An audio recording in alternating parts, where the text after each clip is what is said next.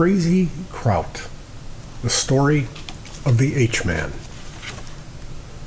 About the author, Horst Korallus, originally from Germany, came to the United States with nothing more than the clothes on his back. He is a tough but fair person who is not afraid to take risks. Horst wrote this book because he wishes that he knew more about his ancestors. Between research and memory, he was able to compile this book.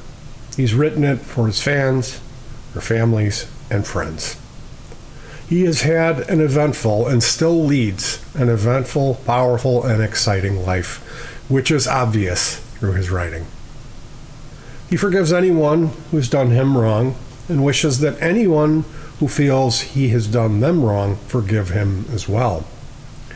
He thanks the Lord for all of his blessings and for having been with him in the good and, yes, down times.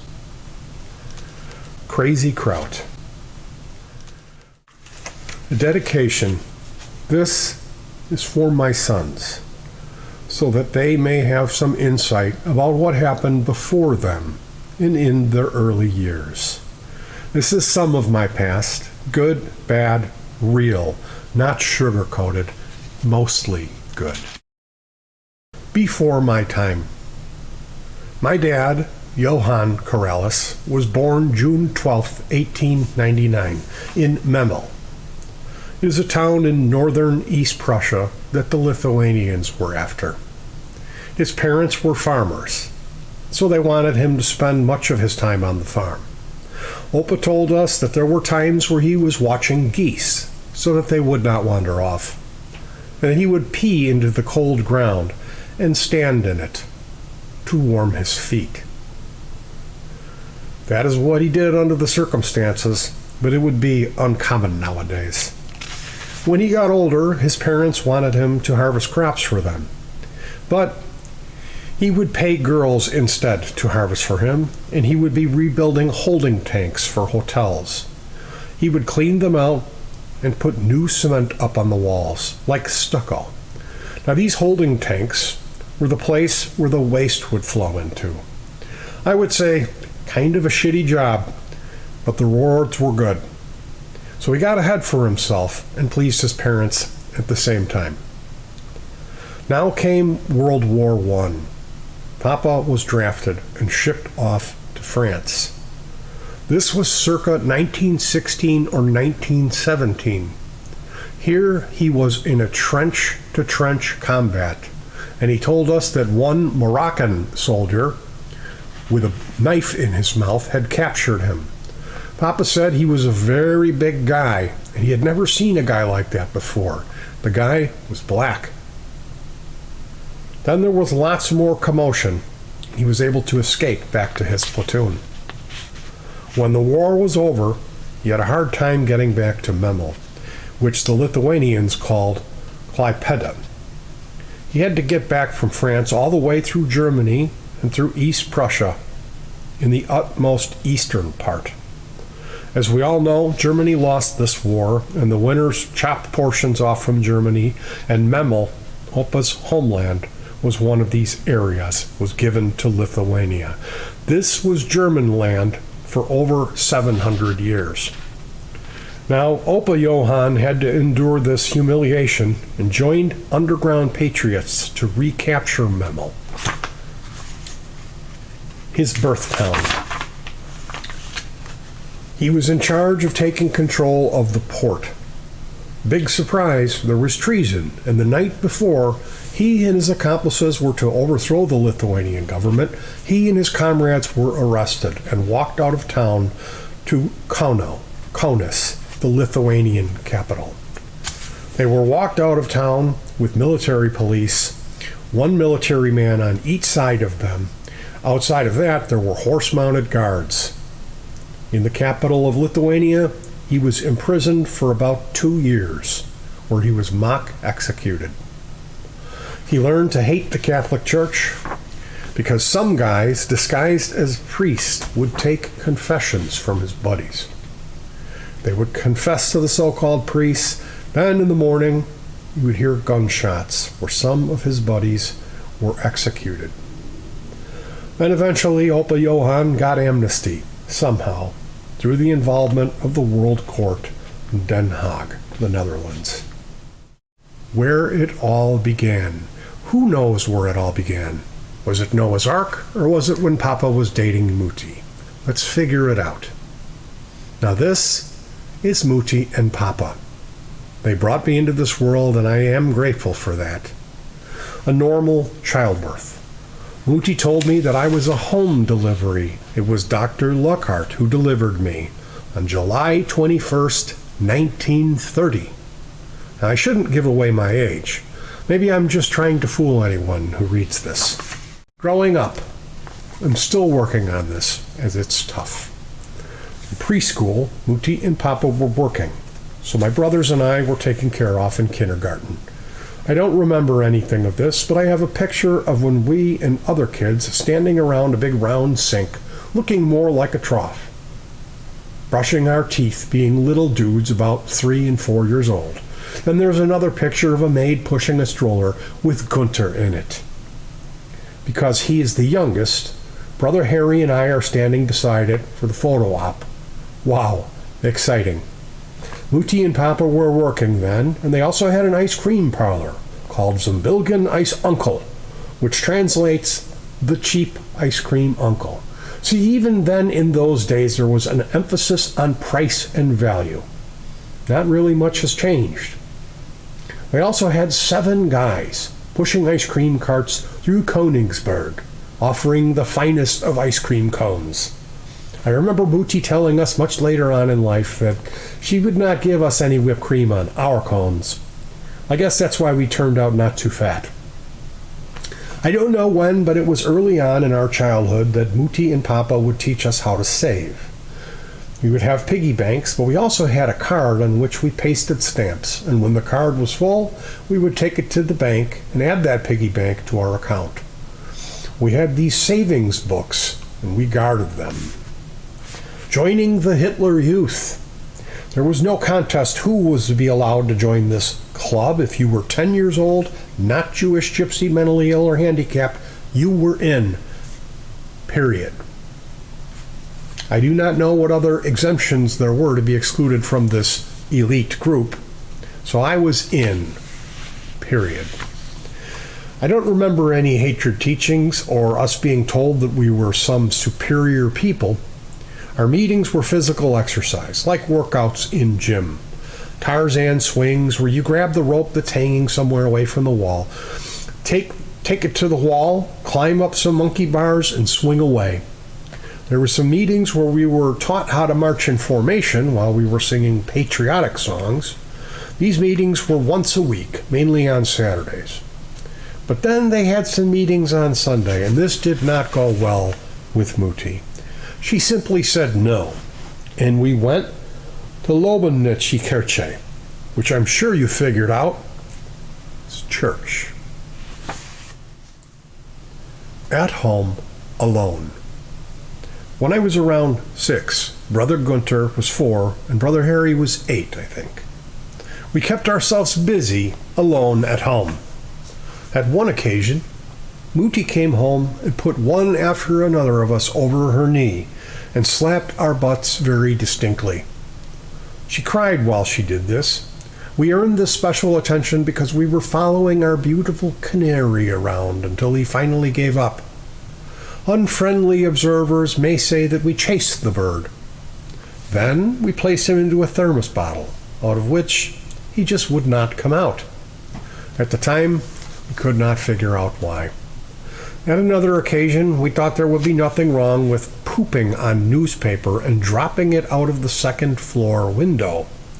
I'm not proud of this. We do sometimes stupid stuff, and this is surely a good example. So when you do something you wished you hadn't, just learn from it the next time. Our secret didn't stay a secret for very long, as our German landsman figured out the law of gravity and traced the origin of the launch of this packet to the window of my parents' bedroom. Needless to say, when Muti came home, she gave us the same special attention that she administered to us at an early occasion. Papa had given us an air rifle, which we used in his bedroom, which was 24 feet long. We would go into the room behind it, which gave us extra distance for our children's shooting range. Well, as time passed by, that was getting kind of old, and one day we thought the people across the street from us wouldn't mind if we placed a few pellets from our beautiful air rifle precisely into the framework of their window. It was a good rifle. It was a Diana brand rifle. I think we were close, but we hit the glass instead a few times.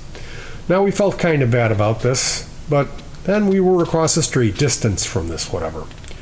Well, again, German precision investigation blamed us for this, and yes, same attention to us boys as earlier described. Ruder Club Germania. This is where I rode, and these guys couldn't keep up. Yes, that was the name of the rowing club that Harry belonged to, my older brother. This club was associated with his middle school. It was also the oldest rowing club in Germany. East Prussia was founded 700 years ago, but the Rudder Club wasn't that old. Now, at that time, Brother Harry was 14 or 15 and was entrusted with ringing the bells of our church. I am proud of him. This is just a little side note which fits into that time frame. He was quick and he was smart. Okay, back to the rowing club. You could not join here unless you were at least 14 years old. Well, Harry didn't agree with this. He got me in anyhow because my body frame was acceptable for that kind of stuff. Now, it was custom at the Rudder Club Germania that each newcomer got properly baptized.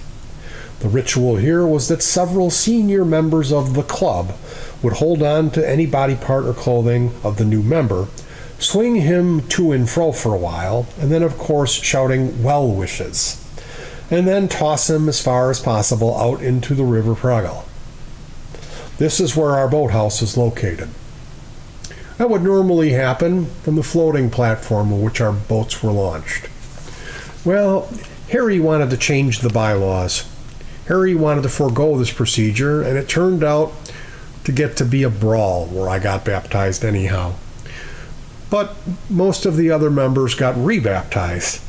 It was a good experience for me, which I thank my older brother, and at that time the whole club also got better acquainted with each other, like family. Then in 1943, when I was 13, we practiced rowing in four-man boats, where our godfather, Vati Schwarzschweiger, what we called him respectfully, would train us. He had somebody driving a power boat while he was training, rowing three-man rowing boats using his megaphone. No, the megaphone was not electric. It was nothing but a big funnel-like looking thing that you had seen in an old movie. Well, highlighted here was that I took part in my first organized sporting event at 13 or 14, in a regatta, which it's called in Germany. I do not remember how I placed in the competition. It must not have been too good, otherwise I would have remembered. Here we would train year-round. The facilities had an indoor rowing setup where four rowers would sit on sliding seats, have full-size oars that the blade hits the water carved out. I mean, instead of a full blade, that part had ribs instead. Water is circling around in a giant cement tub. We acted like mice in a treadmill. However, it kept us in shape and ready for the next season. The winter was cold in that part of the world. Many times when I was thinking of those days years and years later, I thought I might have mixed up pictures in my mind about Oxford and Cambridge universities competing in London. I thought of our t-shirts. It had wide horizontal stripes, and my mind must have played tricks on me, mixing up with the London boys. This lasted until I saw pictures on the internet about rowing in Königsberg in 1940 or 1943. Yes, they had wide horizontal stripes. My mind did not trick me this time. One up for me. It felt good. Vandals. There was a lake in Königsberg called the Oberteich. It was surrounded by high ground where restaurants, businesses, and dwelling places were located. One restaurant had a summer restaurant on the low ground by the water. which they closed during the cooler period of the year. I remember Harry and me somehow getting into this place in the off-season, just to check it out. There were shelves and shelves with dishes and glasses, so it didn't take long. Somehow the voices in our head told us that we had to clean these shelves out.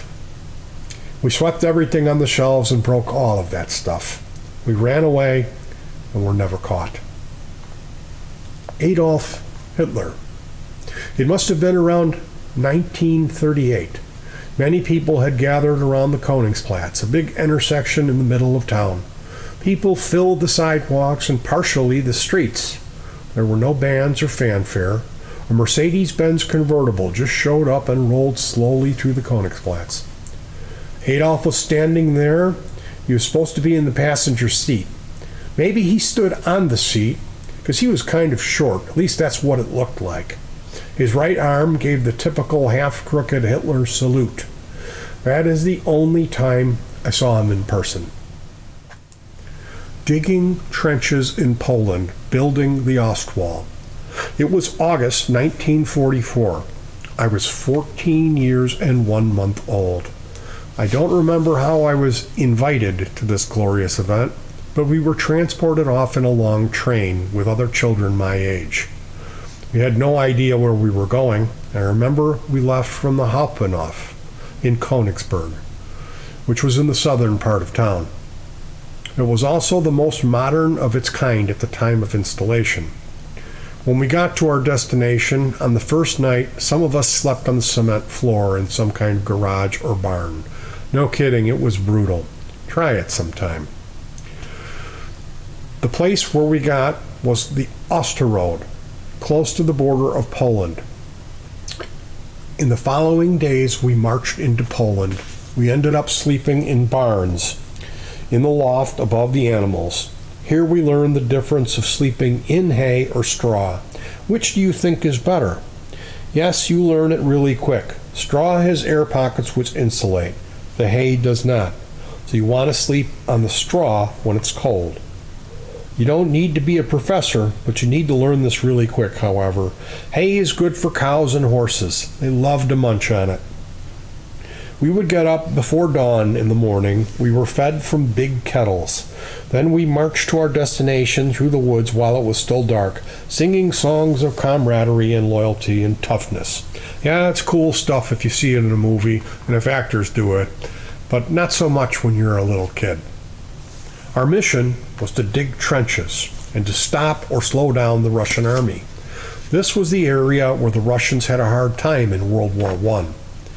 But what our military didn't think of was that the Russians had learned their lesson and just went around this territory.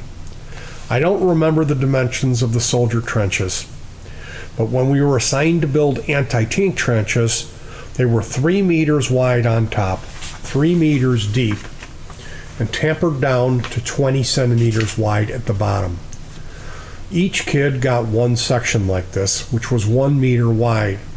Then we had to flatten the soil on top with a pick and plant moss across on top of the fresh soil. What a cool sandbox for kids to play in. Well, it is impossible for one kid to throw a shovel of dirt, forget about a shovel of clay, 3 meters high. So 2 kids would team up and have a ledger or platform in between. One kid would lift the dirt up halfway, and the other kid would throw it over the top. Cool, baby. Try it sometime. This picture shows the kids digging. This picture shows adults digging. My situation was slightly different. It was kids digging. However, this is a good visual. Well, this is one picture in my head I just can't erase. I was at the bottom, shoveling up to the platform, and my partner just collapsed like a wet rag. I don't remember a big scene or some fuss like that or what happened to him. We just kept on digging. Also, there were some bad boys that were homesick and had escaped and were caught trying to get home. They were brought back and they were watched by guys with rifles while they were digging. It looked kind of intimidating, and maybe that was for the rest of us to see that we shouldn't try any stuff like that. I don't know. At that time, it was quite hot, and I was really thirsty one day. I wandered off and found a pond where I lied down, pushed the little green flakes away that the ducks would go for, and I drank the water. It was hot during the day and cold at night. Another time, a couple of buddies strayed with me and stole potatoes out of the field. You just grab the plant, lift it up, and you prod into the ground. They will come up. You shake the dirt off, and you have the fresh potatoes you'll ever have. We made a fire, put the potatoes in the glowing ashes, and after a while, we would get the potatoes out. The outer crust would be completely charred, but when you break the crust away, under it you will find steaming, delicious food. We burnt our little kitty's fingers at first, but we learned quickly. Obviously, food was not abundant. So at about that time, we ate beets that were cattle feed. And we ran out of that, we would eat sugar beets. Well, in no time flat, everyone had diarrhea. That reminds me of our sanitary setup. I mean, shitting hole. It was a trench about 2 meters wide, 4 meters long, 2 meters deep, and it had a tree trunk laid across it the long way. The premier seats were the nearest to each side of great convenience. It is needless to say that the substance was highest at the sides. You know why? Yes, you figured it out. Little chance to fall in. I don't know of anyone ever falling in. Coming home. Now, what I didn't know while I was digging in Poland, Königsberg was burned to the ground. But then, yes, that's what the purpose of World War II was, in all wars for that matter. Königsberg was a medieval city with narrow streets where one house joined to the next. They didn't think of 4-lane highways then. Horse-drawn carriages did just fine. And yes, they also had automobiles, but most of the streets were built prior to the automobiles. So somehow I landed in Königsberg when I came home from my field trip. I was walking from the train station through smoldering streets to Lobennice Kirchhofstrasse 2-3, where I used to live. Well, the street was full of debris up to the second floor.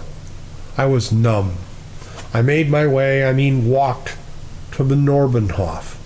I wanted to look for a family at their summer home in Kranz, 32 meters north at the Baltic Sea. I hadn't taken my boots off for several days. There were no showers, and baths belonged to fairy tales. I knew what situation I was in. I stunk. That's the way it was. I was lucky. Somehow, I bought a bundle of carrots for 5 pfennig. I didn't want to be inside the train, so I sat outside on the platform and ate my carrots and took off to Kranz. When I got to Kranz, I was sad because no one was there. So I went back to Königsberg by train again. Finally, I found my family. They had relocated to Königsegg, a small place that was not destroyed. In the meantime, Mutti had looked for me at morgues, etc. So what she went through was tough times, which is another word for hell. Can you imagine going to makeshift morgues, trying to find your kid? This is what Königsberg looked like when I left. Before and after. This is what Königsberg looked like when I returned. Needless to say, this was my coming home present. My dad, Papa, was drafted and somehow got promoted from being a top-notch sharpshooter. He also, at the time, left behind a trucking company. Königsberg needed someone capable to move the mail around. So he got back and did just that, trucking. Now, while I was out digging in Poland, Königsberg got bombed, burned, and it was completely destroyed. Papa was there at that time, and he had a Dutch truck driver who housed with us. His name was Onno Doornbusch. They went on a rescue mission. After the big attack, through bombing, Papa and Onno rescued people by loading them on one of his flatbed trucks. It was either an Opel or a Bogward. They covered people with blankets and splashed water over them and drove them several truckloads through burning streets out of town. Now that was a heroic effort which was noticed. and Papa was to receive a medal for bravery for that. And you know what? Papa asked whether they could give the medal to someone else, and he could perhaps get a handmade suit instead. And he did. He had his priorities. I never heard him yell or raise his voice when we grew up, but he would get your attention. Now, due to the circumstances, he could never wear his tailor-made suit. When I came back, Harry was gone. At that time, he was 16, and his school class was transferred from Königsberg to Hamburg. This is the most eastern part of Germany to the most western part of Germany. The reason for that was the authorities didn't want to disturb the education of the youth. Hence, they transferred the whole class. Another reason was that they needed flak soldiers. Flak means, in German, Fliegerabwehrkanone. In English, that is anti-aircraft cannon. Okay? Anti-aircraft cannon soldier. They wore a regular soldier's uniform at the age of 16. I remember a picture of him like a portrait. It makes me think of martyrs.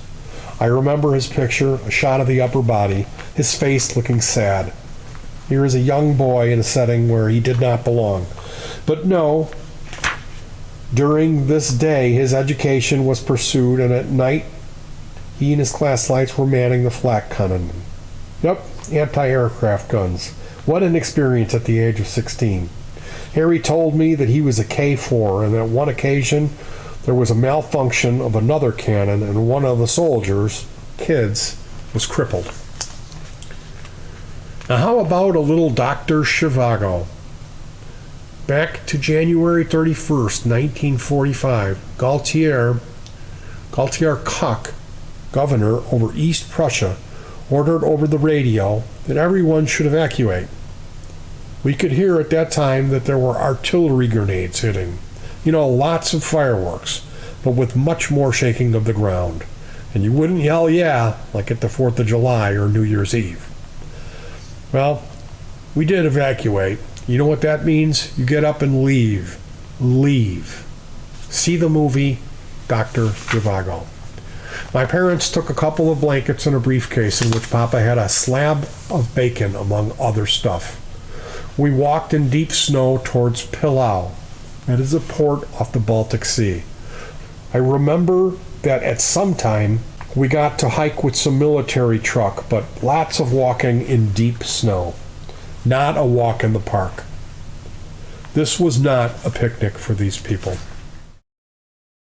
When we arrived in Palau, there was lots of chaos, but somehow we ended up in a barge-like ship. Big open cargo holder. Just nasty. The name was Dyke Reamers, or something like that, I'm sure. I'm trying to think how many people there were on this boat. I think in our church in Palos Park, Illinois, there was a building holding 300 people at Sunday service when we worshiped. I remember because I would sometimes want to know how many people were there. Don't get the wrong impression. I got lots good out of going to church. So the barge held about 3 times as many people at least. So I think there was some 1,000 people on board. There was a tarp at one end of the barge behind which people would just relieve themselves between planks on the floor. This floating dumpster took us to Gotenhofen, or Danzig, or Gdansk, whatever it is called now. Here the panic was worse. People were rushing all over the place, going nowhere. We finally ended up on the ocean liner Cap Arcona. This was a KDF ship. KDF stands for Kraft durch Freude, strength through fun. The German government had at that time big ships available where people went on cruises. It was propaganda, and I don't know of people who went on cruises, but the government gave people hope that they might get part of the good times ahead. Well, we got the benefit. We had a chance to escape, to save our lives. So the KDF did good for us in the end. There were scuffles of elbows and pushing, but finally we got up the gangway and we were on board. Hallelujah. Our quarters were in the third-class kitchen. What's that? Third-class kitchen? in the National German Workers' Party? That was the NSDAP, National Sozialistische Deutsche Arbeiterpartei, founded by Adolf Hitler, who gave people a new beginning. Then we were happy to have gotten on the ship, but today I wonder why third class. I thought we were all equal. What a beauty. The ship was loaded. More than 6,000 people were on board. That is my uneducated guess. The Cap Arcona was in a convoy. A bunch of ships were slowly moving west, but we had no clue where we were going. It just felt good to get away. I remember a whole bunch of ships turning their lights off at night and moving ever so slowly. It was spooky. The Cap Arcona route.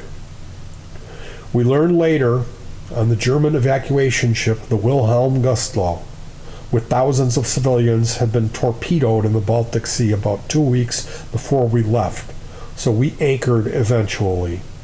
I think it was outside Lübeck or Neustadt, Schleswig-Holstein, or in the western part of Germany, just below Denmark. We left the ship by tender, which are these little motorboats that carry small amounts of passengers to shore. We wanted to go to Hamburg, and we wanted to see Harry one last time. Well, somehow he got out from the flak. We were evacuated to Bastow, a farmers' community south of Hamburg near the Elbe Travel Canal. So the war was going on. Confirmation. Now, before we were evacuated, we lived in Hamburg for a short time. It was March of 1945. Here, Oma Muti saw to it that my religious education completed for that stage in my life. In March 1945, I was confirmed in Hamburg. During the confirmation, the sirens did go off, and yes, they were loud. The whole congregation would scramble down into the basement, like a Chinese fire drill. With what I know today, maybe a Chinese fire drill may have been better organized. Anyhow, all of us got confirmed. What a miracle. All I have to do now is live up to it. The British are coming. We were assigned to Farmer von Hacht in Bastow, south of Hamburg. We could help with chores like building fences, chopping wood, etc., and this poor dude would curse the Lord, and he was mean. We lived in the main quarters. At one occasion, Papa and I were splitting wood in the center of a yard. There are no military vehicles around, no soldiers. A fixed-wing British fighter aircraft came down on Papa and me. Papa yelled something, and we hit the deck. Just before that, I saw smoke clouds at the wings of the plane on my left. The bastard was shooting at Papa and me, chopping wood. Therefore, I remember lying in a ditch outside the yard with thorns in my fingers. There was a hedge at the edge of the yard. I don't remember how. I got out of the yard and into the ditch. I must have tried to jump over the hedge, but not being Superman caused me to have contact with the hedge. Perhaps this British pilot had some bad experience, or maybe a German V2 and had a family member. The Germans pumped out a number of them into London. Or maybe he lost someone in combat, who knows. V2 means Vergeltungswaffe, vengeance weapon. The ones that Horner von Braun developed, and then after the war, he was sent to the USA with his staff, and they developed the space program, NASA. The Russians got the hardware of the V2s from Schwimmende, which is where the Germans built their little toys. Back to the pilot that was undoubtedly aiming at us. The bastard was a bad shot, and he missed Papa and me. Go back and learn some precision shooting, you. We felt that the war was at our doorstep. We could hear the sound of war, thunder, rumbling. Not good. We built a bunker not far from the house and covered it with dirt, thinking that we could hide in there. This was nothing more than a hole in the ground. Well, a primitive and desperate attempt for survival. At this time, as time went by, the British artillery was shelling. We went into the bunker at night. There were cattle lying around with their guts hanging out, others moaning. It's not a pretty sight. We went back into the cellar of the house, and Papa used an axe to chop the bricks that were holding the window bars in place, just in case we had to use the basement window as an exit. All the while, artillery was bombarding us. You learn really quickly when artillery lands in front of you or behind you. In front of you, it's just bang. Behind you is whee, then bang. The shorter the whee, the closer the hit. If you had a chance, you wanted a long whee. This is the kind of entertainment that took place for some 24 hours. We were between the German and the British. We didn't have to go to the movies. We had a live performance. You know how much that would cost if we had to reenact that? The British and the Germans fought for some 24 hours. Warfare in those days was that. If you can, you first bombard, then shell with artillery, then send in tanks to fire at anything that might have life with it. Then come with the personnel carriers out, of which the troops will emerge and kill whatever gets in their way. So what's the lesson? Stay out of the way. Then the British put a mortar launcher in front of the basement window. That is like a tripod where these dudes would drop a grenade into that sucker and it would fly right out at whatever they were aiming at. Then we made their acquaintance. A burp gun pointing down into the basement. Some yelling. We came out with our hands over our head. They lined us up in front of the Farmer's Pride and Joy. Yep, you guessed it, the manure heap. That's what makes the farmer's crop go wild. We were close to being added to the heap by pooping our pants. But no, they didn't shoot us.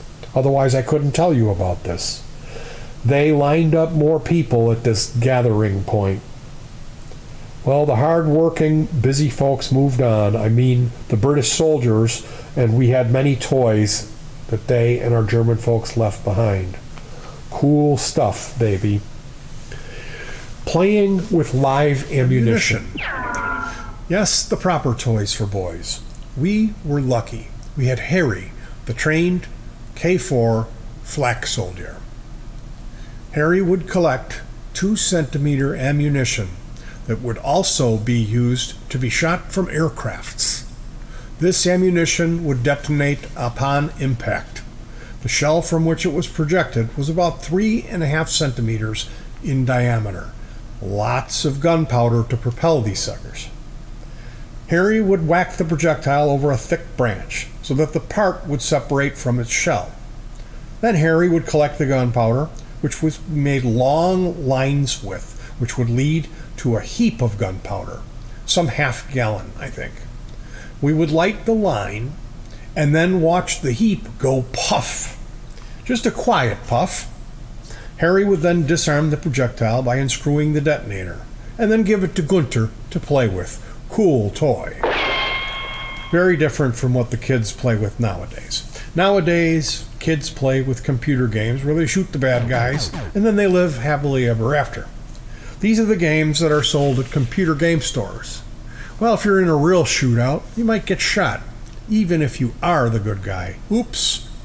Didn't think of that. Well, this is real life. So we enjoyed a real life ammunition games. We did not have a clue. We were not smart, just lucky. And the Lord looked out for us.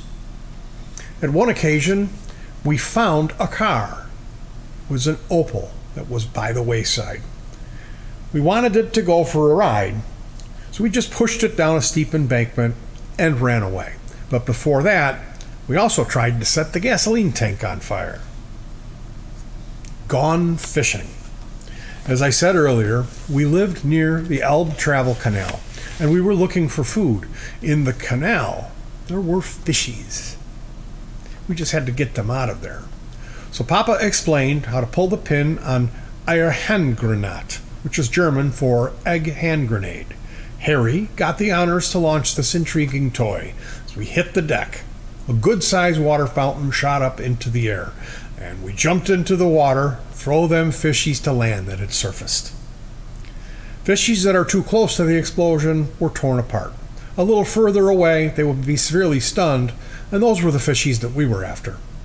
Then even further away, There would be fishies that would kind of wiggle, swimming mainly on their sides. This kind of fishing is in fact fun, but somewhat illegal nowadays. Now you need a fishing license. What a hassle. The good old days are gone. Bummer. A walk in the woods. I don't know what occasion was, but Papa and I were strolling through the woods. We found an interesting pipe-like contraption that was about 3 inches in diameter and about 4 feet long. We had the pipe lengthwise in between us, and it had a lever like 4 inches long with a toggle switch on it. It was kind of perforated at one end, kind of just inviting us to push down on it. We couldn't, but then there was a contraption kind of overlapping the lever. I lifted it up, and I was going to tell Papa that the lever was moving now. Yeah, that contraption was the sight to aim with. It's interesting to find in the woods. This interesting find in the woods was in fact a Panzerfaust without the warhead attached. This was a shoulder-fired missile used in those days to create an intense amount of heat upon impact that would melt through the armor of a tank. I'm not exaggerating, but my ears were ringing for a whole week. So that was my walk in the woods. You thought perhaps there was finally some romance coming. Nope, not this time. Later on in life that happened. Back to Hamburg. The turmoil subsided. We had to go somewhere, so we went back to Hamburg and found shelter for a short time in a garden apartment of one of Muti's brother's relatives. She lived alone. What an interesting lady. I do not remember her name, but I do remember she would stand in front of her stove, stirring something while she smoked her pipe. Nice, friendly lady, though. But we had to move on. We were lucky that our family was together, and we had found a place to live in a suburb of Hamburg named Horn. Here were rows of mainly burnt out and bombed 3- or 4-story apartment buildings. We found a nice basement under one of those bombed and burned out apartment buildings. We had a roof over our head, and we lived there for some time.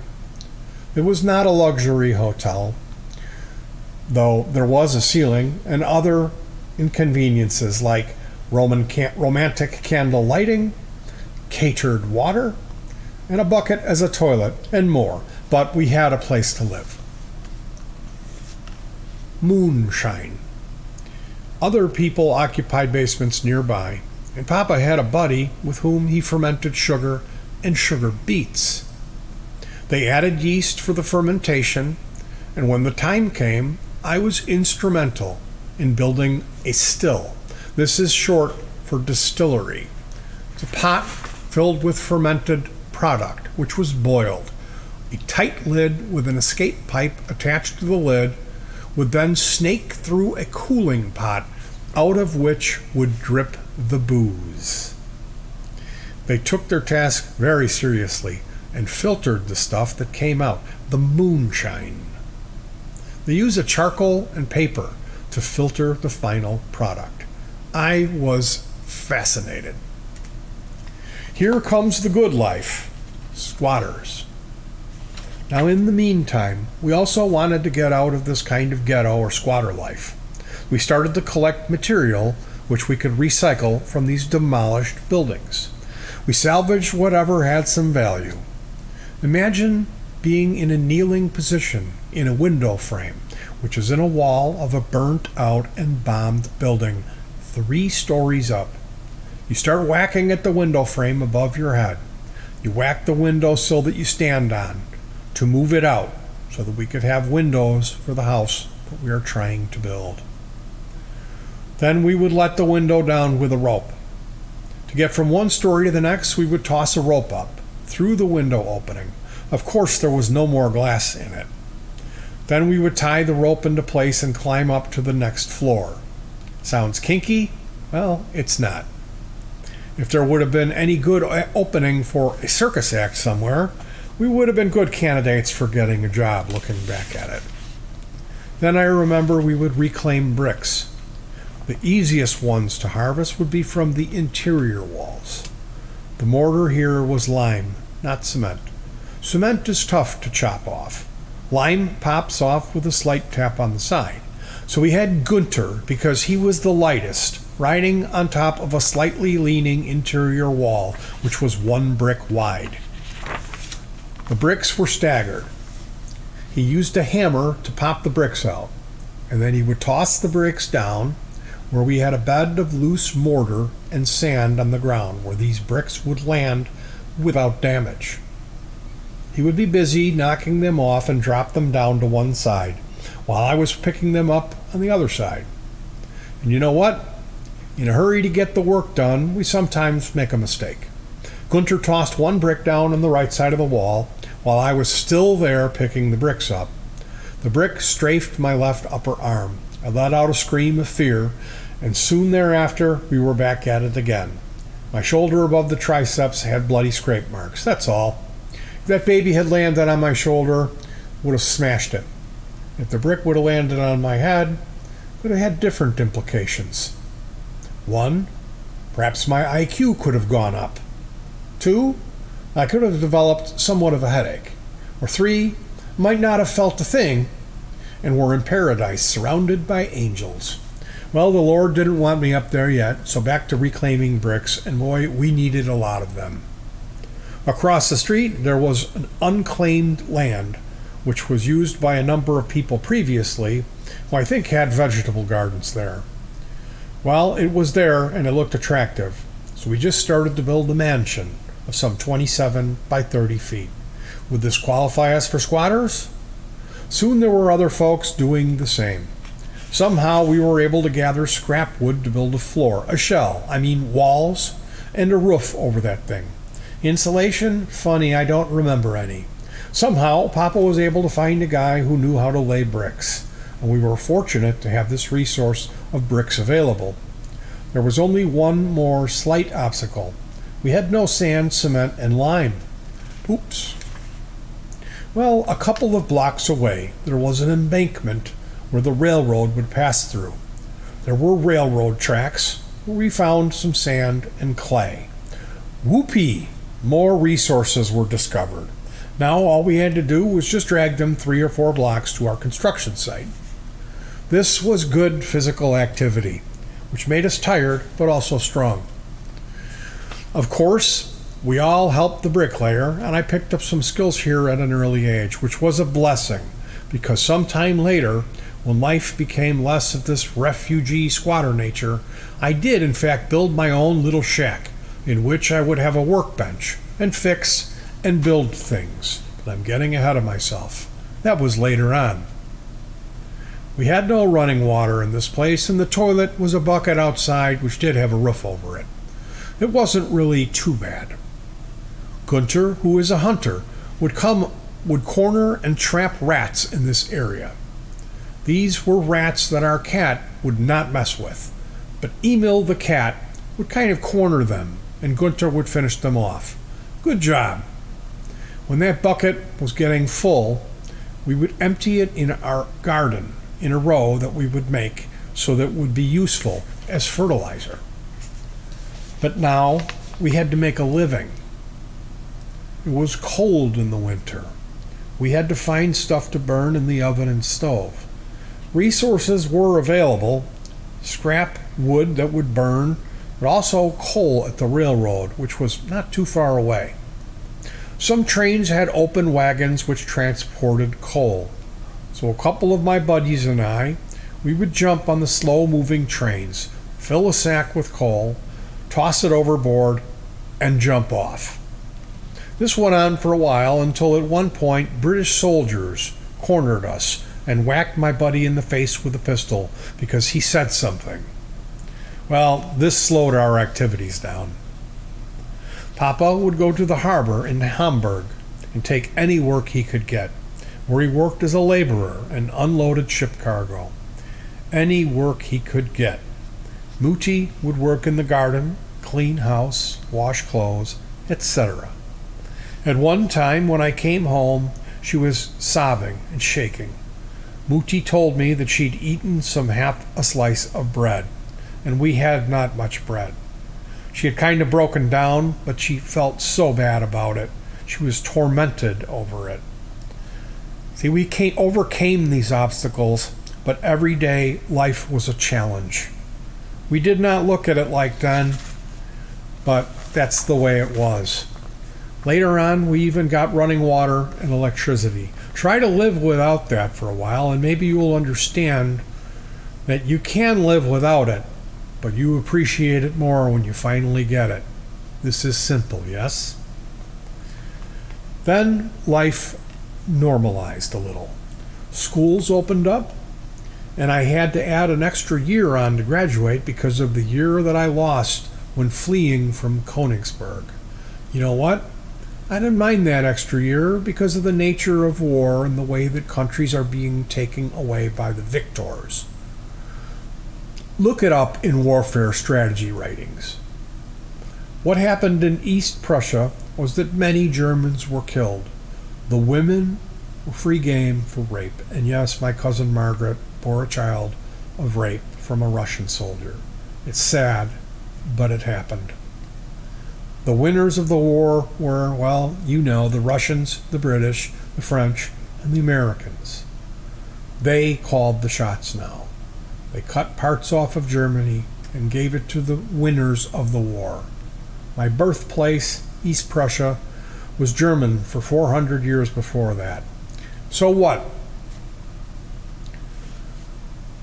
Then the occupational forces in the northern part of East Prussia made the official language Russian.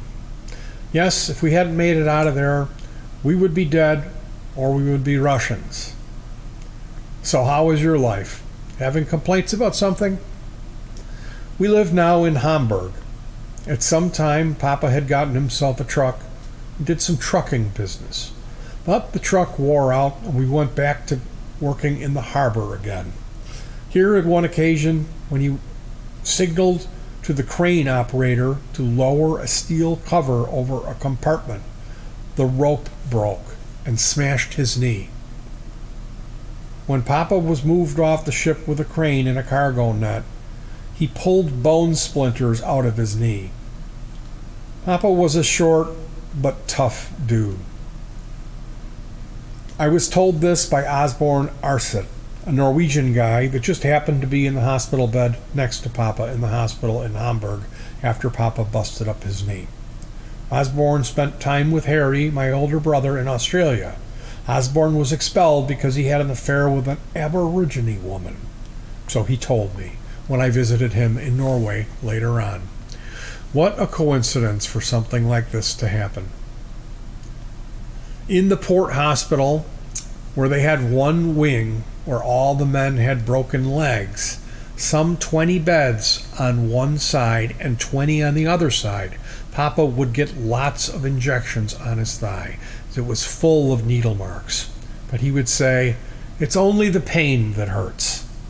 It took quite a while for him to get out of that place, and they ended up fitting him with an immobilizer, which is made from leather for the entire length of his leg so that he could limp without a cane. This contraption would strap to his leg from the ankle to the upper thigh. It had lathes that he would tighten up, and that monster would not bend. Good for the knee. They didn't have knee replacements back then. Still making a living. We lived on Snitger in the suburb of Hamburg. We had some land and we did grow food. We had no toilet, but we would empty the bucket of you-know-what in rows for fertilizer, wiping paper and all. Uti was so proud of me that I would make planting areas very accurately, straight lines and all, with potatoes that we would come up with quite distorted with warts on them. Perhaps it was the fertilizer that was too fresh. We grew all sorts of veggies, peas, beans, carrots, and many more. We also had some chickens that we raised, and we were proud of one rooster whom we had trained to attack a broomstick. He would swing his wings, get airborne, and whack away with the broomstick with his legs. Now the fun started when the mailman would deliver mail and the rooster would go after his legs. Just a little sidekick, or should I say, leg kicks. My workshop. By now I had gotten out of school. At that time, the German democracy worked like this. I went to the Department of Labor. I waited my turn in line. Okay, next, what occupation do you want to be in? Import and export business was my answer. Okay, sign here. You will be a car mechanic apprentice. Next. And so it went. I went through the apprenticeship, which was the last 3.5 years. I applied for a hardship and completed my tests early and got out after 2.5 years. While I was working as an apprentice, I completed my courses at vocational colleges in typing and stenography. But I also got certified as an arc and gas welder by government agencies. I would drive to work on my bicycle about 10 miles one way and about 8 miles the other way to my extra classes at night. Work would start at 7 a.m., so one day thought I would hang on to a streetcar. It's called a tram. I also like to get the attention. Lots of people saw that spectacle, but somehow a cop caught me and gave me a ticket. Bummer. Now at that time, I thought it would be highly unlikely that I would get a ticket for the same offense twice on the same day. So on the way home, I caught onto the trailer behind the truck I was traveling on cobblestone. The bike was shaking, and I briefly saw a policeman walking on the sidewalk. Okay, no problem. However, while I was waiting for the traffic light to change, at the big crossing called Munzburg, somebody tapped me on my shoulder. The cop. Well, bummer again. Ticket, fine. The dude got me. So the odds were not in my favor. All this went on a while, and I was building the workshop. It was a shack about 18 by 18 feet. This was next to Papa's house we had just built. As I said earlier, I helped Papa's bricklayer friend and learned how to lay brick with recycled brick with clay and sand. But this project was on my own. I was 19 or 20 years old then, and I just did it.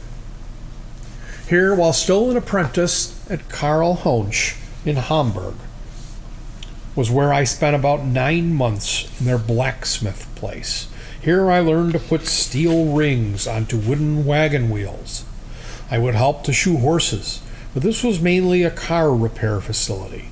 My first job was to chisel off the leftovers of burnt slag from the sides of a British military truck. I think it was called a Foden by the manufacturer. This truck was converted for civilian use. This took several days. I remember missing the chisel, hitting my thumb, bloody, putting a rag over it, and then continue. At this time, I was just a helper, not the leading man. Here I also learned how to make my own chisel, screwdriver, etc., because we couldn't afford to buy these, or they were just not available. This is where I learned how to harden steel. Cool. I also learned how to work a lathe and a milling machine, but otherwise I worked on cars. Here we also had a machine shop on the second floor where we would overhaul diesel engines. For some crazy reason, I had the urge to jump from a standstill on top of the workbench. I almost made it, but I didn't quite make it. My shins hit the edge of the bench, which just happened to be covered with angle iron. I scraped as little skin off as there is in the front of the bone. I don't recommend this exercise because of my experience. I wore these kind of clumsy overalls. This, I think, is the one excuse I can come up with. Well, when this happened, the boss came in. He had not seen me do it, so I continued as if nothing happened, because there was discipline and you don't goof off. Blood was running down into my boots. I don't know how it ended, but it was quiet with no fuss. Moonlighting, not to be confused with moonshine. At home, I did refurbish a 750cc motorcycle and built an attachment for a sidecar. Way over-engineered. At work, I used an air-powered hammer contained in a frame. and a piece of rectangular steel that would slam down and go up again at rapid speed, controlled with a foot pedal, as long as I needed to form a hot piece of steel into a block, which I would then bore open, then cut it and make it hold the sidecar in place with bolts. Absolutely over-engineered. This bike belonged to a foreman of an owner of a chocolate factory. The owner's name was Hans Lipke, a business friend of Papa from Königsberg. Papa also had another business friend. His wife's name was Golda Schmidt. She disappeared in the early 40s. She was Jewish. Sad part in German history. Uti was very sad about this. We couldn't do anything about it. Golda had a daughter, Franziska, who I had a crush on. Back to my moonlighting. Gunther learned to ride a motorcycle on this bike on Snitgerei, the street we lived on. On one side there were demolished apartment buildings. On the other side there were squatters that had settled down, which we were part of that. Okay, sit on it, start it, kick the shifter in gear, and let go of the clutch, and you go. He did not know that the darn thing would move ahead rapidly, pull him back, causing the throttle to open only more, while he was hanging on to the handlebar. I was helpless, and he took off like a rocket. Gunther always had good balance and reflexes. It went so fast, all I could do was watch. Well, he learned. He didn't crash. By the way, this bike happened to be a BMW 750cc. Not really big by today's standards, but just give it a try. The reason why I mentioned Gunther's experience here is that was part of my moonlighting experience. The moonlighting, or working after a regular workday, was kind of routine in my life. This is the kind of stuff is what makes you or me feel good, because we're getting one up on everybody else, you know? Playing the King of the Hill game. My first job as a journeyman was a maintenance mechanic at Stahlwischen in Hamburg, a glorified good-sized scrapyard. My job was to maintain all of the machines that do the recycling. So let nobody think that the recycling was invented recently to make this a cleaner and greener world. It has been done before. It's sad that nowadays people get rewards and are glorified for educating mankind about recycling, polluting, and being green, etc. Turn the lights off when you don't need them. Set the timers to have the lights when you do need them. Set the right temperature in the house. Just do what makes sense. And you will be green, if that is what you want to be. The award-winning politician about global warming, Al Gore, he uses in 18 days about as much energy as the average American household does. Are you sitting down? In a whole entire year. Pollution was rampant in Rome. When the Roman Empire was ruling, one of the big problems was pollution by horse manure. Yes, pollution 2,000 years ago. So we go back to my recycling. Shears would cut metal into about 3 feet of length. Now the prince of all technical toys that a young dude like me could be entrusted with was a machine that would start by screwing a cartridge into the combustion chamber, making sure the piston was past top center, and I would hit the cartridge with a hammer. Yes, the cartridge would shoot out a power boost, not a bullet. The machine would start like a symphony. Very slowly at first, then tough, tough, tough, tough, tough. And it would speed up, faster and faster. It was a strong but pleasant beat of drums-like sound. Now could any young dude want anything more than this? The senior who was in charge of this operation had 2 dogs patrolling the scrapyard. When truck drivers and other people showed up, the dogs would menace the people. And then my boss would call the dogs back and make it look like that he didn't want the dogs to do that. Then he would give the dogs some of his sandwich, and he would stroke them affectionately. One of the dogs' names was Bimbo. Yes, in Germany, in 1952, leave it to the Germans, they had bimbos. The scrap metal would be dropped off by the truckloads. We would cut it, and then it would be loaded back into trucks and dropped off in barges that took the stuff wherever. I had no idea. My second job. The name of the place was Engineer Paul Hartwig. It was a machine shop of a decent size. They were rebuilding engines, gasoline, and diesels. It was fun. You take it apart, and it's like a big jigsaw puzzle. Again, I was a rookie, not the leading man, but I got lots of good experience. I learned how to bore cylinders, fit pistons, melt bearing material, and pour into connecting rods, which are then machined. I worked the dynamometer. That is where the machines were running and tested under load after being rebuilt. This took place in a partially bombed out building. One building was intact, and that is where we did the machine work and the delicate stuff. Then there came winter. I remember working in another building at one time, which had no roof over it and hardly any walls around it. I had made a fire under this truck's engine, overhauled the cylinder head. In plain jargon, I gave it a valve job. It even ran when I was done with it. Nowadays, these conditions would be unusual. But then, that was what needed to be done. We didn't have any problem with that, and we did not know any better. At one occasion, somebody was gas welding near a welding cart, which is not a good idea. The acetylene hose, the gas that is, had a leak and it caught fire.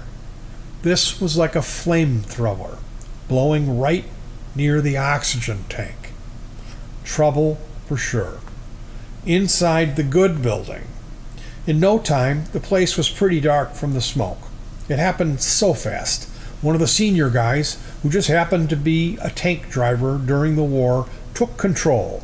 He ran towards the flamethrower from behind and turned the valve off. Yep, that's what you do under these circumstances. I'm sure that he didn't even think what he was doing. He just did it. Instinct. Good boy. At this place, I learned how to bore cylinders and to recondition cylinder heads. I even overhauled some humongous valves that belonged to ship engines. I had so much fun. Off to Sweden. My goal was to get a better education. I wanted to become a meister. I could have done this by going for years to evening classes, but there was also an institution in Heide, Schleswig-Holstein, that would concentrate and crank out meisters in 8 to 9 months. Fibelkorn's Meisterschule. I had no money for this long of a period of time. I found out that mechanics make good money in Sweden. I compared how long I would have to work to pay for a loaf of bread or to pay for an apartment to rent or a bunch of other items to live on. It took considerably less time of work to achieve these tasks, so Sweden it was. I do not remember how, but I got me a job in Sweden as a truck mechanic because that was my forte.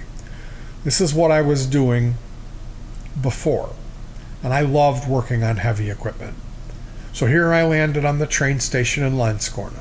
The signs were kind of funny. I had no idea what they were saying. They even had some letters on them that I had never seen before. Yes, I was in a different world. It was a small train station, and I was standing there with 2 bulging suitcases. People just walked away. Then I walked away that all the people had gone. I was the last one. There was no welcoming committee or band to celebrate the arrival of me into my new world. The company that I was to work for, Philips Bill Aktiebolag. Philips Bill Aktiebolaget was a walking distance from the train station. Now, you guessed it, I walked with my 2 suitcases to the place. There was one manager who spoke some English, and I remember he was very friendly. He made me feel welcome. When I first arrived in Sweden, I did not know anyone. I was somebody who just did not belong there. I worked as many hours as possible because this was the reason why I was there in the first place. My mission was to earn as much money as I possibly could so I could further my career and pay for a better education. Now, I had no illusion having a better education wouldn't entitle me for a better job. I treated it like sports. The more you train, the better is your chance that you will be the winner. I also did not have to wait and fantasize that something would come up. We all know by now that nothing, or mainly trouble, will show up if we do nothing. The good stuff you cannot wait for. It will not just show up. You have to make it happen. There will be no grants or interest-free government loans that one could wiggle out from paying back once you got them. There were also no preferred job placements, etc. There was no subsidy for refugees like us for resettlement. So what's the point? I did what our forefathers did. I didn't go west. I went north to find a better life. Okay, I just arrived in Sweden and I got acquainted with a boxing trainer at work. After work, and beating the crap out of each other under the watchful eyes of our yelling of our beloved trainer, everyone went on with their own lives. I hardly knew any Swedish at this time, so I could not really offer my services to farmers to repair their equipment for a real good price. After doing my chores like laundry, what would I do then? I would train for boxing, which means lots of running at night, but even after all the activities had ceased, there would be nights and weekends where I felt alone. So what should I do then? Shortly after my arrival in Landskrona, I had invested in a typical European bicycle that had been pre-driven. That was my mode of transportation then, and still is nowadays. It would be dark, and hardly any people were out in the streets. I would pedal my bike to the seashore, sit on the breakwaters that are the rocks where the waves would find the end of their journey. The sky would be clear. The stars and the moon were shining. I would gaze out into the ocean, looking back into what had happened in my life. Then it happened that I would get mushy sometimes. Tears would be running down my cheeks. As I said earlier, just don't remind me of it, because I'm a tough guy. I did only know one word in Swedish at the time, pojken, or boy. That was a start. It took not too long, and I befriended myself with a guy in the company who just happened to be a boxing trainer. I did box in Germany earlier. I was not too shabby at it. So he was glad to have me as another horse in his stable. He actually had a team that represented every weight class, and whoever earned top spot in the weight class will be the lucky one when we would compete with other clubs. We would box mainly in the southern and middle part of Sweden. We also would travel to Copenhagen. That is where I had my only loss in boxing. It was in Copenhagen. I had fought a Danish hopeful, and he had to give up because I knocked his tooth out. Mind you, we were also wearing mouth guards. I say in his defense, he must have had soft gums. As revenge, the Danes at another occasion had brought in a guy from Poland. I think it was Gerd Szymanski. He won by decision 2-1, and the papers said it was flattering for him. But I must correct myself. I lost my very first match when I boxed for Hamburg Bullseye Sportsverein in Hamburg. I was disqualified because of a low blow. I was ticked off because the ref had to talk to the guy about what happened while my opponent was on the canvas. He couldn't get up. The ref should have seen it. At that time, my very first sweetheart was watching.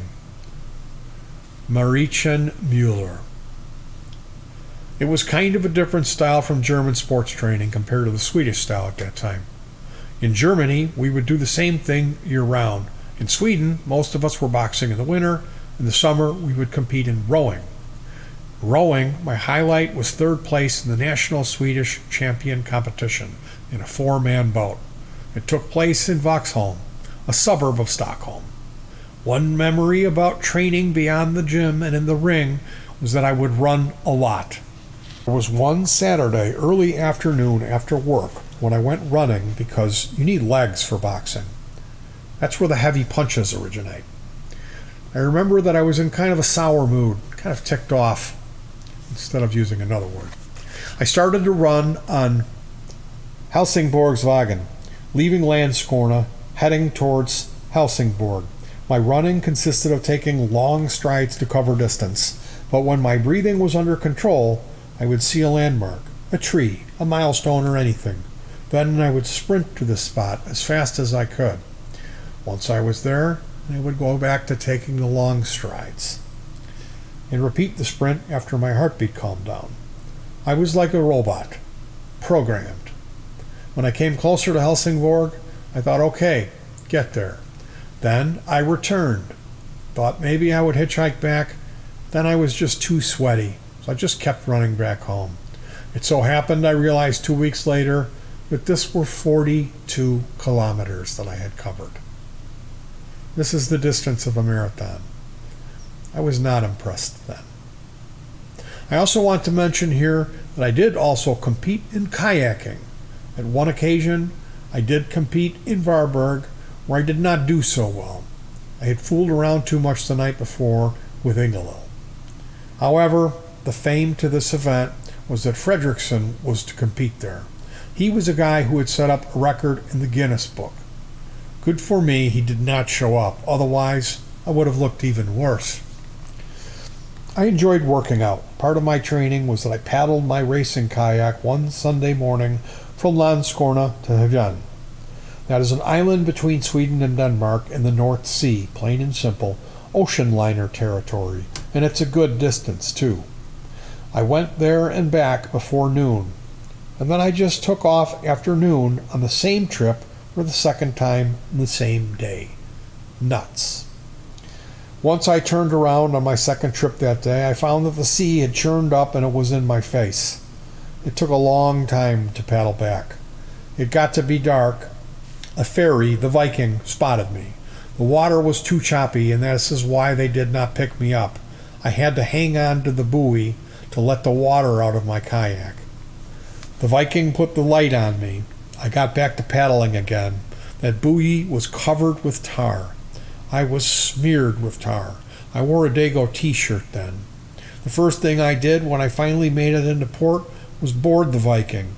They were closing the ship down. I thanked the captain for looking out for me. Here in Landskrona, we had at one time a water show, and I had the honors to represent our club. My contribution was to perform an Eskimo role.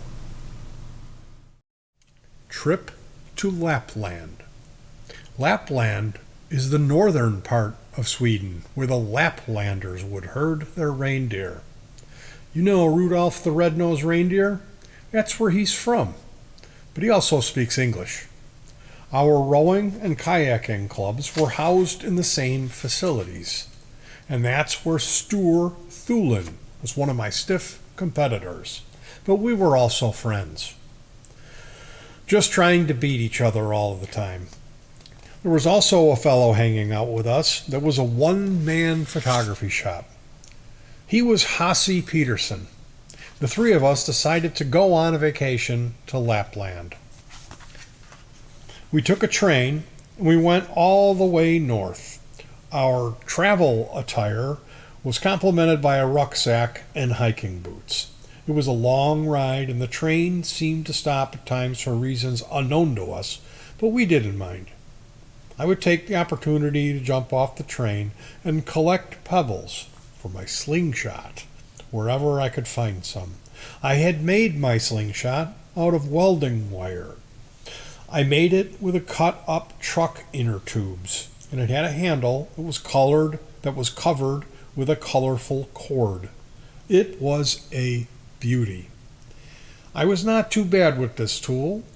I would hit with 2 out of 5 shots when I aimed at the porcelain insulators and the overhead electric poles. I would not recommend that in today's environment. You would end up in prison or at a psychiatrist. Not worth it. Find something more boring to shoot at. The train also took us to Abisko, way north near Kiruna, which is where we took a bus as far as we could. And when we had come to the end, there was no more public transportation. An open wooden tub that was meant to be a boat was just able to hold the three of us and the captain, a Laplander. He had a high-powered rifle with him. I was surprised. We didn't understand each other's language, but we gestured at each other with sign language and smiled a lot. He was intrigued with my slingshot. I showed him how to use it and let him have several of my pebbles that I had collected on my trip. That tub had an outboard motor, and he took us for a lengthy ride. Then we were on our own. Here the country had mountains and valleys and little rivers. This was kind of a nature trail where people would walk some 20 kilometers each day, then find this wooden hut where people had previously found shelter. We would make a fire in the fireplace with the wood that was there before. We would make a fire in the fireplace with the wood that was there before the day we would make a fire in the fireplace with the wood that was there, and before we left the next day, we would chop wood for the next people. But there were few people doing this stuff. We saw a reindeer, but not Rudolph. Here we also climbed on a glacier. Interesting. Surely Stur hurt his foot, so I ended up carrying 2 rucksacks. The main thing was that Stur would continue the trip. Somewhere I have a photo album about this trip. Boots. Boots are crucial for an expedition. We took very good care of them. Our companions happened to be a professional photographer. However, I took this picture, and he thought it was better than any he'd taken on the excursion. Climbing mountains through clouds, hiking the tundra, spotting reindeer, but Rudolph the reindeer could not be found. Frying eggs. Gunther visited me in Landskrona. I lived in a one-room apartment with my own bathroom. I wanted to make fried eggs for us, but there was no kitchen or stove and all that stuff. But that did not stop us. I put an iron downside up, put some butter on it, cracked an egg, and it slid right off. This lesson was learned. There's no sides on this iron device, so the next egg was gently cracked, and a slight trickle of egg white was placed carefully around the edge until there was a kind of border. Then the rest and the yolk was put in the middle, and whoopee, we had fried eggs. Now that you know my trick, it should be easy for you to fry eggs when you have an iron but no kitchen. Another one that we experienced was that we had caught a good-looking 18-inch long fish in the harbor. We brought him home, and somehow the landlady saw us bringing that into the apartment. She was a good-hearted lady and took that fish away from us and prepared it and baked it. Beautiful. Gunther and I started to take it apart, and it was horrible. A garbage fish. We didn't want to disappoint her, so we took the meat of the bones and smuggled the meat out of the apartment, and we gave her the bones to discard. She felt good, and that was all that would have mattered. May God bless her. Now, while I worked as mainly a truck mechanic in Landskrona, I also volunteered in a body shop just to learn the business. I learned a lot from the owner, who was a strong and stocky fellow. Among others, this dude was also an acrobat and made human pyramids. So while I'm at it, I might as well mention that I also befriended myself with his sister, Ingrid Elkstrand, who at the time did compete against Alison Babs at a vocal competition in Helsingborg. I also met people from Circus Althoff, which was anchored in the winter in Landskrona. The people were to a great deal Germans, and here is where I was privileged to help work horses out in a circus environment. I would at times run next to a horse, hang on to some strap around the neck, and jump ahead, bounce off the ground, and land on the back of the horse. I wouldn't be able to do this today, but I think I could teach you if you'd like. I got carried away here a little bit. My main goal was to work, make money, and save. And yes, I did. I boarded in the most reasonable private places that I could, which is another word for the cheapest. I would volunteer for any overtime possible at work, and there was plenty. Trucks would want to keep rolling, and I would work on them late at night and all morning. Whatever work I could, I took. Thank you. My goal was to finance my opportunity to become a meister and to save money for this. To think of it as getting a loan, well, that's not a way of life. At least it was not mine. You work, you only spend what you really have. It's so simple. Challenges came up, and I was the lucky guy to do a valve job on an aluminum high-speed toll chase boat. There were two 750 horsepower Hall-Scott engines that powered this beast. There was no standing room. I got the cylinder heads out, did the valve job, and put them back in again. What a thrill it was when that beast was road tested in the Baltic Sea. They had guns on this boat, of course. Now back to the shop. Sometimes I would have to go home at 4 a.m., take a shower, and come quickly back at 7 so the union steward would not find out that I worked through the night, as he would suspend me. There are no people in this world that I ever hated, but I hated this guy. His name was Person. If people drink and whore around all night, that's okay. But if they work, it's not. That's my opinion about this issue.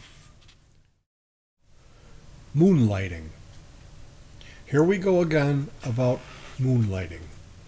This is how, in Sweden, Landskrona, when I first entered this country. On some evenings, but on many weekends, I would ride my bicycle, my mode of transportation, out to the boonies. I would put my tackle box on the back of my bike, hold onto it with one hand, and pedal away. I would visit farmers. In those days, many of them there in Sweden had Ferguson tractors, British Ford. They would start the tractors and warm up the engines with gasoline and then switch over to kerosene because it's cheaper. On one night, I worked until early in the morning at a farmer's place, which was not unusual. And it had snowed since when I got there. It was time to go home with my bicycle and my toolbox in the back.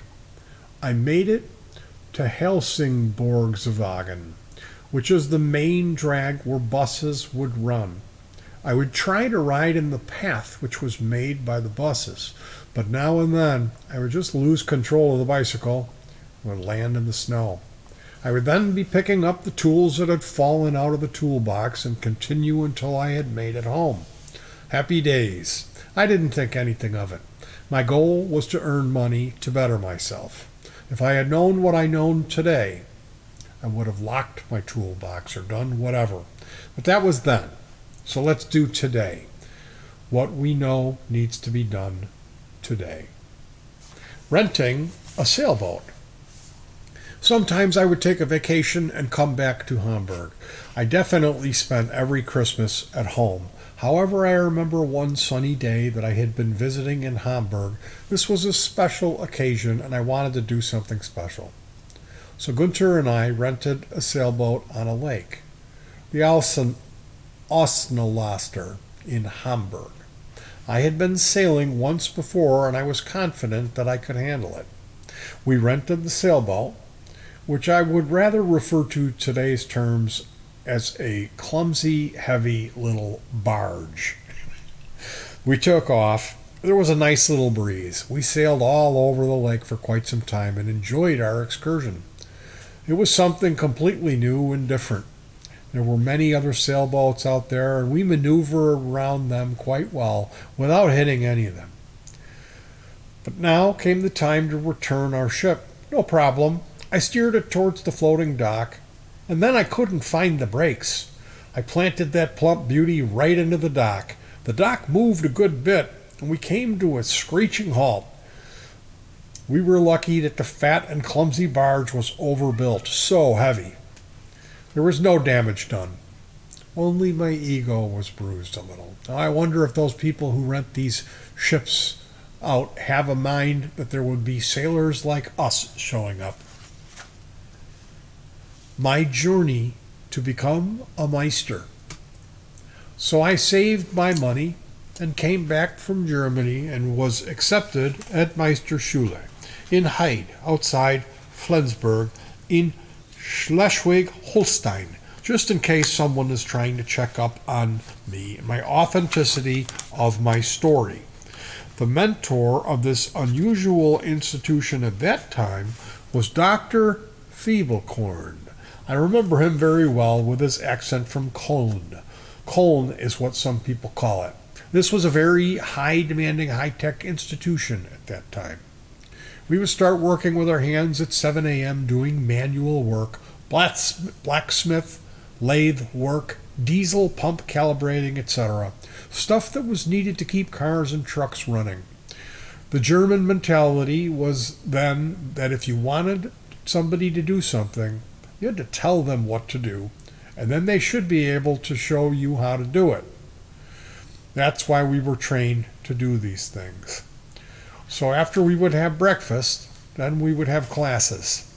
You name it. Theory about technical stuff, about bookkeeping, to the point that we would know how to close the books. Nonsense. This was the bookkeeper's duty, but nevertheless part of the program. If you don't like it, fine. Hasta la vista, baby. I'm sure you'll figure this one out. Then we would have guest speakers come in from parts manufacturers and plenty more at 7 p.m. Then after that, we would have homework to deal with. Yep. You know what? We still found time to go out at night and party. It's crazy. I don't think that much has changed in today's world. We will always find time to party. You must prove that you are a Meister. First, everyone had to be able to close books of a business, period. Everyone had to know how the chemicals react in a lead-acid battery and the specific weight of the electrolyte is when a battery is discharged or charged. I could write a book here about steering geometry, difference and efficiency of gasoline and diesel engines, etc. Then here came the challenge. We had to invent a new item. I chose a diesel pump claw puller removal. I chose a diesel pump claw removal puller. We had to provide a machine drawing that could be handed to any machinist and he could build it. The thickness of the lines in the drawing had to be of a specific size. The metal tolerances were less than 1/1000th of an inch. I think the average hair is 2/1000th of an inch. We had to build our invention, the tools, on antiquated equipment. Why? Well, there was a reason. We simply didn't have any better machinery. If you can invent something, help yourself out, just a seemingly difficult situation, and you can educate young generations to succeed. It's not over yet. Here comes the mental fitness. After some month of paying your own money for this Meisterschule, and you went through all of this, now you had to face a panel of the old Meisters. In the final oral testing phase, there were at least 4 of these serious Meisters, questioning one candidate at a time. There was... Oh, hello, buddy.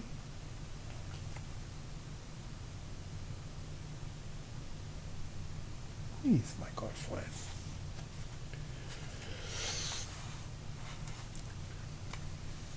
There was at least 4 of these serious Meisters questioning one candidate at a time. There was no one else in the big room, a big hall-like room. No decorations or flowers. Just big, majestic wooden chairs and an enormous table in the room. No loud voices, just one question after another. And then these dudes, well, they knew what they were talking about. Some of the Meisters-to-be did not pass this mental stress. Our colleague took his manufactured piece in the middle of it all and threw it through the long room, through the window, out into the street, and told the Meisters what they could do with themselves as he stormed out. Drunk at 25. The day when I got my Meisterbrief, I celebrated with my buddy Georg Zibner. I remember walking home after partying at the institution, which could be compared to barracks, soldiers-like quarters. Not really a five-star hotel. My left was my strong side. Left jab, left hook, left stopper. It's all mental when you box or whatever you face in life. I remember leaning to the left while walking home and jamming my left shoulder into the little trees that were by the roadside. When I got my senses back the next day, my left shoulder was sore. As drunk as I was, I'm glad that I remember the events. Don't get me wrong, I don't think I was a tough guy or macho. I'm telling you what happened before you, good, bad, or indifferent. I walked home drunk. I got the darn thing. The Meisterbrief, that is. Brief means letter or certificate. At that time, I was the youngest at the age of 25. Yep, finally some credentials. And in those days, anybody who wanted to open up a car dealership in Germany, they would have to have someone there who was a Meister so that they could recruit and educate apprentices and run the show. Someone to know what he's doing. This was a combination of honor, knowledge, competition, affordable labor, and pride. Crazy Kraut stuff or tradition? Who cares? It brought the best out of us at the time. Now what? Now I had earlier investigated the jobs. Now what? I had earlier investigated the jobs paid considerably better in Sweden than in Germany. So I got a hold of Stockholm, Swedish capital's newspaper. Here is Nilsson's Billekablaget. Looked for a service manager for their satellite truck shop. Yeah, perfect for me. I answered that ad. I was invited for an interview. I left Hamburg to go to Uddevalla, Sweden, to be interviewed by the owner, Mr. Nilsson. When he was done with me, he decided to put me in charge of his main store in Uddevalla, where we worked on trucks and Volkswagens. It was an experience. It was a different country, different language, different customs, etc. It took me months to be accepted by the natives. Who needs a Kraut to tell them what to do? These are proud Scandinavians. Nevertheless, I was in charge. This was not easy. I went to night classes, learning as much Swedish as I could. But I managed. I had many challenges. Here I had a new car owner clinics for white-collar workers and blue-collar workers. Different unions, different classes. There was one memorable occasion when I explained to the class how the heat exchanger worked on a Volkswagen Beetle. One of my students told me that he would bring in a carbon monoxide meter at our next meeting. I had found out later that this dude worked on secret weapons hidden in the mountains. The instrument that he brought was made by Drager in Germany and came with German instructions. So I had one up on everybody. I was 25 years old. A puppy. But there was no carbon monoxide detected, and I was not dethroned. Cracking the Beetle. When I lived here in Landskrona, my girlfriend was Inga-Lill. Landskrona was where I made my money to finance my stay at the Meisterschule. Now at 25, I was back as a service manager in Uddevalla. This was about 150 miles away from Landskrona, where Inga-Lill lived. Gunther had driven me in Uddevalla. Gunther had joined me in Uddevalla, and it was not unusual that we would drive down the Swedish coastline on weekends back to Landskrona so that I could be with Inga-Lill. Guys will do stuff like that in mating season, which may last for a long time for some guys. This is actually not too bad. Keeps us on our toes, I think. So here we are, that is, Gunther and I, drove down to Landskrona on our excursion. I do not remember the details, but it was pleasant as always. Then, on Sunday evening, we went back to Uddevalla. I had a VW then. These cars were called Beetles because they looked like big cockroaches. Mine was a beautiful black beauty with a Blaupunkt radio, which had some 6 programmable stations. Buttons, that is, AM and FM. That was the life, baby. It did not have a sunroof, and anyhow, it was late fall or early winter. I thanked Gunther that he would drive my Beetle back home to Uddevalla. He did well, and I encouraged him to go faster and faster as I was falling asleep on the back seat. Gunther was playing guitar in those days. Gunther was not trying to become Elvis, but he did pretty well. So he was speeding up, going further north on that Swedish coastline highway. There was a big long curve in the road, and I fantasized that there was like a line in the road where the road changed from normal to frozen. It is needless to say that that Beetle slipped all over the road at a decent clip and tumbled and turned a couple of times into a farmer's field. That sucker, the Beetle, it made some flips. I don't know how many, but it woke me up gently because I was like a baby sleeping in the back seat. Gunther had this guitar stowed away behind the back seat, but somehow I remember noises, like when you go to the Philharmonic Orchestra before they start playing, when they tune the instruments. Only these musicians were slightly abusive on their percussion instruments, so it seemed to me. Mind you, I was deep in a sleep, and that Gunther's guitar had been shaken out from behind the back seat, and then I was like being in a blender with that instrument. Later on, I found out that the guitar had been broken into many little pieces by its encounter with me. During this tumbling exercise, I pushed the left rear window, actually the little quarter window, out with my face. I do not remember how I did that because I was in a coma. You know, deep sleep.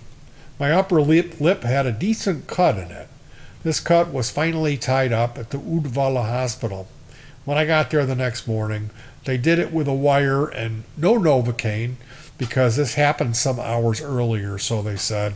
Maybe they didn't have the Novocaine, or maybe they wanted to see me squirm. I don't remember, but it wasn't bad. There was a good scar on my upper lip. You know that boys are proud of their battle scars. Too bad that scar went away. Bummer. Well, so much for cracking the Beetle. One of my life's tragic experiences. At one occasion in Uddevalla on Saturday around noon, the boys in the shop were hustling as a team, finishing the service on a VW, when one team member ran around the back of the VW and pulled the quick release on the hydraulic jack, which caused the VW to just drop down. He did not know that Ulf Pemborn was still underneath, reinstalling a drain plug. Ulf's head was in the scissors of the jack. His head was squeezed. I just happened to walk by, and I yelled as several team members lifted the VW up, and I pulled Ulf out from underneath. I did not have any training on how to treat trauma victims, but blood was running out of his nose, mouth, and his right ear. I did not want his lungs to fill up with blood, so I knelt behind him, holding him up from behind to let the blood run out into several rags, which I held in front of his face. Ulf was unconscious in the hospital for days. I visited him often.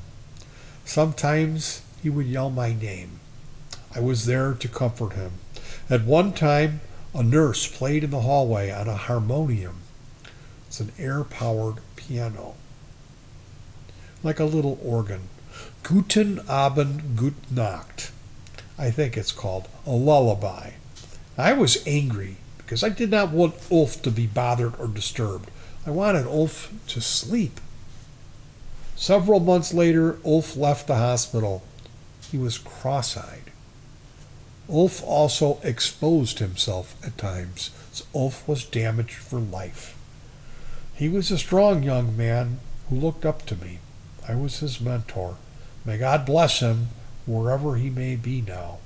It's hard for me to relive these moments. Now here is a Gunther experience. Brother Gunther came to Uddevalla for 1 year or so and did whatever work was needed in the shop. He did technician's work, undercoating, etc. He had left behind a prestigious job in a reputable import and export company in Hamburg. I think the company's name was Raspen Parschen. At one occasion, Gunther went to the toll-free port in Hamburg and checked on imported figs. When he gave his report to the boss that they were okay, but he was not fond of them, his boss told him, "Well, you don't have to like them, just trade them." Another experience Gunther told me about was when his firm lost a case in court which was absolutely bogus. Then this firm used the opposing lawyer for their next dispute. This is a saying, you can't fight them, join them. Before Gunther joined me in Uddevalla, I would enjoy swimming across the fjord there. There was a waterway where big ocean vessels would come in and go out. I would use swimming fins then. They were kind of cheap and primitive. After my first crossing, my feet were quite bloody on the upper side where the edge was cutting into the skin. Well, this obstacle was overcome by some bandages and socks, which I used after the feet had healed. The fjord was a good distance wide, and I remember that I would see big ships coming in, and my adrenaline would fire me up. I would swim as fast as I could to get out of the way. Excitement, that was what turned me on, I guess. This was before Gunther had joined me. When he was there, we would go swimming in the fjord, and Gunther would do cliff diving. I don't know, some 15 meters high enough for people to watch and applaud. Nobody applauded me when I was crossing the fjord. Bummer. Just kidding. Here in this environment at work, I rubbed elbows with Volkswagen representatives. I think this is early 1958, when I left Sweden to go to Wolfsburg, of course in Germany, the mecca of Volkswagen. Here I was being groomed at the factory to be their golden boy for Scandinavia. Yep, I was their man for Denmark, Norway, and Sweden. They had invested heavily in me. I was housed in Wolfsburg, where I spent about 1 month in a bunch of their different departments: architect, patent, employment, service development department, etc. I also went to Stuttgart, where the Volkswagen had deep connections with Porsche. One of Porsche's quality control technicians took me out on their test track, where they road test every new vehicle. He actually gave me a thrill ride. I was also sent to Onnesbruck in Germany, where they build the Karmann Gias. They also sent me to Wilhelmshohe, where Volkswagen reconditioned engines and transmissions. After they had invested in me, I told Volkswagen people that I did not want to work for the factory. This is blasphemy. How would anybody dare turn down the factory? Well, they knew that I knew the VW business, that I had Meister credentials, and they had an opening for me as a manager in London, England, in a pristine neighborhood opposite the Lord's Court Cricket Ground, St. John's Road. Love came into the picture. My then-girlfriend, Ingelil, must have somehow felt that she might lose me due to separation by going to London. At this time, my address was Mutti and Papa in Hamburg. Now, Ingelil, the pretty, tall, young, blonde Swede, informed me that she was pregnant. I wanted to live up to my standards, and there was no hesitation. I told her we should get married. I was ready to leave Hamburg for London. I told her to come to Hamburg, and we did get married. Ingelil left, and she wrote me that she had slipped and fallen when she changed trains in Copenhagen on her way back to Sweden. Now, this made me wonder. It raised somehow a warning flag. About a month later, I was in London. Ingelil sent me a letter that she had lost the baby. I remembered the train-changing incident in Copenhagen, and I wanted to get to the bottom of this. I went by ship from London to Sweden. I talked to her parents, her doctor, and they explained to me what had happened. About 6 months later, she was done with college, graduated, and came to London to live with me. We had a wonderful time.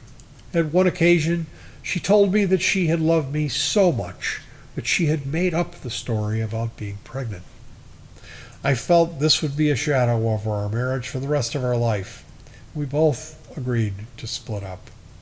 But we stayed together for some 6 months and enjoyed each other's company in London. Life in London. My job in London was to open up the importer's flagship. It was located on St. John's Wood Road, a fancy neighborhood. Volkswagen assigned 4 German technicians and 1 service advisor to me. After 2 years, I had many people with different nationalities employed.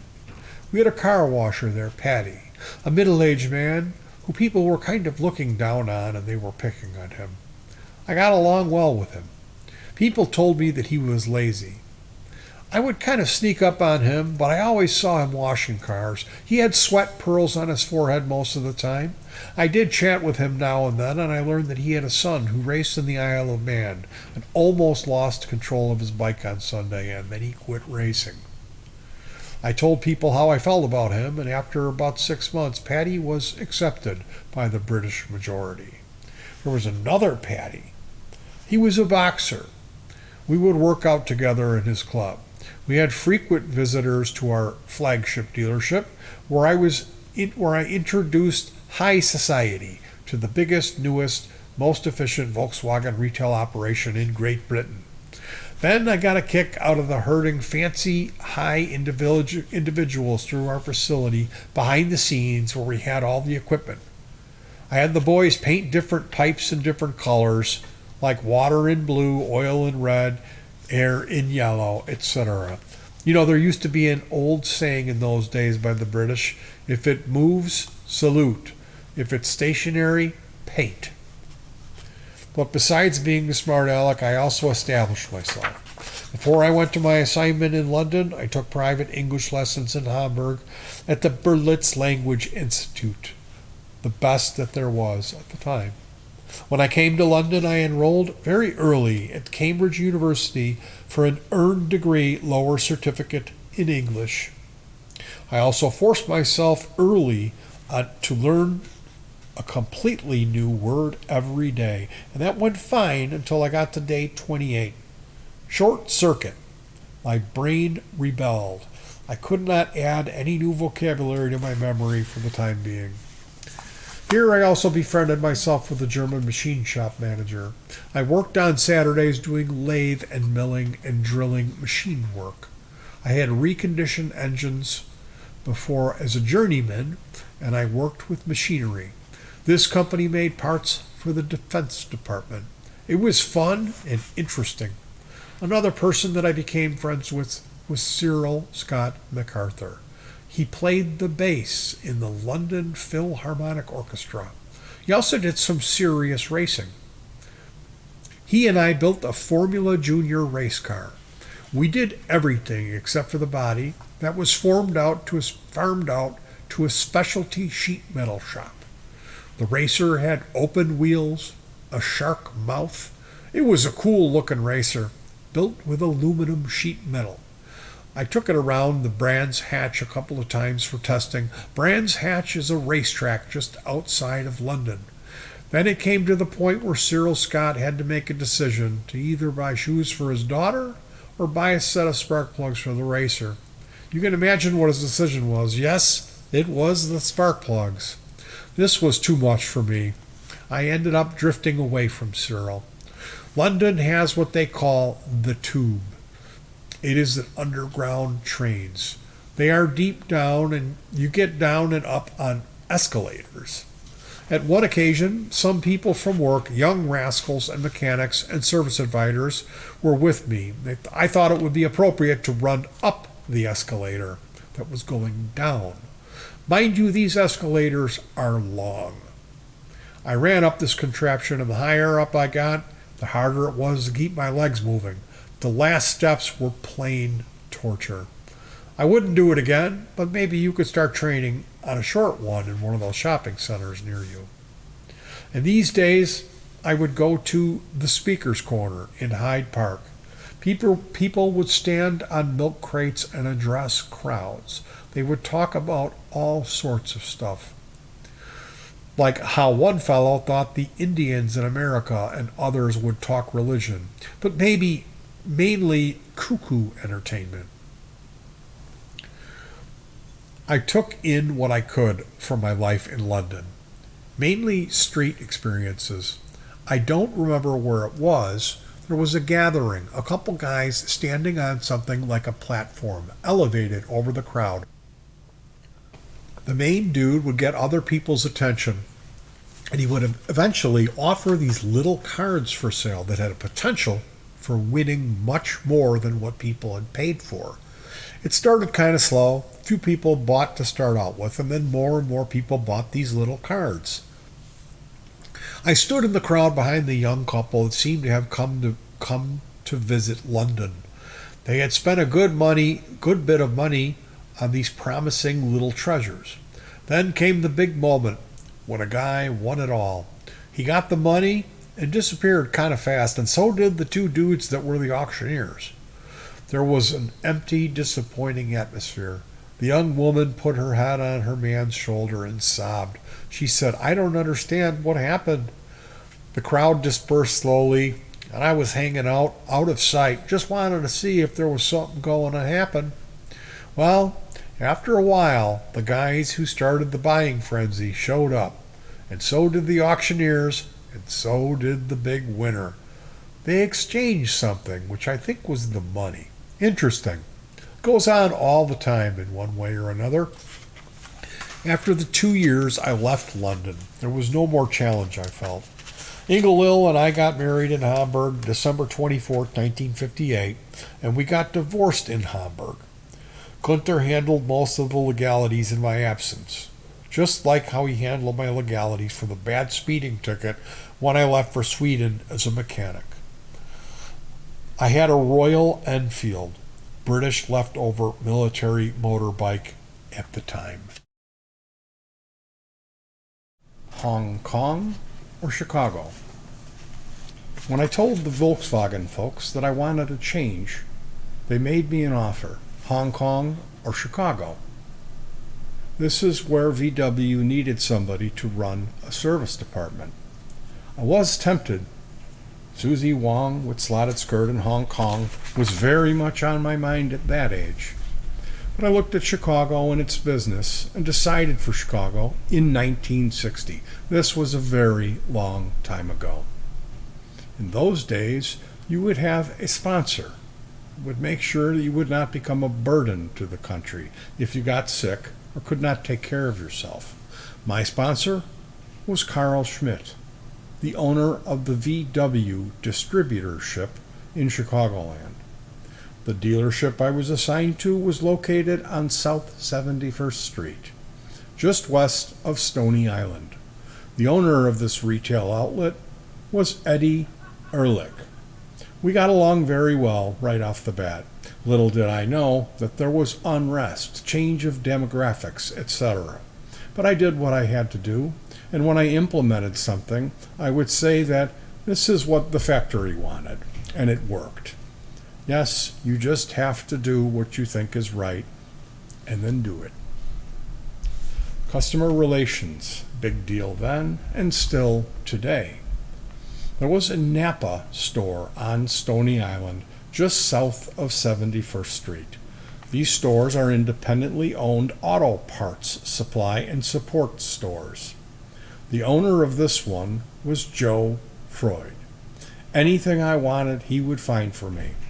His public relations were aimed at people who operated small, independent repair shops. They would walk up to the counter, and while they were waiting to be served, and then getting a generator or starter motor, they had a customer-appealing treat. Yes, it was a bottle of vodka on the counter that was available for anybody. The patrons would indulge in the amenities and sip on the bottle. Boy, did I miss out on that one. I didn't take a gulp. So, customer service has been practiced in different ways for a long time ago. It still is today, but somewhat differently. A funny thing happened here at the dealership. A truck driver was unloading Volkswagens, and the truck driver would leave the cars by the curb. Then our porters would drive the Volkswagens into our fenced lot. The circumstances made it necessary to have a high fence, you know what I mean? Well, then the time came to sign off the cars that we had received, but one car was missing. Oops, what happened? Okay, while our people were driving the cars into the lot, there was somebody who observed the activity and helped moving one of these cars, only he didn't drive it into our VW fence lot. He gave this lucky car its freedom, and it was never seen again. Thanks for insurance. Then in 1961, Gunter joined me in Chicago. We would do anything at the Volkswagen dealership just to get his foot in the door. He moved in with me at 7327 Luella Avenue. I had rented a lower level of a small duplex. The landlady was Golda, a very friendly lady, and we got along just great. We would use the one-car garage in the alley to repair cars. You know, moonlighting again, the story of my life. This garage came with the apartment. In order to find cars to work on, we would walk up and down 71st Street and ask the shop owners if we could maintain or fix their cars. And we got lots of business this way. Obviously, these people trusted us, and we gave them a good value for their money. Of course, we repaired their vehicles, and when we were not working at South Import Motors, you know, in the evenings and on the weekends. The big move. I told Eddie Erlock, the owner of South Import Motors, what I was doing in my spare time. Eddie was very understanding, and he released me out of the contract that I had entered with him through the factory. Actually, Eddie wished me good luck and the very best, and mazel tov. Thanks, Eddie. May God bless you. We landed the account of Heinemann's Bakeries in our moonlighting activities. Heinemann's name is still used in Jewel food stores, although the Heinemann's doesn't exist anymore. The Heinemanns had several Volkswagen panel trucks that would deliver their baking goods all over the place, even into Indiana. We repaired and maintained their trucks and made a living of it, but they did not survive. Sorry, Hans and Georg. They had disagreements and would settle them by fighting each other in the shop. You know, the shop was full of sacks of flour, etc. There would be these two brothers. They would settle their differences physically, you know, fighting. Stupid. Well, Gunter and I, we have our differences too, but we don't go that far. And that is why we got further. Or maybe it is because we have no sacks of flour nearby.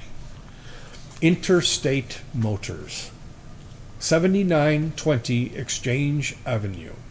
We rented this 6-car garage in the summer of 1962. Early one morning, I mounted a sign on the outside wall of the building. And it just so happened there was a guy approaching asking me if I had a union card to install signs. Well, I was kind of irritated. I had worked for many hours, and I told him, "Why don't you come inside with me and I will show you my union card?" He knew that I meant physical confrontation, and he declined. I was less compromising back then. Interstate Motors is what we called our 6-car garage, where we employed the first person, one mechanic, Heinz Kleinbach, a top-notch performer who had worked his butt off. Then the next employee was a switchboard operator that would answer the telephones. She told me that she had made no sense because everyone would always ask for me, H. Well, she took the job anyway, and she did a fine job. Actually, we fell in love with each other. She was such a beautiful young lady, fantastic body. You know, guys are You know that guys are overwhelmed by this, and they should be. Beautiful women will be able to produce the very best offsprings. And she did. 4 wonderful boys. That is what inspired me, what made my whole life. My boys are it. Now their families are getting into the picture, and I respect that. I pray for them every night and for their mother too. So back to interstate motors. Here were good times and some bad. There was the time when Gunter and I contemplated to sell Christmas trees in our front lot, but we never did. The reason was, well, we did not have enough work. However, we had local janitors who would heat the buildings with coal-fired big heaters that would have to have their stocker rods break. I would weld them back together, and also their radiant heaters at times. Time is ticking. Somewhere here in this time frame is when I wanted to accomplish more, which is actually nothing new. I always wanted to move ahead and to do better. I came across a wristwatch which beeped every hour on the hour, and this reminded me that I had one less hour to live. No, it's not morbid, it's just realistic. It applies to all of us, and yes, to you. I lost that watch somewhere, and now I have to live forever. Now Mutti and Papa come to visit. Yeah, I wanted them to be with us. We, Gunter and I, lived together on 7327 Luella Avenue on the south side of Chicago. It was a good neighborhood then. We found Mutti and Papa an apartment. I think it was on Phillips Avenue. Papa would come and work for free with his busted leg. He would change tires and etc. Mutti would make a hot lunch for us. I remember her pork chops, boiled potatoes, red cabbage, and gravy. My mouth is watering. Mutti would fill up her carrying bags and carry food for several blocks. We were very happy to have them there. We bought a little aluminum boat with an outboard motor, and we would cruise around South Shore. At one occasion, I was swimming out in the Chicago freshwater intake in Lake Michigan, which is called the Crib. Gunter was driving the boat ahead of me. He would jump into the water and swim next to me, teasing me if I couldn't do any better when he caught up with him. In the meantime, the boat was drifting away. Then Gunter would sprint after the boat, drag himself back into it, catch up with me, and we would have a repeat performance. Cool beans. If the wind would have picked up unexpectedly, we might still be swimming and that boat would be drifting somewhere. Later, I learned that this was about a 3-mile swim. The mother of my children. We worked, of course, Monday through Saturday, and many Sundays, too. So that beautiful secretary got into my heart. I actually had met her at a dance at the Aragon Ballroom in Chicago, where Gunter had invited me to go with him. I think it was a function of the Schiller Leiter Tafel, where Monica's parents belonged to. It was a German club. Now Gunter had also teamed up with Elfriede. Monica split up from her parents and moved in with me one night when I had taken her home at the time when I had not taken her home at the time when they wanted her to be home. They just locked her out. When they saw that Monica wouldn't come home so they could beat up on her, and that she stayed with me, they exerted all sorts of pressure on her, like sending poems, rosaries, etc. They didn't like that I was Lutheran, not Catholic, and that I was older. But she stuck with me.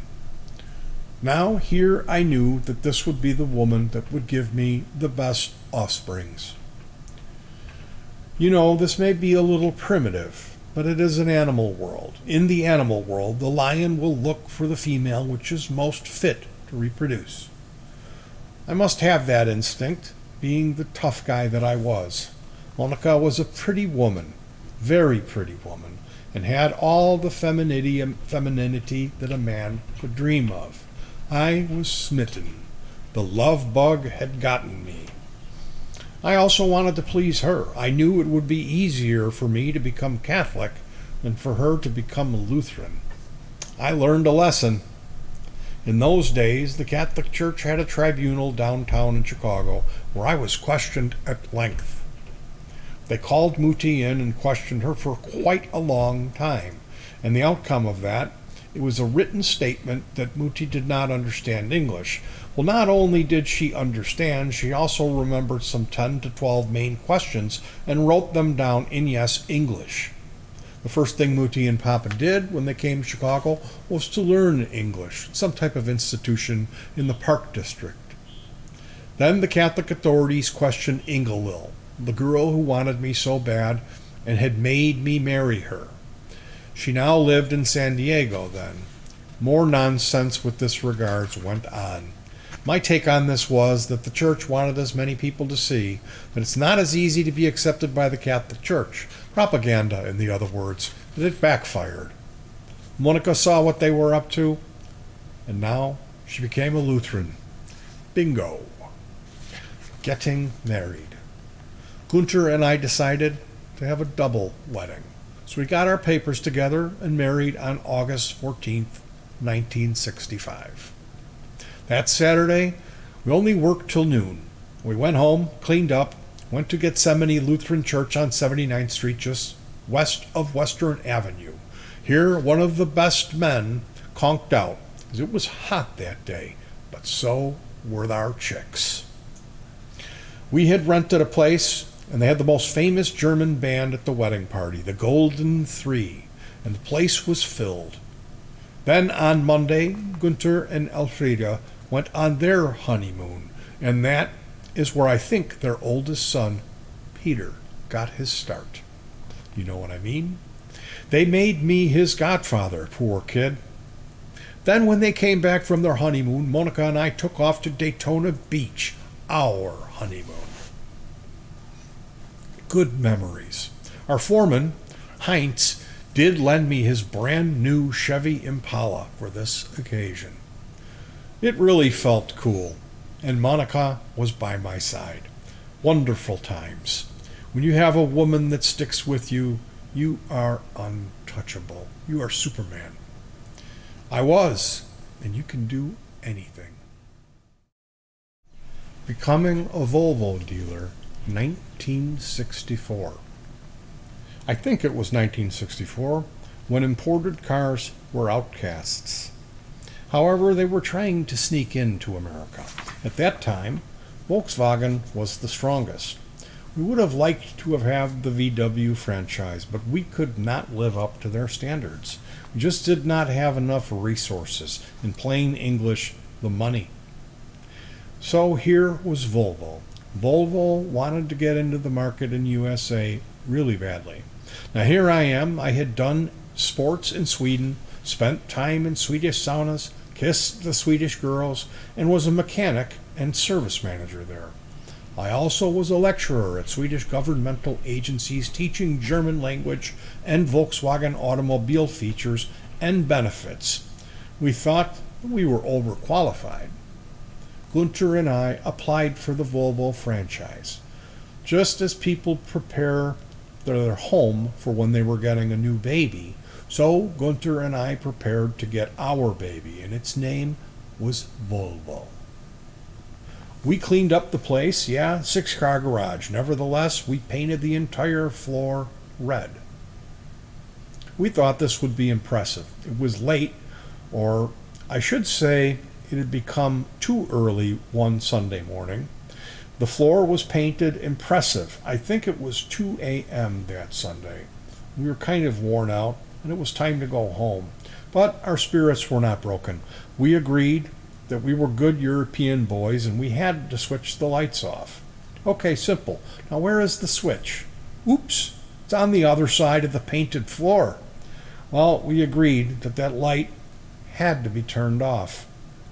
I placed one shot through the rim, the lower part of the shield on the light fixture. I did not wish to damage the socket.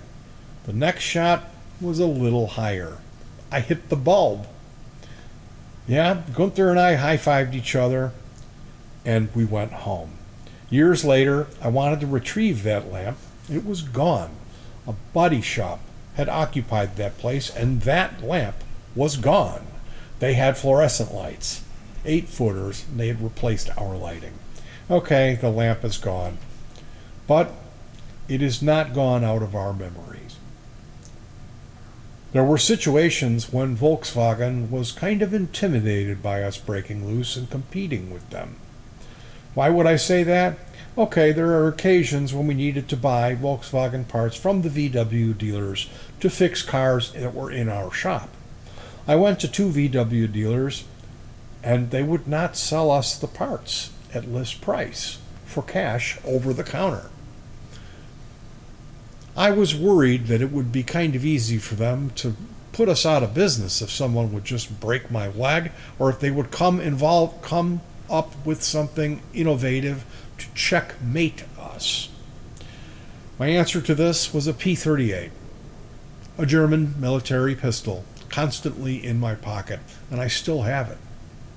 Now this made us look for other places to buy parts from. We found gypsy parts suppliers, one in New York. They sold plenty of Volkswagen parts at way lower than resale price.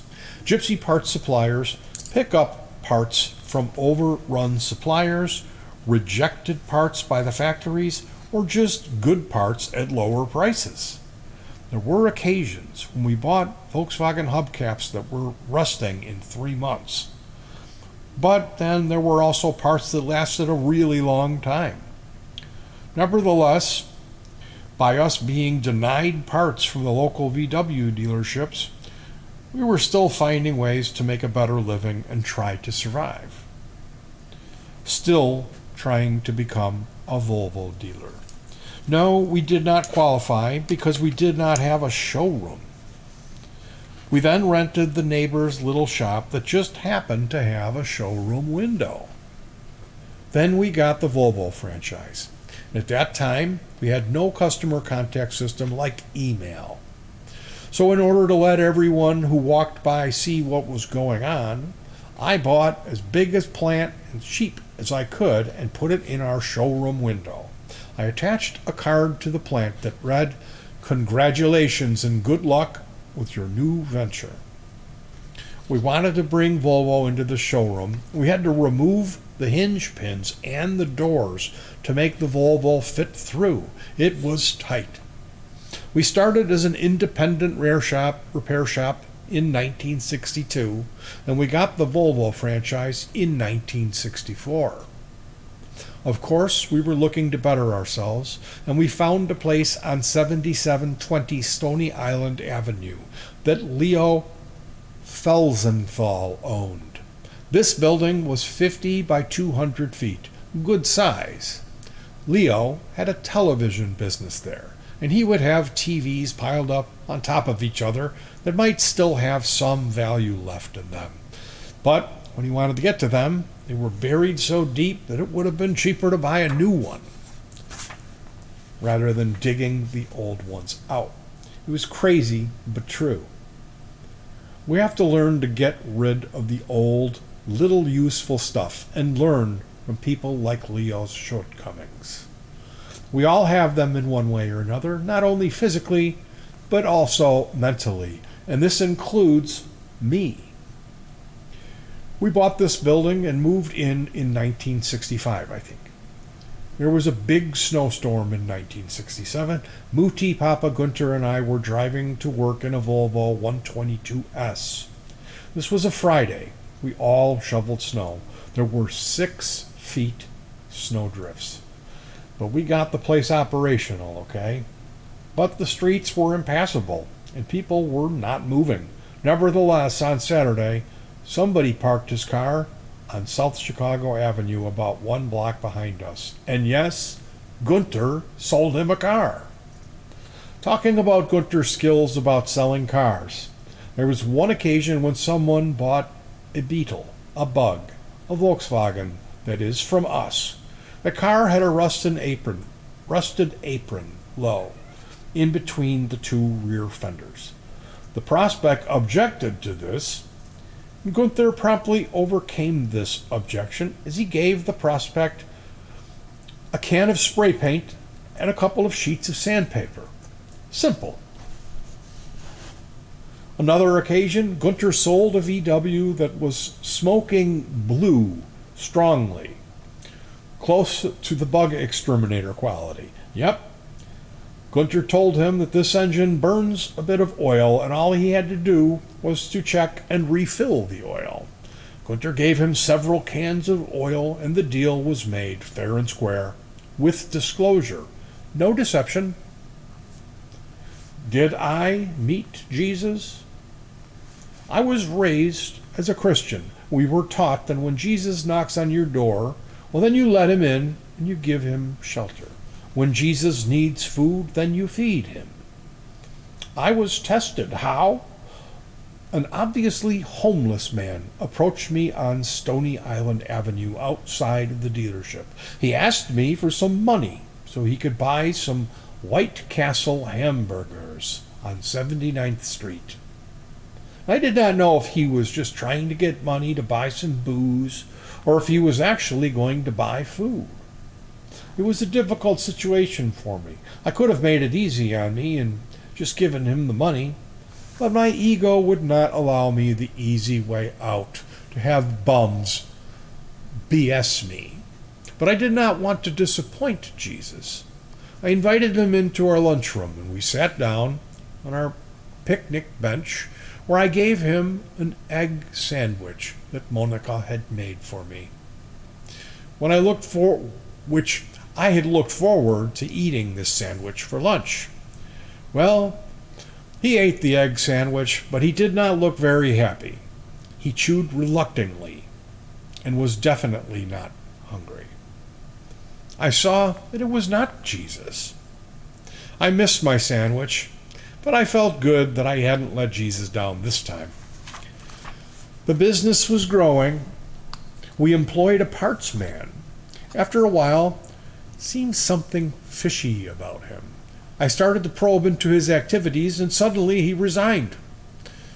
He is the one who told us that you sell a part over the counter to anybody. Let's say the part costs $6.89. Then you bill it out at $9.68. Now, if the customer catches you, you just say, "Oh, I'm so sorry, I mixed up the numbers." Wow, this didn't fly with our Christian upbringing. But as I said, the dude quit. After he worked as a traveling salesman for a parts house, at one occasion, after he had collected a heavy commission for radio sales that he had supposedly made, according to the sales slip that he turned in, there was a big commotion. The places with which the radios were delivered protest, "We did not order any of these radios," and they returned them. Needless to say, he was gone from that place by then. One famous saying of that dude was, "You catch more flies with honey than you do with SHIT." Here I want to say that he had a strong lisp. He was quite chubby in his early 30s. Later on, we were contacted about him by the FBI. He was found beaten up in a ditch because he had fooled around with college girls. That is the last we had heard of him. Goodbye. Sometimes separation is good. Another human story was Joe K., the brother of our service manager. Now, he was a good-hearted man, but he was an alcoholic. He would live in his Volvo 122S. One picture in my mind is when he would go to sleep in his Volvo and put his shoes under the driver's door on the asphalt outside. You know, just like people would put their slippers under the bed when they go to sleep. DUI was not so much of an issue then.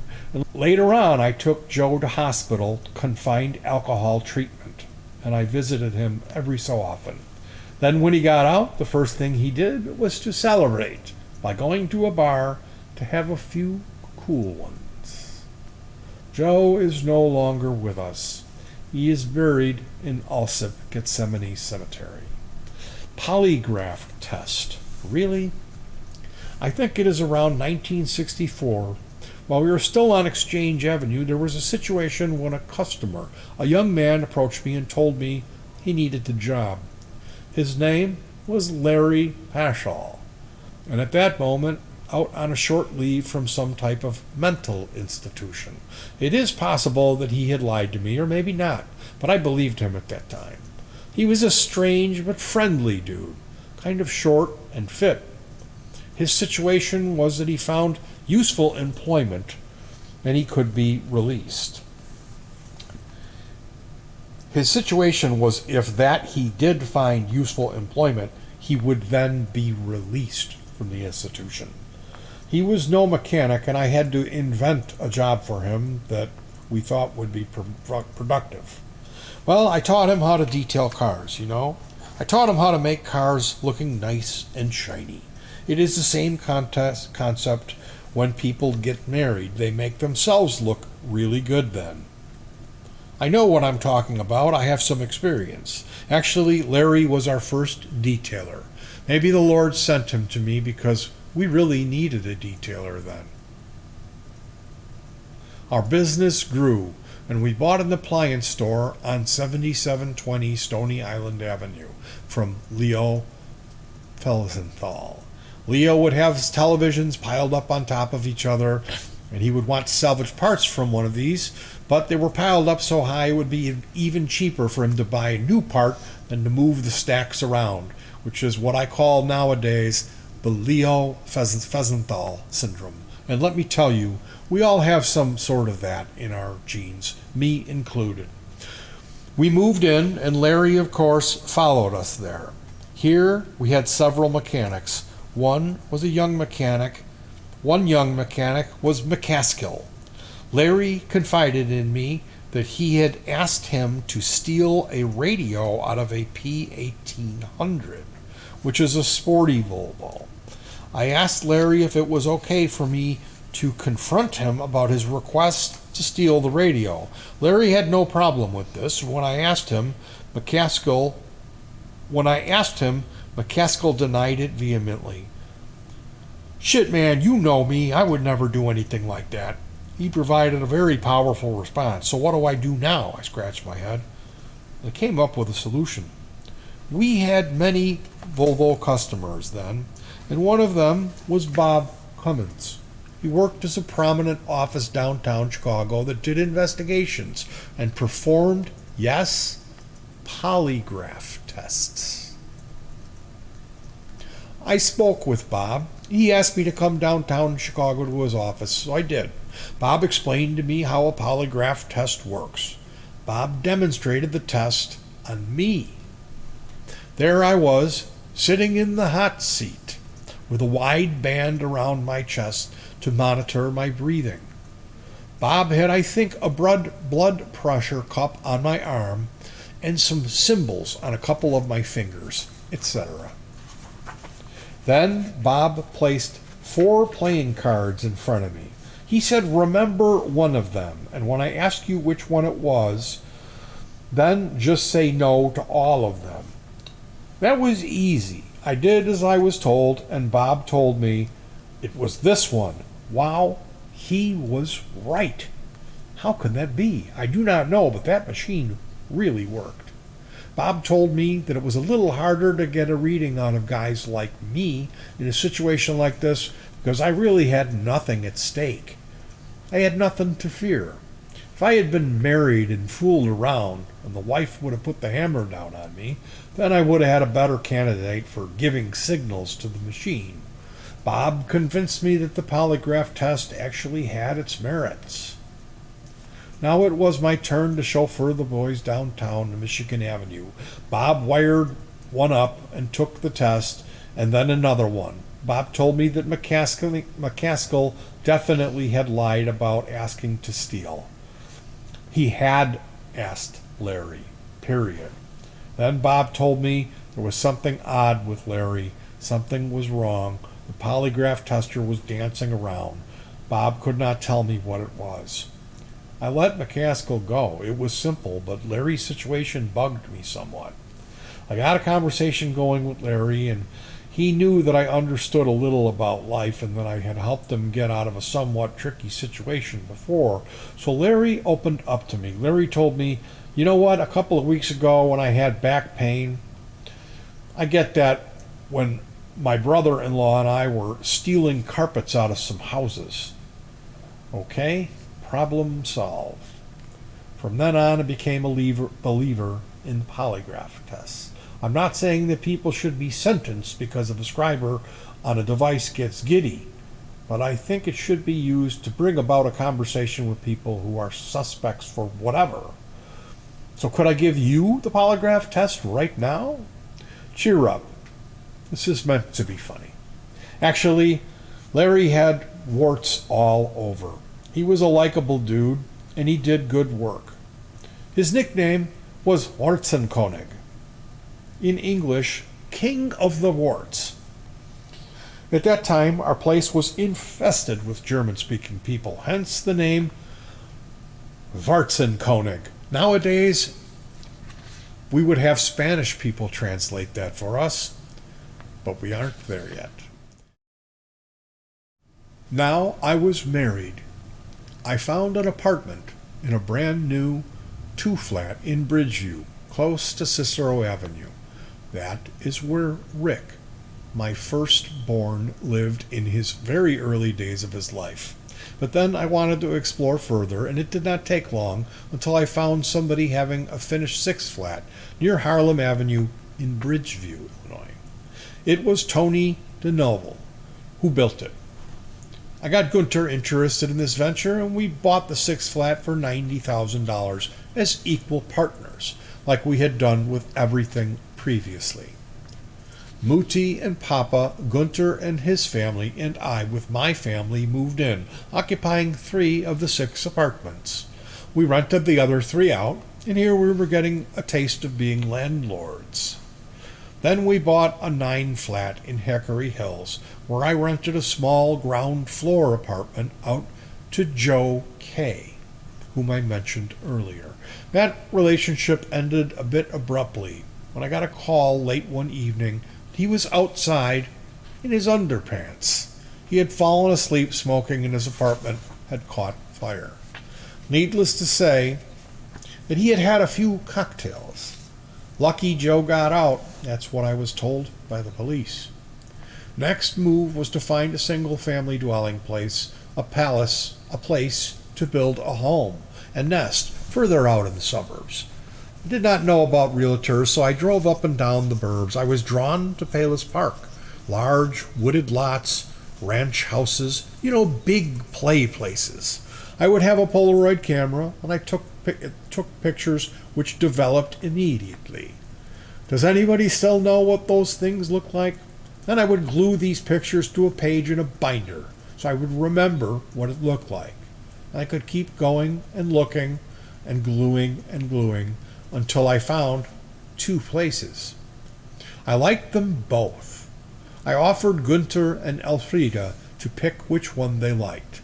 They took the one with the swimming pool. So I got the one with the 2 acres. We were all very happy. Now it turned out that Gunter's pool needed some attention, and I remember having gone to a swimming pool attendant seminar in Niles, and then I had gotten certified for pool maintenance. The guys who attended there were fellows who maintained pools for hotels, the YMCA, etc., and I learned a lot. Gunter's pool was great. We visited him and Elfrida a lot. The pool was kidney-shaped, and it had corrugated steel walls which had rusted through. It was my challenge and pleasure to fill the holes with Bondo filler that would harden, and I would sand it down and then paint over it. Very cool therapy, like an old lady knitting. I liked it. I did this on weekends and then splashed into the pool. Like a week later, when all the paint had dried, all of us had a great time, cannonballs and all. As time went by, Gunter and Elfrida ripped the old pool out and installed a rectangular, more like a competition or lap pool. Now, later on, Sonia, Gunter and Elfrida's only daughter, became a respected swimmer in competition. Her records still are up in the pools and high schools where she did compete. Sonia was invited to join universities because of her school dominance, but Elfrida and Gunter decided not to accept Indiana University scholarship so that Sonia would not be obligated to spend so much time training. A good decision, I believe. Trying to teach the boys about life. This reminds me of one of my boys who always wanted to be very accurate. I tried to teach him not to be too overly concerned too often, and that things can happen. I spoke mostly German with the kids, and the actual spoken words were, "Das ist okay, das kann verkommen." Das ist okay, das kann verkommen. It was a ritual for me to take the boys out in the night to go and pee. Whatever that is. Of course, I wanted to be a good example, and I did my own thing. At one point, one of my boys complimented me by saying, "Dad, you make a good lather." So one night, this boy stood next to me in the front bathroom in Palos Park, and he peed on my left leg, which was at that time covered by pajamas, which was one of the attire that I wore suggested by my then lovely wife, Monica. This has changed. Now I sleep in the raw. My immediate reaction then was to smack him in the head. But then I remembered what I wanted him to learn, that things can happen. Who knows who this young boy was, and I wouldn't tell. Yes, there were many times when I bonded with my boys, and I thank the Lord for the opportunities. But you know what? We are still bonding. Okay, I will give in. It was Rick who used me as his fire hydrant, and that is what dogs would be using at the moment like this. Becoming a Honda dealer. I think it was 1978. We soon won Honda awards, and Monica and I went to the awards trip to Japan. Very interesting. Here we had lots of entertaining events, like a bunch of hanging drums from 1 to 6 feet in diameter. There were guys that were doing fantastic drumming sounds by banging the crap out of them. We went to Hokkaido, an island in the north of Japan, where we were pampered by geisha girls. The men were pampered by being superserved and treated like gods. Monica did not like it, and I understand, but it felt good. These geisha girls are not prostitutes. They just cater and make the guys feel in awe. Dad, when will you die? On one of these trips, I ran across some imitation samurai swords in Japan. I brought 4 of them, and when I came home, I presented them to my boys. I thought I'd make a fatherly impression on my sons. I got the boys assembled and told them that these swords, these are theirs, and that they would be in my possession until I die. You know, one of these moments in history that my sons could cherish and remember forever. The old man left an impression. That was my intention, yep. Timmy, the youngest, spoke up immediately and said, "Dad, when will you die?" He was cool. He called my bluff. But we had a good time, and somehow it sobered me up. I actually got a chuckle out of it. You know, when we teach our kids, we can also learn from them sometimes. And there's nothing wrong with that. On another trip, when we came home from Japan, the plane was shaking so much that the overhead luggage compartments would flip open. Now, no luggage fell out. And now the benefit of this is whenever I fly nowadays, I think to myself, it's okay, the luggage compartment lids are still closed. So it's not really a bad ride. And then compare and say, it's okay, it's not as bad as the other one. In those days, they also served lots of booze on the planes. Then, yes, on another trip, we were coming home from Japan and stayed over in Honolulu. I had an interesting experience. Monica did not feel like it, but I wanted to swim in Waikiki or whatever. It was a tourist magnet. I left the multi-story hotel, slipped into my sandals, took a towel and off to the beach, and went for a swim. It was great. I finally got out of the water. I couldn't find my stuff. And then somebody told me, "Welcome back to America." Somebody needed my stuff more than myself because somebody took it. And you know what? Let them have it. I have more stuff than I will ever need. I'm a happy guy today, and I've been happy most of my life. Happiness is a mindset. It is better to be happy about what you have rather than being unhappy about what you do not have. Weekend events. Kids were growing up, and besides jumping on the trampoline simultaneously with Sammy, our dog, and some 5 or more kids, we had some fun. There were always stray kids around, and I loved it. They were all full of hell, but respectful to everybody. These kids were stepping up a ladder, which was leaning up against a tree or the tennis court fence. Then they would jump down onto the trampoline. Beautifully crazy. Another activity was the go-kart era. It was a fairly simple go-kart. However, the thing was fast. So I would water the circle drive down and keep the water running. The circle drive had a pitch, which is just another word for it having a bit of a slope. Mark enjoyed making donuts on it. 27 continuous donuts. Rick had a crowd of youngsters enjoyed the spectacle, and when it was Rick's turn, he did some 90-plus donuts. Yep, that's the sibling rivalry, and that's not all bad. Mark would do his thing on a motocross bike. I think it was a 125cc Honda. Mark would pick up speed behind the house, pull a wheelie, with the front wheel up in the air, and then he would blast by the garage and ride over a short ladder that I had laid down, pulling his wheelie. The sound was rat, and then the front wheel would come down on the driveway, was waiting a jump for him, which propelled him into the air. Mark concluded his stunt beautifully over and over again. Eventually, I would run next to him and hold onto the handlebar and saddle. Mark would pull the clutch out and brakes. Now, why all the fuss? Well, the little guy couldn't reach the ground. He was still kind of short in those days. We're going back here a few years. Sometimes when I was not able to assist him with his proper landing procedures, then he would make an emergency landing, stand up on the bike while it was still running, and he would jump off. This part I never taught him. He did it instinctively without a parachute. What a genius.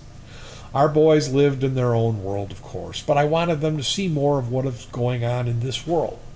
Monica, their mother, went along with it. So when we went to the north side of Chicago to an orphanage, Ulrich's Children's Home was the name of the institution. We didn't just go there to their playground and grab the kids. We applied properly, and they checked us out. We took a couple of boys home for several holidays for sleepovers and companionship. The boys' names were Bobby and Daryl, and I'm sure the boys remember them. Broken wrists. Yes, wrists. Kids were skateboarding on the half pipe, but also on the tennis court. One of the kids, I think his name was Kavanaugh, jumped over a parking lot stop with one of those cement barriers, and he crashed, landed on his left hand, and broke the bone. I had never seen anything like it. The bone was sticking out through the skin on his arm, about 2 inches above the wrist. I took him to the emergency room at Palos Hospital. I got him checked in, and I called his mom. The hospital asked me who I was. I told him I was his stepfather. I had never seen his mom before. Anyhow, it worked. When his mom showed up, I left. Another broken wrist. We would have skating parties on our tennis court, and much more. When there was no ice, we would play soccer with some of the team players. There was one night, actually early in the morning, Coach Wooly Naumanenko and I went after a soccer ball. Somehow, Wally went down and landed on his wrist. Now, he was a tough guy. We kept on partying, and the next morning we went to the hospital. Yep, broken wrist. That sucker was really swollen up badly. Wally had administered an alcohol treatment for most of the night, but we had to get the hospital assistance anyhow. He was a tough dude. Wally was in fact a respected hockey coach in Greater Chicago and was paid for his great clinics in many ice rinks. Wally died watching TV in a hotel on the north side where he held one of his clinics. I respect and miss him. I'll talk to him in my prayers tonight. And yes, another broken wrist. Now it was my number 2 son. It was Mark's turn. Mark was 13 or 14 years old at that time. One of the toys in my arsenal was a Honda four-wheeler. Nephew Michael took off to the power lines just a few blocks beyond my ranch house in Palos, completely breaking all of the laws where to ride four-wheelers. Of course, Mark went with Mike, sitting behind Mike on the luggage rack. But it's just a metal crossbar, kind of left an impression on your butt if you sat on it for a little while. Now, Michael being in command, he used that machine diligently, and at one occasion, when they crossed the street or trail, they got airborne. Now, Mark, who was concerned about his tender butt, and don't blame him for it, he held himself up by his hands, and it just so happened that Mark's tender wrist broke on impact when they landed. Maybe that wrist was more designed to play classical piano. You never know. I'm open-minded. But it was a bad break, and it took a long time to heal. Skeeching. Is there such a thing as skeeching? On one Friday weekend, my nephew Johnny, a brilliant guy, and I got together at the dealership to have something new for the kids. Yes, we made 2 contraptions out of thick sheet metal that would be strapped under shoes. We made steel soles with a toe cover and a heel cover. An edge so that the shoe wouldn't slip out or cause discomfort. Then the kids would strap these devices onto their shoes and put them to a good use by hanging onto the back of a motorcycle and be dragged. Actually, they skeeched down the drive and street. It was a beautiful sight. The kids hanging on, with sparks are flying. Great. Here I am going back in time. We would skeech when I was going to confirmation class outside Konigsberg after I came back from digging trenches. This is November 1944. Our church was bombed and had relocated outside the city.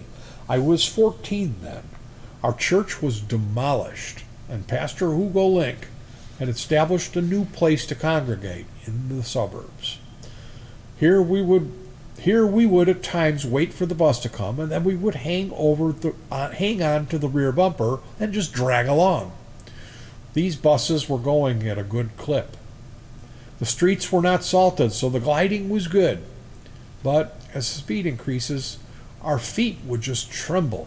In retrospect, I guess this was kind of a primitive foot massage, at a price you could not complain about. But if something had gone wrong, it could have been costly. The Garden of Eden. Not quite the Garden of Eden, but close. It was a garden in Palos Park. I wanted the kids to see that food grows in a garden or field, not in the supermarket or at Jewel Finer Foods. Maybe this was a subconscious survival instinct that I was programmed with from my past, where I drank from the pond or stole potatoes in Poland or grew a garden after the war in Hamburg. I don't know, but I wouldn't pay a shrink to figure this one out for me. I grew all sorts of vegetables, but the main attraction for the kids was tomatoes. I established different grades. One grade was for eating purposes, and the other grade was for throwing purposes. We used our side of our brick wall garage, and the blemished tomatoes would be propelled against it with the culmination of a superb splash on impact. Oh, what a wonderful time. Now, there is always another side of the coin, and that was that the mother of these wonderful boys, she did not think this was funny. But she really couldn't do much about it, except trying to withhold her favors from me, which really did not materialize. So we kept on cultivating crops and had our fun. Fast forward to today, April 30th, 2010. I brought home 38 tomato plants, peppers, and spices. I also had picked up my grandson Christian after work. He would spend many of his weekends with me. Friday is Timmy's day off, and he had picked up his crotch rocket out of storage. cut off dead branches of trees, etc. Timmy would always on his Fridays off be cleaning the garage, etc. I had worked out on my rowing machine, a German import, a couple of days earlier, and my right knee made me limp. Timmy noticed this and had Christian bring me a folding chair, commanded me to sit down to supervise, which I did, and Timmy taught Christian how to plant tomatoes and how to water them. Cool, baby. Tradition carried forward to grandson. I love it. This was instead of playing computer games, at least for a couple hours. And now Christian waters thoroughly my herbs and tomatoes and bushes and whatever without an attitude. I love that little dude. Timmy did a fine job in forwarding tradition. Timmy also gets a kick out of growing trees from seeds inside the house where he plants them in his neighbor's lots. The oak tree next to the garage. Here it happened on a Sunday when I was going to take down a big but ailing oak tree that my lumberjack skills were taking over. I had lots of experience with taking trees down and was definitely a tree hugger who planted gazillions of new trees, trust me. This kind of behavior has been carried over to all of my sons. It is so bad, my youngest, Timmy, plants trees in other people's yards and does not tell them about it. He gets a kick out of this. When Rick, my oldest, moved into his house in Seneca, we planted 49 blue spruces as a wind block, so lots of experience. Well, back to that Saturday with my chainsaw. I looked at the tree. I figured out a way which to drop it and cut a few lower branches that were to make the weight and get it into the right direction. Place the tree on the ground where I wanted it to go. Now I cut a wedge into the side of the tree where it was supposed to fall. Then I made a cut in the back. And yes, the tree fell with lots of thunder, crackling, and drama. However, the bastard landed on top of my garage. A big hole in the roof, yep. And I was the master of this activity. Nobody was hurt, so of course I was happy about that. But I've always been a nut about safety. Somehow, I thought this was kind of funny, and I asked Monica to come out and to look at the downed tree. Needless to say, this was not funny for her. She had a few choice words for me. I let it bounce off and still thought it was kind of funny. The roof got repaired, and we lived happily ever after. Hey, at least I did. The family tree. It was Mark who had an assignment from school to produce a family tree. Well, he didn't have a clue about this kind of stuff, so Monica and I got busy writing the family tree. Monica spent her long hours that night putting all that stuff together from her family side, while I was way ahead of the game. Mine was completed really fast. Mark got an A for the assignment. I was so proud of him. Well, the reason why my family tree was so fast, perfect, and interesting is that it was creative writing. All BS. Who cares? The kid got a good grade. My family tree included the stable hands, blacksmiths, maids, farmers, traders, etc., etc. Good reading. Not like this stuff. Here I want the kids to know what really went on before them. I wished I had more from my parents' life experiences, but that's okay. When Gunter and I moved to Palos Park, my 2-acre lot was good, and Gunter had his swimming pool. I wanted to install a tennis court. This sounds kind of fancy, but it's much cheaper than a swimming pool. So I took a tree out and had people install a tennis court, the fence and all. We also had a 3/4 water line installed with lights next to it, just in case we wanted to play hockey there at night, which this is still cheaper than a pool. We had many hockey battles here early on Saturday mornings and weekends. We had the whole hockey team come over and practice on the ice. We had our team meetings in our sunken living room. Leonard Krasowski was Rick's coach, and at one occasion, we were in Detroit fighting for the silver stick. Leonard would inspire his players by swinging the hockey stick over their heads between the second and third period in the locker room. At those occasions, Leonard would also use hockey language to convey his message. Well, the boys were behind in goals, but they came back and won the Silver Stick. I would ask Rick how he felt about the coaches swearing, yelling, and cussing. Rick said to me, "Dad, I'm just trying to understand what he's saying to us." Well, that was the coach's style, and they won. Interesting. The treehouse. Yes, every boy should experience one. We had a big oak tree that invited us to put a treehouse in one of them. And we did. The only trouble is that I'm kind of scared of heights. Bummer again, but for the kids, okay. I got literature about building a treehouse and studied up on them. And yes, we built one. 8 by 16 feet. Good size. I had a guy put shingles up on the roof.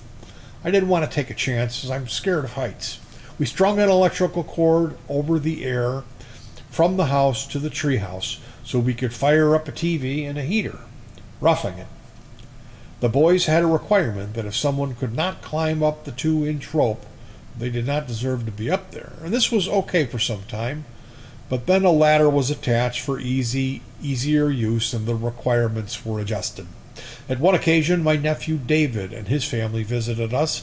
David's dog at the time would climb up that some 24-foot-high ladder to be with David in the treehouse. The dog would go step by step, a steep ladder, until it was up into the treehouse. Now, how do we get the dog back down? We had a contraption with which we would raise and lower stuff, pulleys. And David put ropes around the dog's body and lowered him down like an airlift. Talking of David, in those days was one occasion when David had visited us in Palos Park. He had a broken leg, his left leg, racing motocross. His leg was in a full cast. He took my 1971 Swedish Monarch motocross bike and pulled wheelies on it in the driveway. He explained how people should do it the right way so that they wouldn't get hurt. He executed it perfectly. At this time, David's brother Johnny brought a monocycle over, and practiced on it and rode it. He was the only one who mastered it. Talented tribe, these Korallus people. The swimming pool.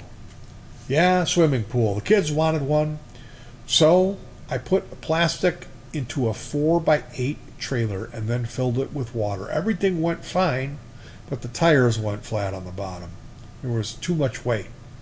So I blocked the contraption up, and fun was had by everyone. Shooting in the crawl space. Our basement was not fully developed. We had a crawl space, which is a space under the house where there is dirt, clay, earth, with some 3 or 4 foot space between the clay hollow and the flooring from the room above. Nothing wrong, just a way to build a house while cutting costs. We had our washer and dryer in the basement and an opening into this crawl space. Now, this was naturally became a shooting range. Remember that one day my dad had somehow provided? Remember the one that my dad had somehow provided for my brothers and me when we were little shrimpos?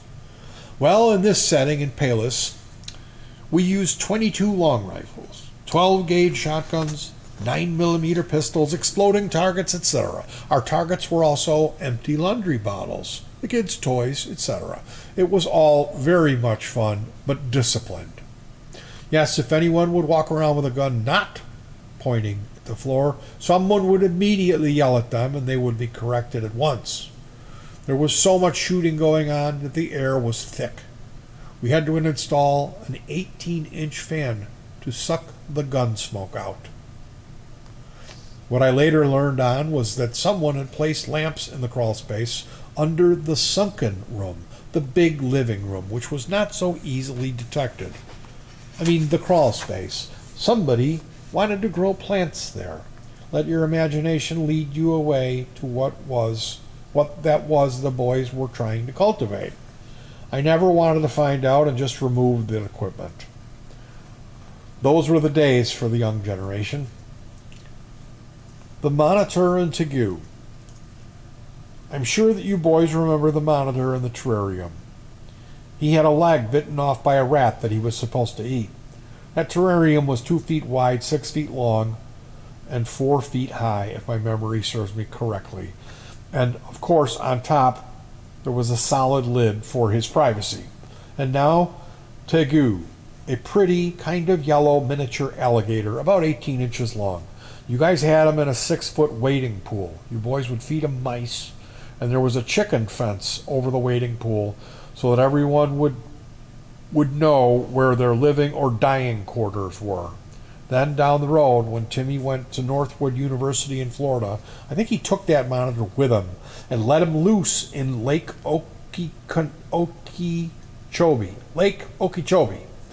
And here he lived happily ever after. The snake. Nephew or cousin Michael had a snake, some 2 feet long, if I remember correctly. His mom, Elfrida, chased him out of her house with this reptile. Needless to say, the snake ended up in Rick and Mark's front bedroom in a terrarium. I didn't care about snakes, but one night that snake was shedding its skin. I was fascinated and spent some time filming the event on an 8mm camera. Jumping over fire. In Palos, we had many oak trees. Some were over 100 years old. I cut some down that were either in the way or had a disease. And I'm a tree hugger. I planted over 100 trees around our property. We had more trees than our neighbors. Therefore, we also had more leaves to burn than our neighbors. Okay, big deal. On one occasion, we had this pile of leaves some 30 feet plus long and 8 feet high. Just at the end of a jump, which was part of the motocross track around the lot. Now it's time to prepare for the fire jump. At this time, Rick was about 15 years old, and this was a challenge for him. We began preparing for success and fun and trying to make sure that no one got hurt. Rick made a number of dry runs, which were an exercise of jumping over the leaves without the fire being on. I had a fire extinguisher handy and a short ladder which we could have used for a stretcher. We had a van as an ambulance nearby just in case. Well, hillbilly setup, but nevertheless, we had precautions. Give us credit or not. The jump was perfect. We had covered the vent hole up on the carburetor, and Rick said after the jumps, Dad, that was hot. I don't remember Monica, their mother, admiring these events. Tommy's first crash. Tommy was 6 or 7 years old then. It happened in 81 or 1982. He was riding a little Honda Z50 around the yard. The driveway was 300 feet long, and these kids wouldn't hesitate using the neighbors' yards. He was wearing protective equipment, but for playing ice hockey. Well, there is a nasty bump in the neighbor's driveway, and Tommy just flew off the bike. Being a dad, I thought it was good for him to put the bad experience behind him. I wanted Tommy to ride back to the house. Once I got to him, I pushed it back up to the house. We were inside, and I sat by him on the couch. He didn't seem quite right. I think his pupils were dilated. So, Dr. H diagnosed concussion. I loaded Tommy into my Volvo and took him to Palos Hospital. Monica had joined us. After going through the registration and all that necessary stuff, Tommy was laying on his back, reading stuff upside down behind him. Like, push for help or whatever. A good sign that the brain was recording correctly. After a while, the medical team got into the picture, okay? They wanted to give Tommy an intravenous injection, an IV. I asked why. Well, if his veins collapsed, then he can't be helped intravenously, she responded. I said, well, if he can read signs behind him laying upside down, this means his concussion is not a threat anymore. Yes, the nurse said, but if he needs fluids, then we can give it to him, okay? I told her, give Tommy fluids to drink the way that we drink. She was pissed by now. The nurse brought in a 7-Up can and said, drink, to Tommy. I said, if you were to drink a cold can of 7-Up, you might be affected. Give him time. Needless to say that the hospital staff was in and out and that there was a tense atmosphere. At that time, Monica was bitching against me taking the side with the institution. I did not want any needles to be put into Tommy unless there was a good explanation for me. And they didn't have any. So I suggested oral fluids. Who was I? The hospital did not like me. Tommy's mother, the beautiful lady, had convinced me that she was the one who should carry on my genes, was fighting for every step of the way, but did not buckle. No, not sticking needles into my son. Why? I did not allow it. No. They tried really hard to get the needles into him. They appealed to my manhood. Oh, he can't take it? I didn't like this cheap shot. Maybe they felt that my accent made them the last authority. The accent was on my tongue, not on my head. There was a commotion. I finally signed Tommy out of the hospital, signing all sorts of papers that I did this against the hospital's procedures, recommendation, and demands, etc.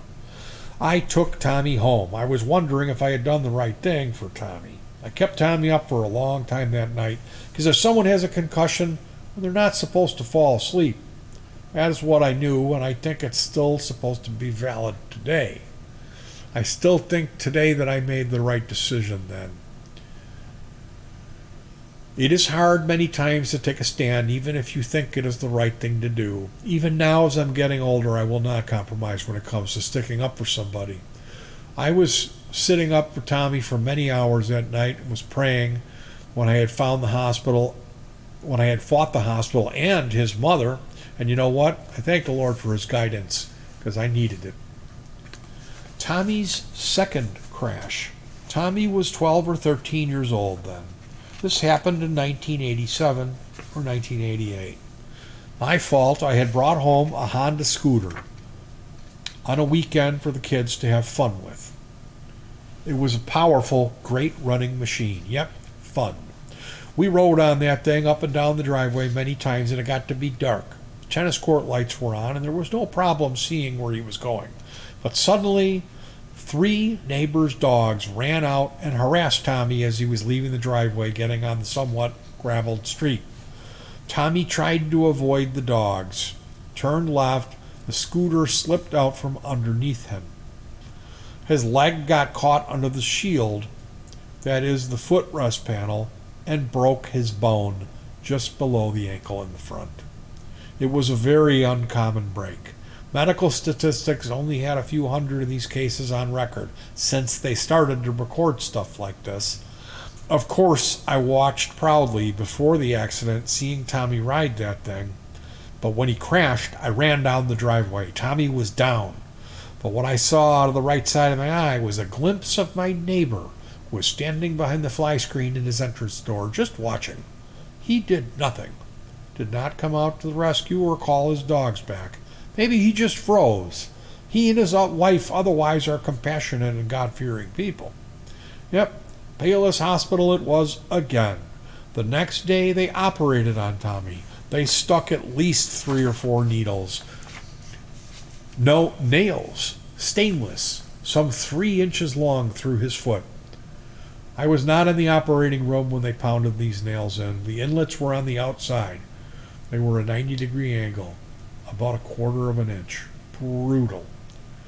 Then, I do not know how long it took, but it was 2 or 3 weeks the nails had to come out. I took that poor kid to the hospital. He was laid down on the table. One nurse held him down by his shoulders. Another nurse held one leg down while I held the other one down. The doctor had a crude-looking mechanics combination pliers in his hand. Tommy said, "This is going to hurt." Then doctor grabbed the eyelids, twisted them, and pulled them out, one nail after another. It was quite fast. When he pulled each nail out, there was a little stream of blood coming out from each nail hole. Maybe Tommy should not read this. He might get nightmares. When I took Tommy home with the full-length cast on his leg that night, he commented that it might be a good run on the skateboard to ride down the ramp of the hospital parking lot. This lifted my spirit because all the poor dude had gone through. The ordeal was a heavy load on me. Broken bones. Actually, I started this tradition. I think I was 18 or 19 when I was training for competition in Greco-Roman wrestling for championship in Hamburg. Eckhart, who was older, more experienced, and a class heavier than I, practiced with me, and he did a shoulder swing and broke my left collarbone. Schulterzug is when you grab your opponent's arm and quickly place yourself in front of him. and then put your butt under his belly, keep pulling, bend down, and he flips like an omelet. That part is cool. It's nothing spectacular. It just sounded like somebody broke a decent-sized branch. Crack! My left arm was immobile. It felt like a little bird with a broken wing. I couldn't lift it, and I don't remember many details, but we took a tram, a streetcar, and we ended up at a lady doctor's place. She placed my left arm in a 90 angle close to my rib cage, and then she taped it in place with medical tape. Mission accomplished. Now the collarbone, or cervical, what educated medical people would call it, was where it could not move for 2 weeks. We went back to the doctor using a tram, streetcars that run on rails that have overhead wires to provide the electricity to move the thing. We used the same transportation to get home that night, and then about 2 weeks later I visited her, and she ripped that tape right off. I had some hair on my chest at that time, and I think this hurt more than breaking the darn thing in the first place. Collarbones are not too bad when you break them because there's lots of circulation going on up there, and therefore they heal quickly.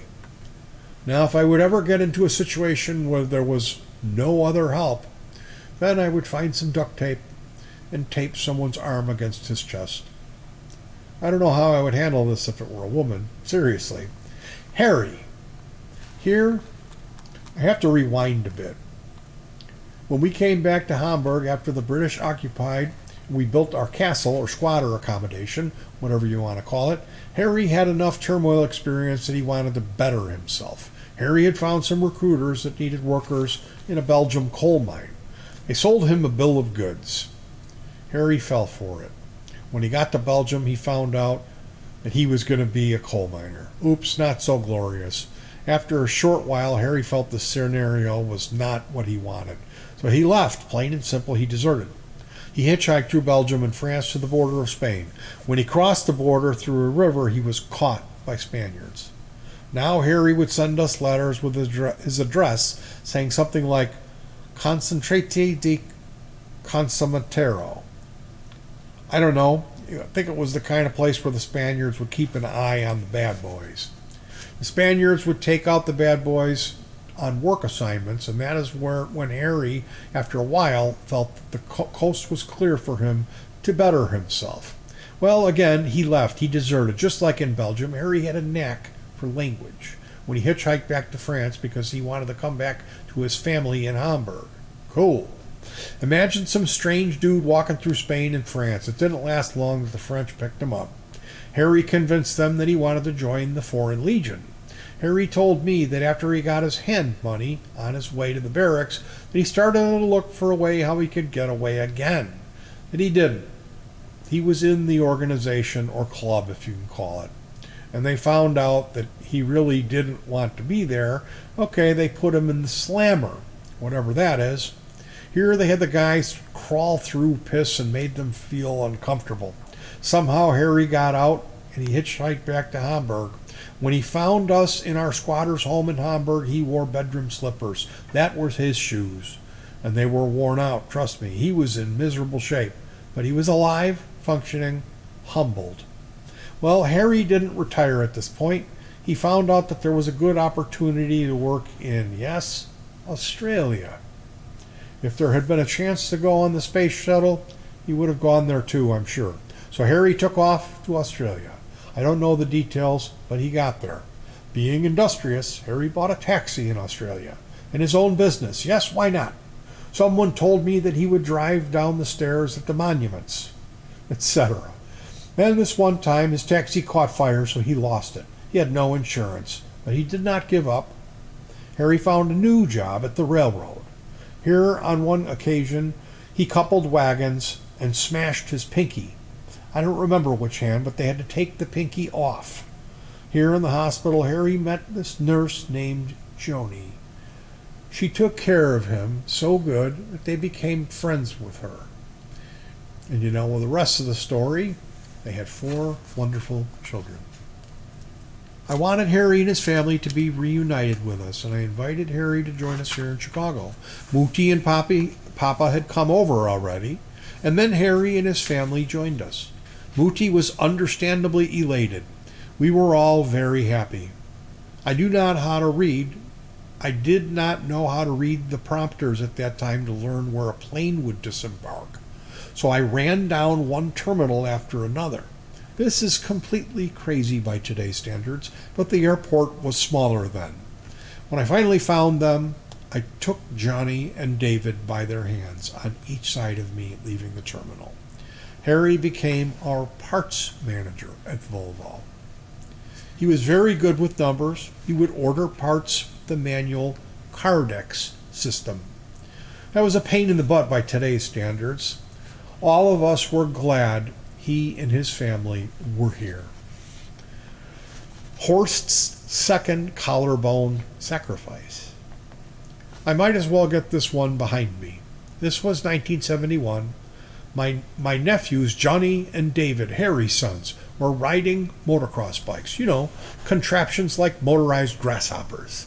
Harry, whom was also called Doc with us at this time, he was called Doc because he was very smart. We went to the Willowbrook Canal and rode alongside of it. It was a bike trail. I took a Jeep to Willowbrook with a trailer behind it, loaded with bikes. This was kind of my maiden voyage on this motocross bike. We unloaded and rode and raced along the trail along the canal. Of course, Johnny, the little punk, blew me away. He wasn't trying to, he was just good going at this clip. Then I lost control. The handlebars were moving left and right. Suddenly, I found myself flying through the air. Johnny told me later that I had hit a big rock. I landed on my head and right shoulder, and I was petrified that the bike, which was sliding at high speed on the trail, and it would catch up with me and grind me up. I saw this while I was some 8 or 9 feet in the air. Well, the bike had more metal parts scratching on the ground, while my body was sliding much better over the trail after I had landed. The sliding felt like horses trampling the grounds. My clothes were torn all over. I was bleeding, and I was worried that someone else might ride by and run me over. I crawled to the side of the trail. After a little while, Johnny returned and found me. I sat on the back of him on his motocross bike, hanging on to him with my left arm as he rode me back to the Jeep. I was feeling every little bump. Johnny was trying to ride as softly as he could. Johnny retrieved the bike and loaded them onto the trailer. At this time, I told Doc to not have another beer because I might conk out, lose consciousness. Doc would say, "Oh shit, man," and continue with his beverage. I then had the honors to drive the Jeep back with the trailer behind us from Willowbrook to Oquito Avenue in Bridgeview. When we got to Doc's house, I got kind of soft. I had Johnny disconnect the trailer, and I went home to Palos Park without having to pull that trailer behind me. By the way, that Jeep was a stick shift, which meant clutch and shifting, while my right arm was like a bird's broken wing, out of commission.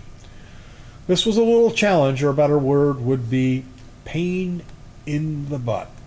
Well, when I got home to Palos, Monica greeted me at the door and casually asked if I wanted her to drive me to the hospital.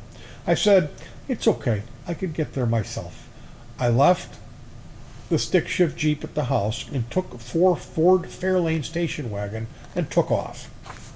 I entered the Palos Hospital reception, and the lady clerk took my information, and then she asked me what I was there for.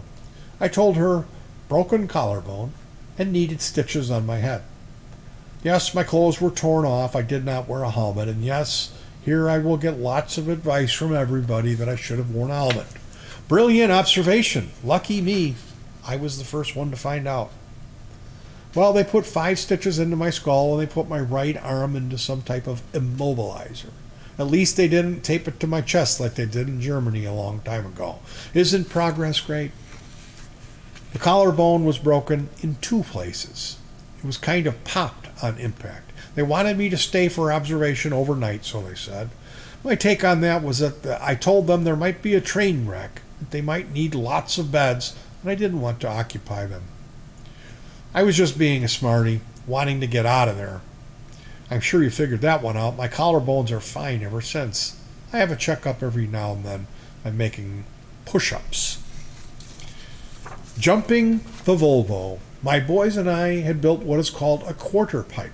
This is a contraption in which skateboarders use to go up and down on. Well, Rick had used this thing as a propelling agent to gain speed and height, which was needed to jump over the Volvo, which was parked in the driveway next to the quarter pipe.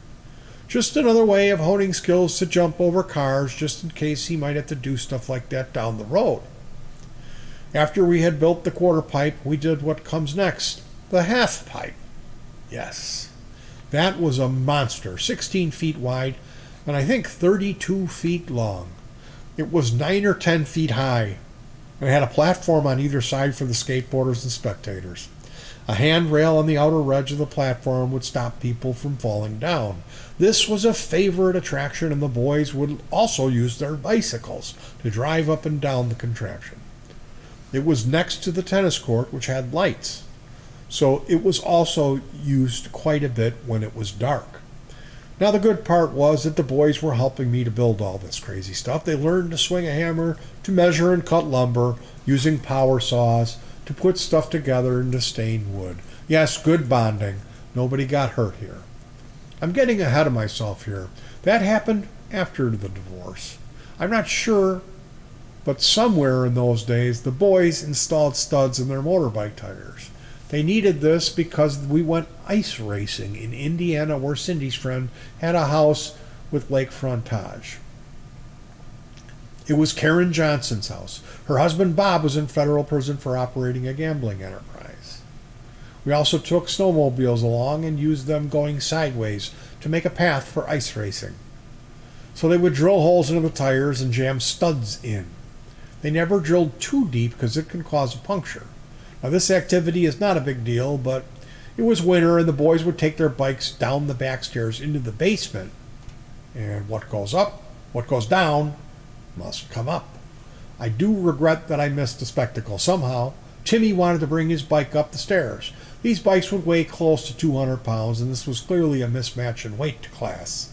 Timmy planned to compensate this situation by starting the bike up, putting it into first gear, and he would gently feather the clutch and walk the bike up the stairs. Well, the plan was good, but the execution had a flaw somewhere.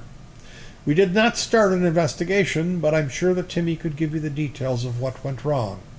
The darn thing made a backflip down the stairs. These bikes were built to survive crashes, and the bike was fine, and so was Timmy. Thank you, Lord. The pipe bomb.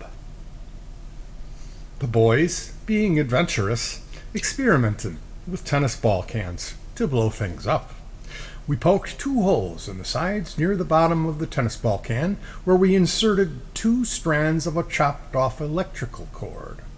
We left the insulation on so it would not short circuit at the can, and then we would connect wires and put about 2 inches of black powder into the can. On top of this, we would place the tennis ball and place the device in the middle of the tennis court. Then we plugged in the other end of the extension cord into the outlet by the light pole, and it shot the tennis ball out. It looked like an atomic mushroom cloud that was twice as high as the fence and took up the entire center of the tennis court. After a few of these entertaining activities, the boys wanted to move on and make a pipe bomb. Yes, a real one. Now, this is a deadly device that we are dealing with here. I drew a picture how the blast would blow out into every available direction, and that what we must dig out a dish so that the shrapnel, which are the pipe particles, would disperse in all directions, and that we would be below that range. We got us a galvanized plumbing pipe. I supervised the making of that thing. Very simple. Taking a 3-inch long pipe, then drill a hole into the center in which you insert a wick. Now you screw the cap onto one end, fill the pipe with black powder, screw the cap on the other end, and you've got it.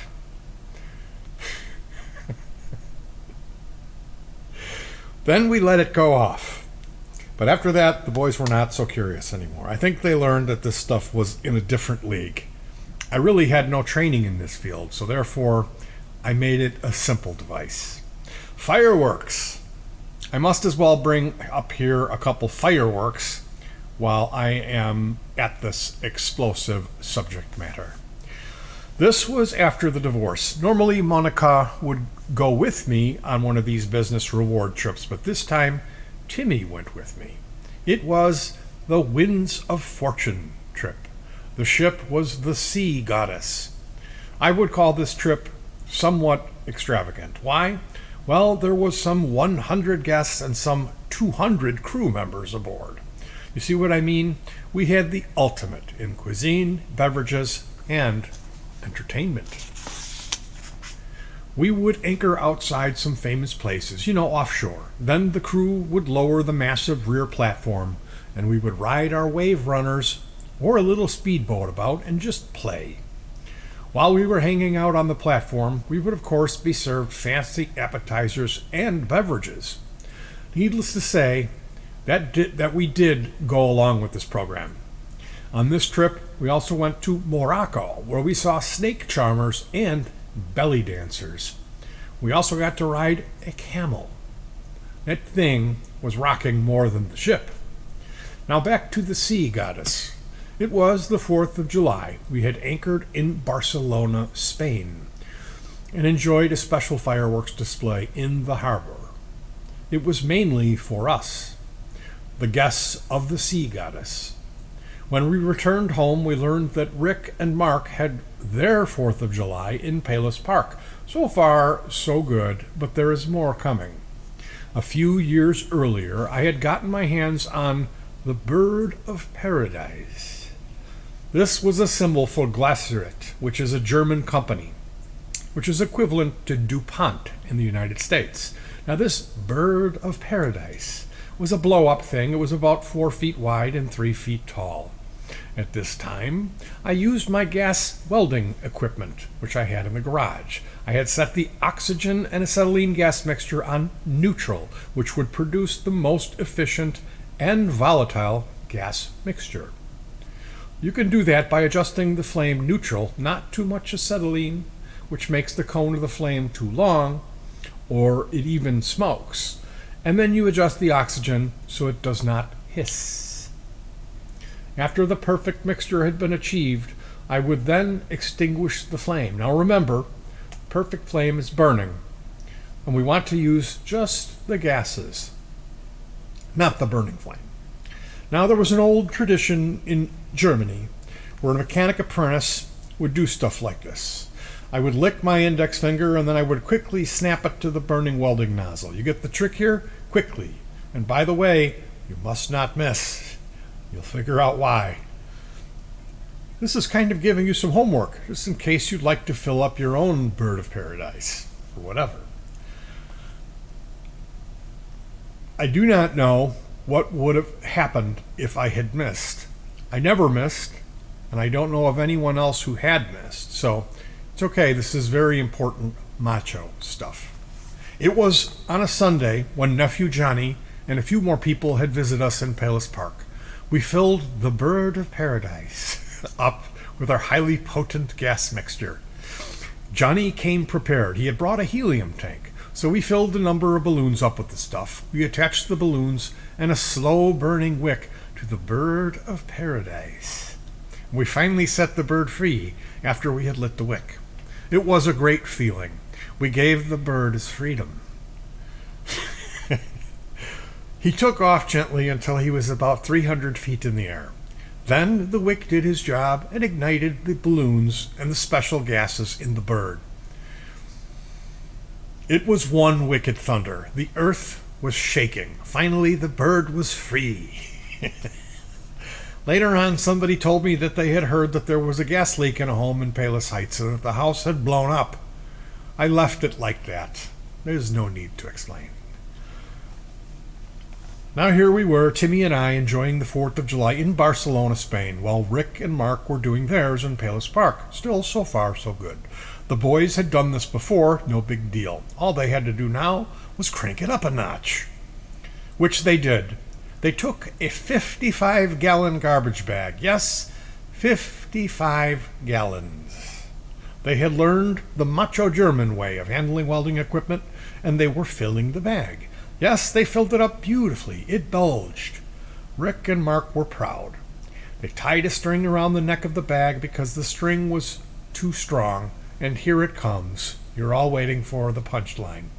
Mark cut the string, and when he saw a spark while cutting, static electricity had built up, and now it was time to discharge, and yes, it did.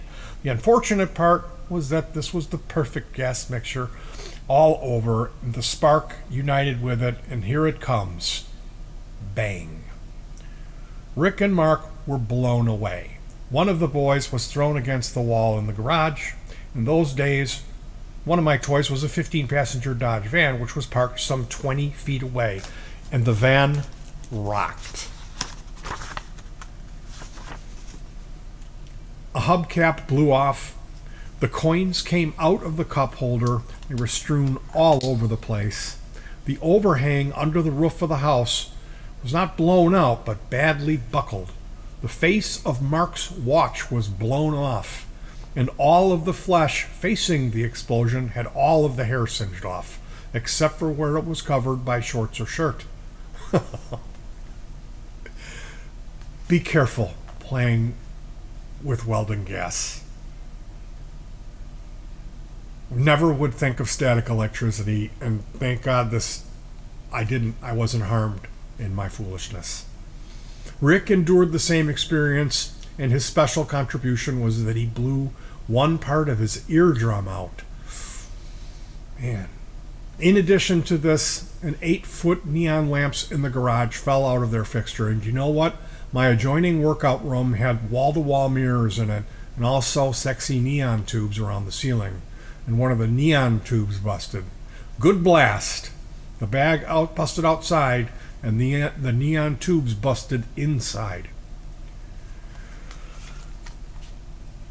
More fireworks. Now here is Nate. He will teach all of us a lesson that he paid for dearly.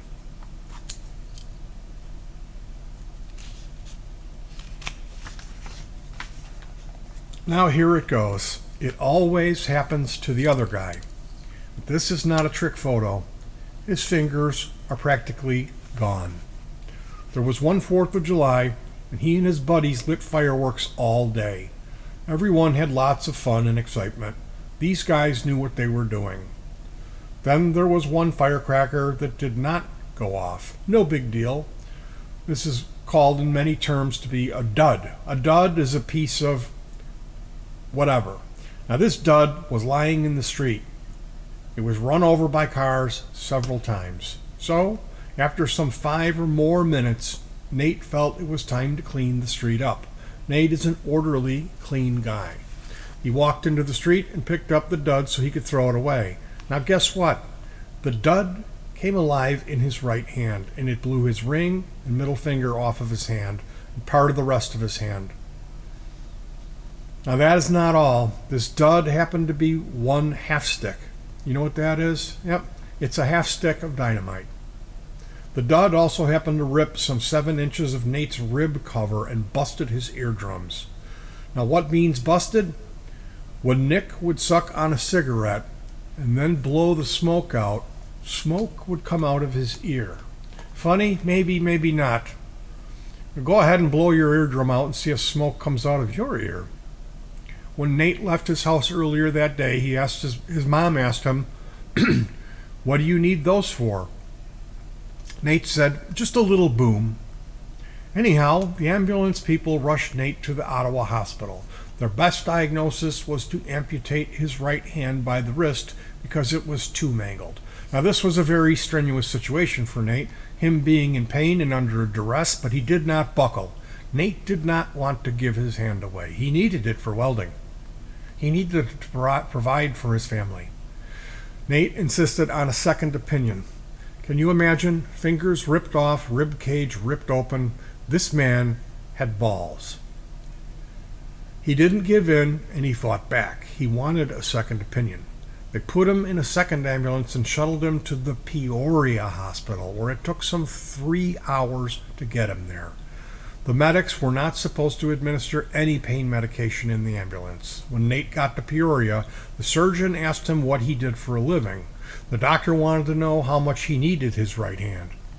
Well, Nate was a welder and he needed that to light torches and to weld, so the doctor did the best any doctor could do.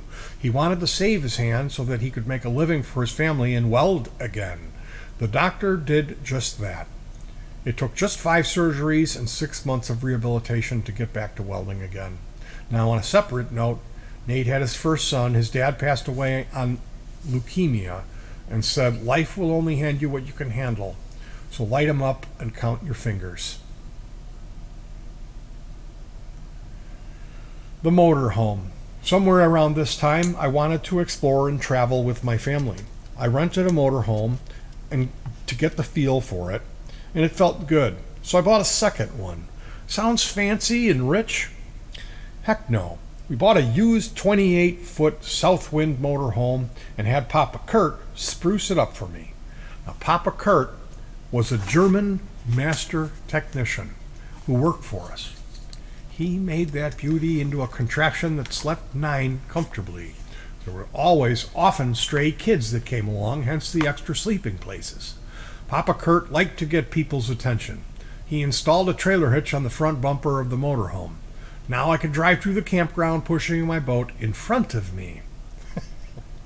I have not seen anybody do this. Cuckoo. I have not seen anybody else do cuckoo stuff like this. People turned their heads and wondered, did I really see that? Besides that, this is the ultimate in launching a boat. At that time, I had a 19-foot Renken open bow, 4-cylinder, inboard, outboard, Penta, Volvo engine. It was a nice little ski boat. When I first got it, it was a thrill. I never had a big boat like this. The first time I launched it, it was in the canal at Palos under a bridge. That was not really a launching ramp, but I didn't know any better. I backed that baby into the water, and I'm grateful still today that everything went well. The kids skied behind, we went fishing, cruising, etc. Good times. That was later on after the maiden voyage. We took the Renken with us to Kentucky, to Michigan, and wherever. And while I'm talking about boating, after the Renken, I got a 31-foot cruiser. Twin good-size engines. It was a Sea Ray. Yes, baby, here is a toy. It was a 1992 and it had only 200 hours on it. It was a jewel. At first, I moored it in Michigan City where I bought it. Then I moored it in Hammond, which was closer to get to. Before that, I moored it in Michigan City. I have good memories, but also a sad one. I had a relationship with Linda, last name withheld. We had good times, but somehow parted company.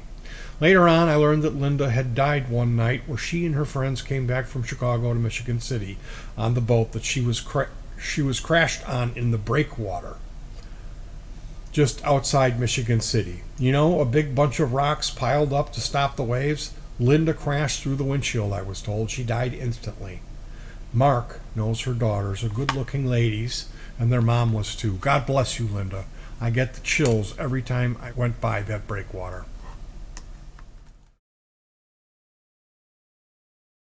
Papa got a stroke. That is my Papa, Muti's husband. Muti took care of Papa for a number of years after he had his stroke. Muti was changing the sheets, cleaning him, feeding him, etc. Muti was a saint. Gunter would visit Muti in the morning and help, and I would do that in the afternoon. Then Papa passed away. Before that, when I saw the writing on the wall, I understood that it was my duty to put Papa into the earth, to bury him. I did not know what to do. I drove through the areas where there were cemeteries, in Alsip, Western Springs, and who knows where all I drove around. Papa was still alive. I felt guilty, like I wanted him to die. Lots of tears running down my cheeks. I didn't care. This was worse than digging trenches in Poland when I was just 14 years old. But what do we do now? We run around in circles. We want to make things happen, and God lets us do that. I found out that the cemetery which I finally found was the same cemetery that our Palos Church used. It was the Bethania Cemetery in Justice on Archer Avenue. Der Mensch denkt und Gott lenkt. In English, that is, man thinks and God leads us. Well, That is where we put Papa to rest. That was when we humbled ourselves, and I think it was especially I who learned that there is an end in life somewhere for all of us. And while I was at it, I bought a bunch of grave sites for my brothers and their wives. Now, this cemetery are resting Opa Hansel, Oma Muti, Brother Harry, who we also called Doc, his wife Joan, and their son David. Harry gave David his middle name, Horst. Doc must have had a reason for that because I think he wanted me to look after his family after he was gone. I will remember to get to this later. Muti. Muti belonged to a church in Bridgeview.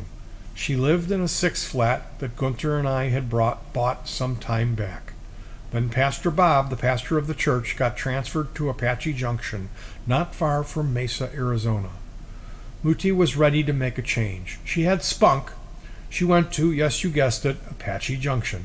She bought a house there at the foot of the Superstition Mountain.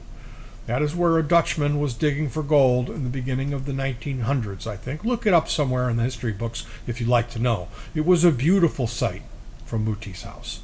There was one occasion when I went to Volvo new car introduction meeting in Phoenix. This was not too far from Muti, so I visited her on my way back. She lived in an area where all the houses were just recently built.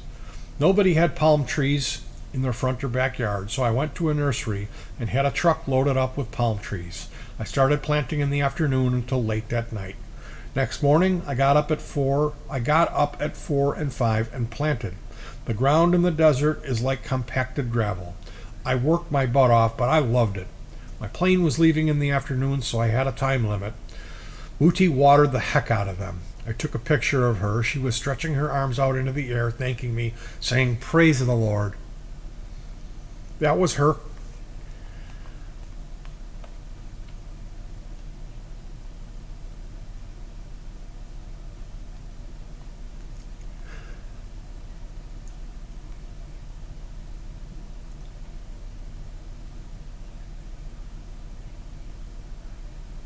That was her calling card. I'm sure you can imagine how that makes a boy feel about his mom. Visiting Muti. Then one summer we were going to drive to Apache Junction in Arizona to visit Muti. We loaded some 6 motocross bikes into my snowmobile trailer and lots of riding gear. I had a second cigarette lighter installed in that van. Then I double-plugged a double outlet into the 2 sockets so that we had now 4 places where to plug stuff into. We had a television on in the console that we, including myself, could watch while I was driving. Highly illegal nowadays. We had all sorts of little video games, etc., that the boys were playing, so that the ride to Arizona was entertaining. So we were a bit ahead of our time. That then was where Pac-Man exited, young and old. I think we drove straight through to Arizona, no sleepover along the way. We attended the opening of a new church building that Muti belonged to. We befriended us with Pastor Bob. Then we hit the desert with the bikes. At one time, I got Pastor Bob to ride one of them bikes, and he did not crash. I think it helped that he was a man of the cloth and had connections. The boys were riding harsh through the desert. Rick and Mark and I would leave the base where Tommy and Timmy would ride around so that Muti and Monica would be there looking after them. Rick and Mark and I were riding. We came to a little river that seemed kind of shallow. Mark didn't waste any time. He ventured right into the little shallow river. Mark was halfway across now, but the water was so deep that his bike floated out from under him and drifted down that little river. Mark scrambled after his machine. He struggled it away from the stream and dragged it ashore. Whoopee! Mark was soaking wet. Mind you, we were all wearing full motocross equipment. Only Mark's was just washed in that clean little river. We made our way back to the base, drained the water out of his bike, and got it running easily. It was a 125 CCM Honda 2-stroke. By then, Mark had dried off, so we took off again. Good memories. Then on the drive home, I believe it was in New Mexico, we bought mounted horns of bulls for souvenirs. We still got them. Taking the kids to hockey, etc. I always had a big van to take the kids to hockey games, swim meets, wrestling tournaments, etc., mainly on Saturdays. Gunter kids were in on all that stuff too, so they were part of the cargo many times, plus some more stray kids. Of course, Gunter and Elfrida chauffeured the kids around too. When I was driving on the toll road, kids were kind of bored and kept each other busy by poking at each other. Nothing mean, but they were athletes, mind you, just friendly fighting. Well, the van was rocking. I would yell at them, I would whistle loud, and I got pretty good at that. You know what? Nothing. So in my infinite wisdom, I would slam on the brakes, everyone would fly forwards. In those days, seatbelts were something from Star Wars. I would pull over anywhere on the tollway, and everyone was kind of traumatized. I would yell at them. I had them get out of the van and make them do, you guessed it, push-ups. I worked for many number of years in my shuttle carrier. If we do stuff like that nowadays, I would be led away in handcuffs for child cruelty, endangerment, traffic menace, etc., etc. Well, I'm glad that I lived in those days and just did my thing, and we had fun.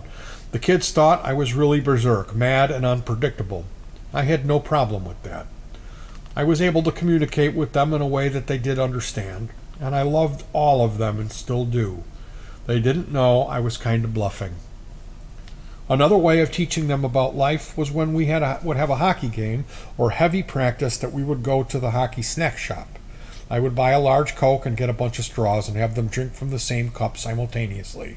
I wanted the kids to learn that they have to make ends meet with what they have, not teaching them that there is an abundance. Suicide. We had our business on 7720 Stony Island Avenue in Chicago. There I would write up all the repair orders and sale invoices and payroll. There was one occasion when a customer whom I was actually close with, I was close with all of our customers, but he was the judge. His name was George S. That as far as I will go to respect him. He bought his Volvo brought his Volvo in for some minor service. When he picked up his Volvo, he kissed me on the cheek. Wow, I let it happen. I asked no questions. George paid his bill, hugged me, and he left. A week later, George shot himself. I did not prod into why and what situation. George was gone. His daughter and son-in-law were both attorneys, and he was a jazz music player. We were good friends of mine. Penny married Stuart Katz, and he was a good mentor. I told him how the Catholic Church was trying to exploit my situation. Being a Lutheran, trying to marry a Catholic woman, Stuart told me that there are good and bad people everywhere. Associate with the good people, wherever they come from. Stuart was Jewish. But you know what our Old Testament is? Their Bible, the Jewish Bible. I found that out when I went to Jack Oberlander's funeral. Jack was our first outside accountant, comptroller. He would wear a special pencil over his ear, and he gave us our first adding machine. That monster adding machine was manual, and yes, it had 100 plus keys. I used it for everything. You punch the numbers in, you pull the handle on the right, and whoopee, there was the answer. Well, we were very grateful that Jack gave us this great office business tool. It was only appropriate to respect and return his office machine in good condition. I sent it to some outfit that would specialize in reconditioning stuff like that. Nowadays, we have all sorts of computers and a bunch of people in our companies who are servicing them.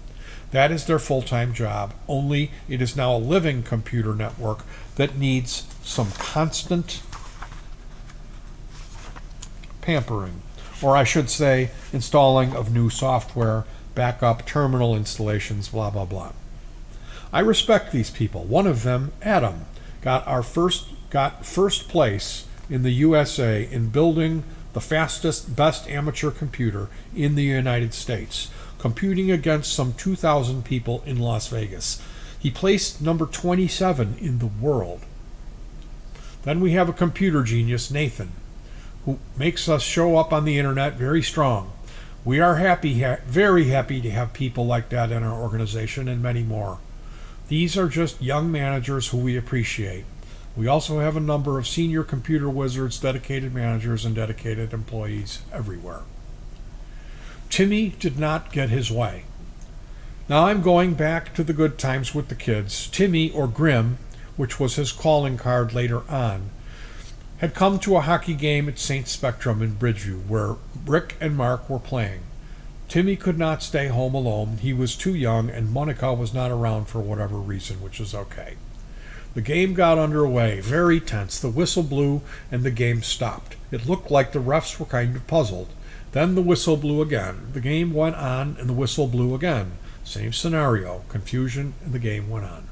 Well, later on, Timmy told me that he didn't want to be at the game, so he wanted to be thrown out of the rink so he could be taken home. He was the one who blew the whistle. Innovative at that age, young of an age. Timmy, being the youngest one, had it harder to compete. Nothing wrong with him being young, but he had to compete with his older, more experienced brothers, which he did good. Maybe that was to his advantage, having to compete with guys who were older than him. A shot to the kidney. Yes, it was Timmy again. They were playing paintball war games at home. We lived at 8315 West 125th Street. Paintball wars are when people, not just kids, would shoot half-inch plastic balls at each other. These things are filled with paint. Yep, you got hit and you had a 3-inch paint stain on you, wherever you got hit. These pistols would propel the paintballs with some kind of gas. So there was some power behind them. When somebody shot Timmy in his kidney, Timmy was like a squirming worm. He lay in the grass, moving around in unbelievable pain. The side of his body where his hit swelled up badly. He screamed in pain, and I didn't even provide a cool pack right away. I felt bad, sorry for him. Then, as the paintball fight went on, Timmy went to the top of the roof of our ranch house. He shot everybody on the ground. Timmy got one up over everybody. Yes, he came back. There was lots of bitching and complaining going on, but he came back. He was the king of the hill, yep. He got him. Timmy arm wrestling with Dad. Somewhere here it was late fall or winter. Timmy wanted something. I don't remember what it was. Something little, immaterial, stupid, or whatever. Timmy wanted his way, and I disagreed with him. We were talking calmly, making our points.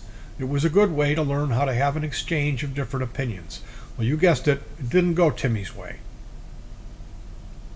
I had no problems about staying calm. I knew this was a way for Timmy to understand that there were different ways to look at things. But no, Timmy did not see it my way. I must have done a bad sales job. Timmy was very serious and told me what he wanted, period. He was very calm and he made his point very clear. And now what is next? He didn't get his way. Timmy gave me an ultimatum. He said, if this does not happen, I will leave. Timmy was very mature, serious. It was cloudy outside. It was chilling. It did not want to aggravate and push the envelope. I did not want to play with the kid's soul and be a bully. This is another part of being a dad. You want the kids to do well, to progress. You don't want to make them know that you know better, even if it is crystal clear what you do. You want to guide them. You want them to make the progress. You want them to develop that and more. So here we were, a divorce with my youngest. Timmy said, Dad, I mean it. I said, Timmy, I don't want you to leave. I love you. But if you want to leave, then I will miss you. And you know what? My heart broke. Timmy packed his hockey bag and he left. Actually, it was wintertime. The snow was falling. Timmy walked off into the woods down the street. Now, mind you, that was 300 plus feet away from my house. At that time, the lot across the street was not built up. It was wooded. Timmy was walking away with his hockey bag on his shoulder. He sat down in the lot across the street from us. I was concerned about Timmy, but I also wanted to let him have his way. He sat out there in the winter with his hockey gear. Okay, now what? That is what I wanted Timmy to learn. I still feel bad about Timmy being out there in the cold, just being a fatherly parent. Time went by. Of course, it got dark. I was looking through the window a number of times in the woods, but I could not see him. Several hours later, Timmy came back. I gave him a hug and I told him I love him. Bad boys in high school. Altercation. As usual, I was at work. I got a call from Sandburg High School. Okay, what can I do for you? A lady told me that Rick was in an altercation and that he had been suspended for 1 week. I was concerned and I told the lady that I would come to school right away. When I got there, the principal told me that Rick had fought 2 boys. Somehow I was able to get Rick to tell his side of the story. Rick, who was a junior at the time, told us that there were 2 seniors who would harass Mark on a regular basis. Mark just happened to be a freshman. So Rick testified that they were these 2 guys who he had crossed paths with in the hallway. Rick told one of them to lay off of Mark. This was not too well received by the seniors, and Rick and one of them got at it. It just so happened that Rick clearly got the upper hand in this encounter. Then one of the underdog's buddies jumped on Rick's back. Rick had trained some wrestling, and he got this dude who had jumped on his back by swinging him around so that Rick landed on top of him. Needless to say that Rick pummeled this dude thoroughly. There is another word for Rick: beating the snot out of him. Rick had marked the guys up pretty good. Marked up is another word for having delivered black eyes, etc. Shiners. Rick was working the second guy over until a teacher who just happened to be around pulled Rick off of him. Now Rick, who was supposed to be suspended for a week, and his partners were going to get 2 or 3 days.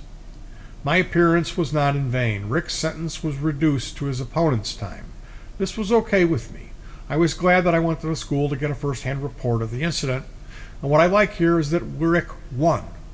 Yes, but more importantly, to me, that is what brothers sticking up for each other. I hope and pray that they will do that for as long as they live, all of them. POSA, Palos Orland Swim Association. Of course, the kids were in it, and their cousins, which includes champion swimmer Sonia, Gunter and Elfrieda's daughter. The coach's name was Gilbert. He was a character. He was good. The kids were coached, trained to swim often. So one Saturday morning, I remember I took the kids to swimming practice, which started at 7 a.m. It was en route 83 of the Southwest Highway. It was kind of foggy. The coach could not see the other end of the pool. Gilbert would yell to his swimmers, "Hey, you down there?" And what would they do? They swam to the other end, and then a couple of kids would swim back, and then a couple of kids would swim back. They did this to stall a little. I don't blame them, but the coach knew their little game and put some humor into it. The boys were quite busy with sports, and other times were trying to get around it, which is another word for dodging it. But this happened very seldom. So the boys told me that the swim training for a certain Saturday had been canceled.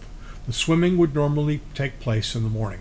Coach Gilbert was driving a Volvo, so it just happened that he came to my place in Palos on this Saturday to ask me to get some parts for his brakes that he was working on.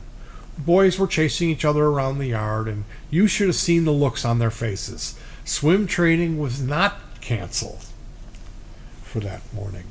The boys were embarrassed. We did not make a big fuss about it. Coach and I had a beer, and life went on. The chicks are leaving the nest. Rick left for Northwood University. I remember him driving away on our long drive in his Volvo. I saw the taillights, I waved, and my eyes filled up with tears. I knew that a new chapter in mine and my kids' life was in the making. When the time came for his brothers to leave for college, it was the same feeling. I was just sad as when Rick had left. Strike this last paragraph because I'm a tough guy. At this time, Monica was already gone. I was there by myself, and Rick was by himself. Doctor, I don't want to sound like a dickhead, but you remind me of a used car salesman. Timmy was at Northwood University. It was kind of late one Saturday evening. I got a call. Timmy told me that he had a broken leg, that he had been skiing behind a truck through the woods, and there were too many bare spots which made skiing uncomfortable, so he opted for a saucer of some kind. Okay, now the thing would swerve from side to side until it finally hit a tree stump or something like it. This caused Timmy to be propelled through the air, which is all good to this point. Only when Timmy landed on his feet, which was good, only one foot broke, which was not so good. You know, like when landing gear on airplanes sometimes collapse when landing, just like Timmy's landing gear. This had happened on Friday night. College parties were going on, and his fraternity brothers assisted him, by putting his arms over their shoulders and not using the defective leg. They took him to different gathering places. This is what fraternity brothers do for each other and more. Timmy's foot was causing pain, but it was controlled for the time being. I believe by the different doses of whatever they served at these gathering places. Now comes Saturday. Oops, that leg looks pretty bad. It grew considerably larger. Now it was time to get him to the hospital. Admittance and all of that crap. X-ray and now to the doctor. Your bone is broken. You will get a plate and 2 screws installed this afternoon at 3 p.m. That is what he ordered. He was in charge. Broken bones was his business. He must have had these college kids previously, and some may have ticked him off, so he seemed that this healer had a bit of an attitude. Timmy, or Grim, which is his adopted name, said, "Could I talk to my buddies who brought me here?" The doctor was not impressed and suggested differently, so Grim thought he would like to talk to his dad in Chicago. Here the medicine man stood up on his hind legs and said, "If you want to go to Chicago, then take your leg with you." Now imagine Grim's leg broken, swollen beautifully. The party effect had worn off by now, and the pain was telling him something. Grim's comment to the doctor was, "I don't want to sound like a dickhead, but you remind me of a used car salesman." Grim was not impressed by the doctor, who thought he had just another goofy college kid on his hand. He refused treatment and signed himself out of the hospital. Can you imagine this? There was lots of pressure on Timmy and persuasion and lots of paper to sign. Lots of mental persuasion. No, Timmy did not buckle. I am proud that he stood of his ground. Then Timmy talked to me late that Saturday. I had me a couple of cool ones in me, so I did not want to drive to Midland, Michigan. So I told him to take a plane, which he did. Timmy flew in on Sunday. I picked him up from the Midway Airport in Chicago, not too far from Palos Park. On Sunday, I made some phone calls to an orthopedic doctor whom I was befriended with. He was a God-loving man who had several kids himself. He said he would see Grim on Monday, 9 a.m., which he did. His medical office was on Southwest Highway next to a hamburger joint. He manipulated Timmy's foot, put it into a preliminary cast, took an X-ray, evaluated Timmy's break, said, "If you want to compete in Olympic pole vaulting, then you should have a plate and screws. Otherwise, a cast is fine." Guess what? Grim has played many hockey games since, being a digger in the corners during the hockey games, so Peter, his cousin, told me. Peter is himself an explosive hockey player who is exciting to watch. Since then, Timmy has been competing successfully in many motocross events with his brothers. He also has been beating his brothers at the track many times. Timmy also got himself a crotch rocket and was training to race on a closed-circuit tracks.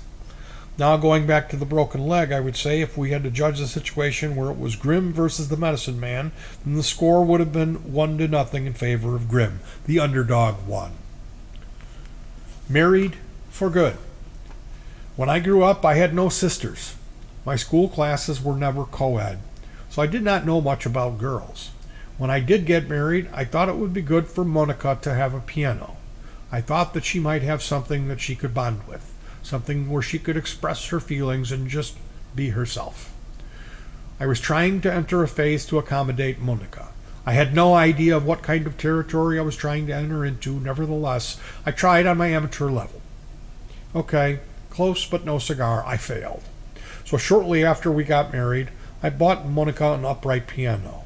No, it was new, it was black, good looking, and made by Stark. Monica was playing the piano well with sheet music, and I'm sure she is still playing good today. Then at one occasion, not long after we got married, Monica asked me, "Is this my piano or is this our piano?" Of course, me being a tough guy, I said, "If you want a divorce, then I throw the piano right out the window and you right after it." There was no more conversation after this, but you know what? Guess where the piano is now? It is in Orland Park in Monica's house. Anyhow, our relationship was quite good for a while. We didn't have a contract with Monica's parents for a few years.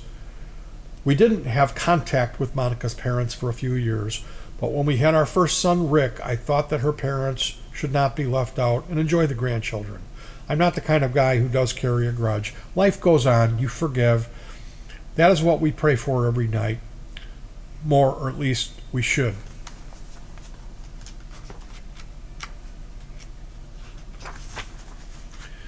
To begin with, the relationship with the in-laws was okay for a while, but then it became more comfortable. They visited us more often than we visited them, etc. Then Monica's mom would put her weight around. At one occasion, she said to little Ricky in my presence, "Your dad drinks too much." Kind of an inappropriate thing to say to a little boy about his father. Maybe Dora felt that her husband drank too much, and that's why she labeled me like that. She never told me that to my face, that I drank too much. The warmth and coziness had worn off. Monica's dad belonged to Schiller Leider Tafel. That was a German singer club that had their own club building. It was quite an impressive bar, but its crown jewel was not the center of attraction whenever I visited there, which was not often. Dora's husband was a waiter by trade, but Dora told me that Nico knew how to work in a body shop. I gave Nico a job in our body shop. Needless to say, it didn't work out. Dora was trying to help her man to advance. I give her credit for trying. I transferred Nico to our parts department, where he did his own thing. He would remove parts from the shelves and then wipe out the shelves and put the parts back in.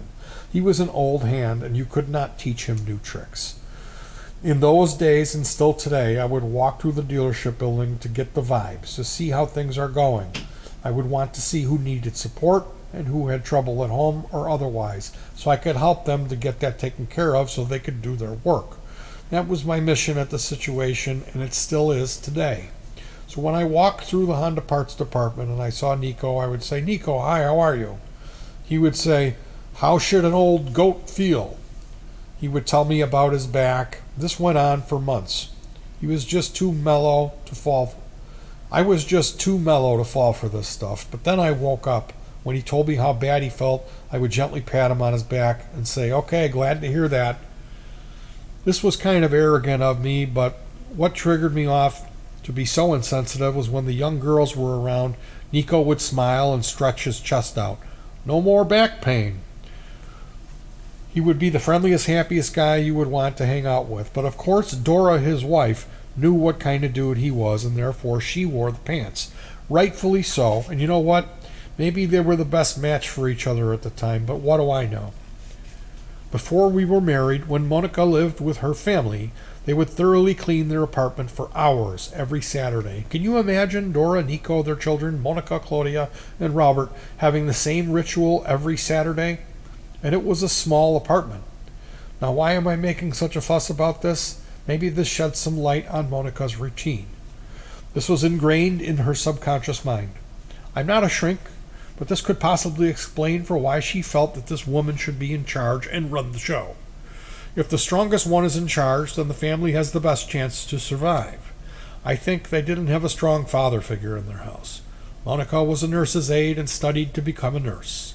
She took her work very seriously. Her mom, Dora, was a nurse in World War II, and thereafter, so I think I respected her for this very much. When Monica and I got married, she was our first receptionist at 7920 Exchange Avenue in Chicago. She took a strong stand that she shouldn't answer the phone. Her reason was that whenever anybody called, they asked for me. But yes, that changed when people would ask, "When is my car ready? How much do I have to pay? When can I bring my car in?" etc. Monica was a hard worker, organized, clean, very good and professional. Then we expanded. We got a Volvo franchise. We moved to 7720 Stony Island. But here demographics changed after a few years. Business got tense, so we bought property in Lisle. We built a Volvo dealership there and almost lived happily ever after. Then we got more wonderful children, and that is what I live for. There was one situation when we lived in Palos. Our Monica was in labor, and I drove her in the morning, rush hour, to the hospital. She was in the front seat of my 122S Volvo, and she was squirming in the passenger seat. I was tense.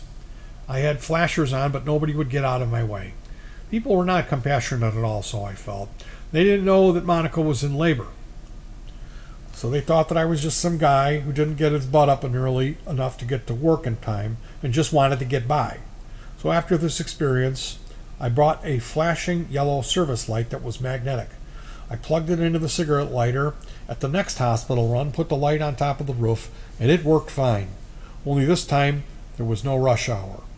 Then I made this light available at work for anybody who could use it in a similar situation there were a number of people who took advantage of it. We grew apart. Years went by. I spruced up the ranch in Palos Park, but I think Monica and I grew apart. I was not disappointed. I thought this is the way it was in life. Passion wears off. I enjoyed raising kids. I lived the family life. I built a garden, a tennis court, treehouse, new custom kitchen with double oven, etc. I had at times 8 pizzas in the ovens when we had the hockey team over. Monica was fine with all of this. Monica was a home mom. Rightfully so. She helped at the school and hot dog days, etc. But Monica got more and more sidetracked. Sometimes she wouldn't make it home in time in the winter to let the kids into the house after school. It had snowed and it was cold. It had snowed and it was cold, so the boys found shelter in a motorhome, which was parked next to the garage. They stayed in there until she came home. Mark had a chance in Sandburg High School to move up one year in German class. Monica vetoed this, and the teacher, Frau Schmidt, was understandably glad to have an advanced student in her class. This was, of course, not in the best interest of Mark, but unfortunately another opportunity for Monica to have her way. As I said earlier, we grew apart. Monica spent lots of time at school with hot dog days, etc., and I didn't want to make an issue out of this. Sorry, Mark. Mark was fluent in German. So we went on a trip to Europe to pick up a Volvo in Gothenburg, and then drove it through Sweden onto a ferry, drove through Denmark, and then along the Rhine River. Here in Germany, we would eat in restaurants. Mark would feel comfortable enough to walk up to someone's table and ask them what they had on their plate and how they liked it. So this is clear enough that he would have qualified to move up a year in German class, but Monica said no. Then she wouldn't make sandwiches anymore for the boys when they went off to school. That is when Rick got ticked off one day and said to himself, if Mom has the time to go to the north side to visit her family and no more time to make us a sandwich, then she can take her time getting there. So Rick changed the spark plug wires on her 122S Volvo so that the 4-cylinder Volvo would only run on 2 cylinders. Rick didn't tell me this in advance, but he told me after the fact. So obviously the tension between Monica and the family was to the point that Rick felt compelled to do something on his own. Does that say something? Sorry, how did the rest of the boys feel? That day when Monica came back from the north side, she yelled at me at what kind of piece of snot that Volvo was. I did not know what had happened, but I stayed cool. When Rick told me later on what had taken place, then I understood. So yes, we kept growing apart. Then there was the situation when I had brought home a 28-foot Southwind motorhome, converted to sleep 9 people comfortably. We, the family, were going to Kentucky. There were lakes, camping, fishing, water skiing, carnivals, miniature golf, and more. I dragged our Renken ski boat behind the motorhome on the trailer. Well, the night before our departure, I was parking and attaching the boat. Monica was helping me fill the compartments in the motorhome. Then, as she was stuffing blankets into the overhead compartment behind the driver's seat, she said, "I'm not going." I didn't react to it. I thought it was just another angry poke at me, so I kept packing, and so did she. Monica is very good at packing for trips. Now every time when I pack for a trip, I wish she would do it for me. I'm just fantasizing. So the next day, she wouldn't go. I was shocked, but I didn't show it. Somehow at that time, Christine Downs comes to my mind, whom Monica was close. She divorced her husband also. The kids and I took off for Kentucky without Monica. We had the motorhome, but we rented a cabin anyhow when we got there. It was nice, and we were relaxed, and Monica was not there. We were there for almost 1 week. There was a fishing contest for deaf people. Rick became very friendly with a beautiful young deaf girl. Rick would not come home at night when I thought he should have. I was worried that they might get carried away at the moonlight. I was worried. So in my infinite wisdom, I decided to leave one day early. Now in the meantime, Monica had almost a whole week for herself, whatever she was doing, but she decided to join us on that last day. She drove down to the Kentucky campground that we had left one day earlier. What a coincidence. It was very impressive that Mark had learned sign language here in such a short time, and that he would communicate at ease with deaf people. So Monica and my relationship did not improve. Monica wanted new carpet in the house, which we needed, and I said yes, if you act like a regular wife. I don't expect any deviant sexual acts, but I want you to act like a wife. Monica raised her voice and said, I will never get a new carpet. I patched the carpet where necessary and learned that Monica had given tours to ladies that served at the school on hot dog days. I was not bitter. After all, it was for better or for worse, till death do us part. I had a family, and we, the boys, and I did all sorts of stuff. We found a run-down bobcat in Palos Park, and I bought it for cheap. The boys and I worked on getting it running. It was a good project for bonding, and it did. Rick and Mark started their own business, R&N Landscaping. They printed and distributed their flyers and got jobs in the neighborhood and did whatever it took. The boys used the bobcat to move dirt for people, but they also used it to build their motocross track around the house with jumps and berms and all. R&N Landscaping. My boys had at one time a job near my house. R&N means Rick and Mark. I'm sure you figured it out. One job is where I joined them, just to be with them in Palos Park, not far from our house. I came along just like a regular Joe. We raked and burned leaves. The boys were to get $45 for the job, which was lots of money in those days. When they were done, the people gave them $65, for they felt the boys had done such a superior job. I had supplied the equipment and gasoline. Now Rick, out of his good heart, felt that he wanted to reward me for my contribution, so he gave me $2. Yes, I was very happy.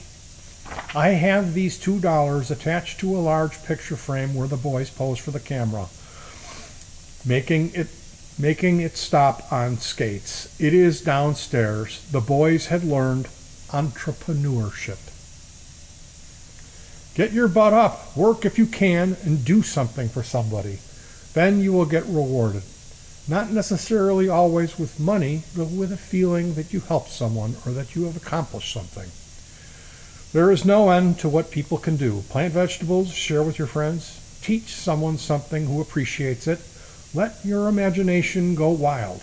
You will feel good, and it works. Yes, that's what it's all about. The blessings will come. So I enjoyed my life then, mainly with the boys, and I thoroughly enjoyed it. But then I also played ice hockey for one season once a week. It was in the lowest league available, the Oak Lawn Park District. Monica befriended herself with the other ladies, and there is nothing wrong with this. But it could also lead to coaching by these ladies on how to deal with him, especially when the bad-mouthing goes on. Whenever I had contact with Monica's ladies' friends, they acted cool towards me. Monica had also talked to Pastor Bash about me one Sunday in his sermon that he preached. He was a marriage counselor, and that people should come to him. While doing so, he looked at me most of the time. Maybe I'm reading more into this, but maybe not. It was customary for him to leave the pulpit and preach from the aisle. Monica read the book in which there is one chapter, The Narcissist. She tried to turn everybody against me. It became more and more tense. Timmy and the handcuffs.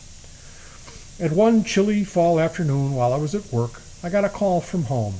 It was raining lightly. It was one of the kids who had called. I do not remember who it was. I was told that Monica had dragged Timmy out of the house and had handcuffed him to the trampoline. The kids had a set of real handcuffs that they goofed around with and otherwise played with, but Monica had used them to restrain Timmy in somewhat of a brutal fashion. I think Timmy had insisted that he wanted to go to the mall, and Monica disagreed. There were kids around, and Monica made a point that she had it her way. She was in charge. Yes, she was in charge, but I think she could have handled it differently.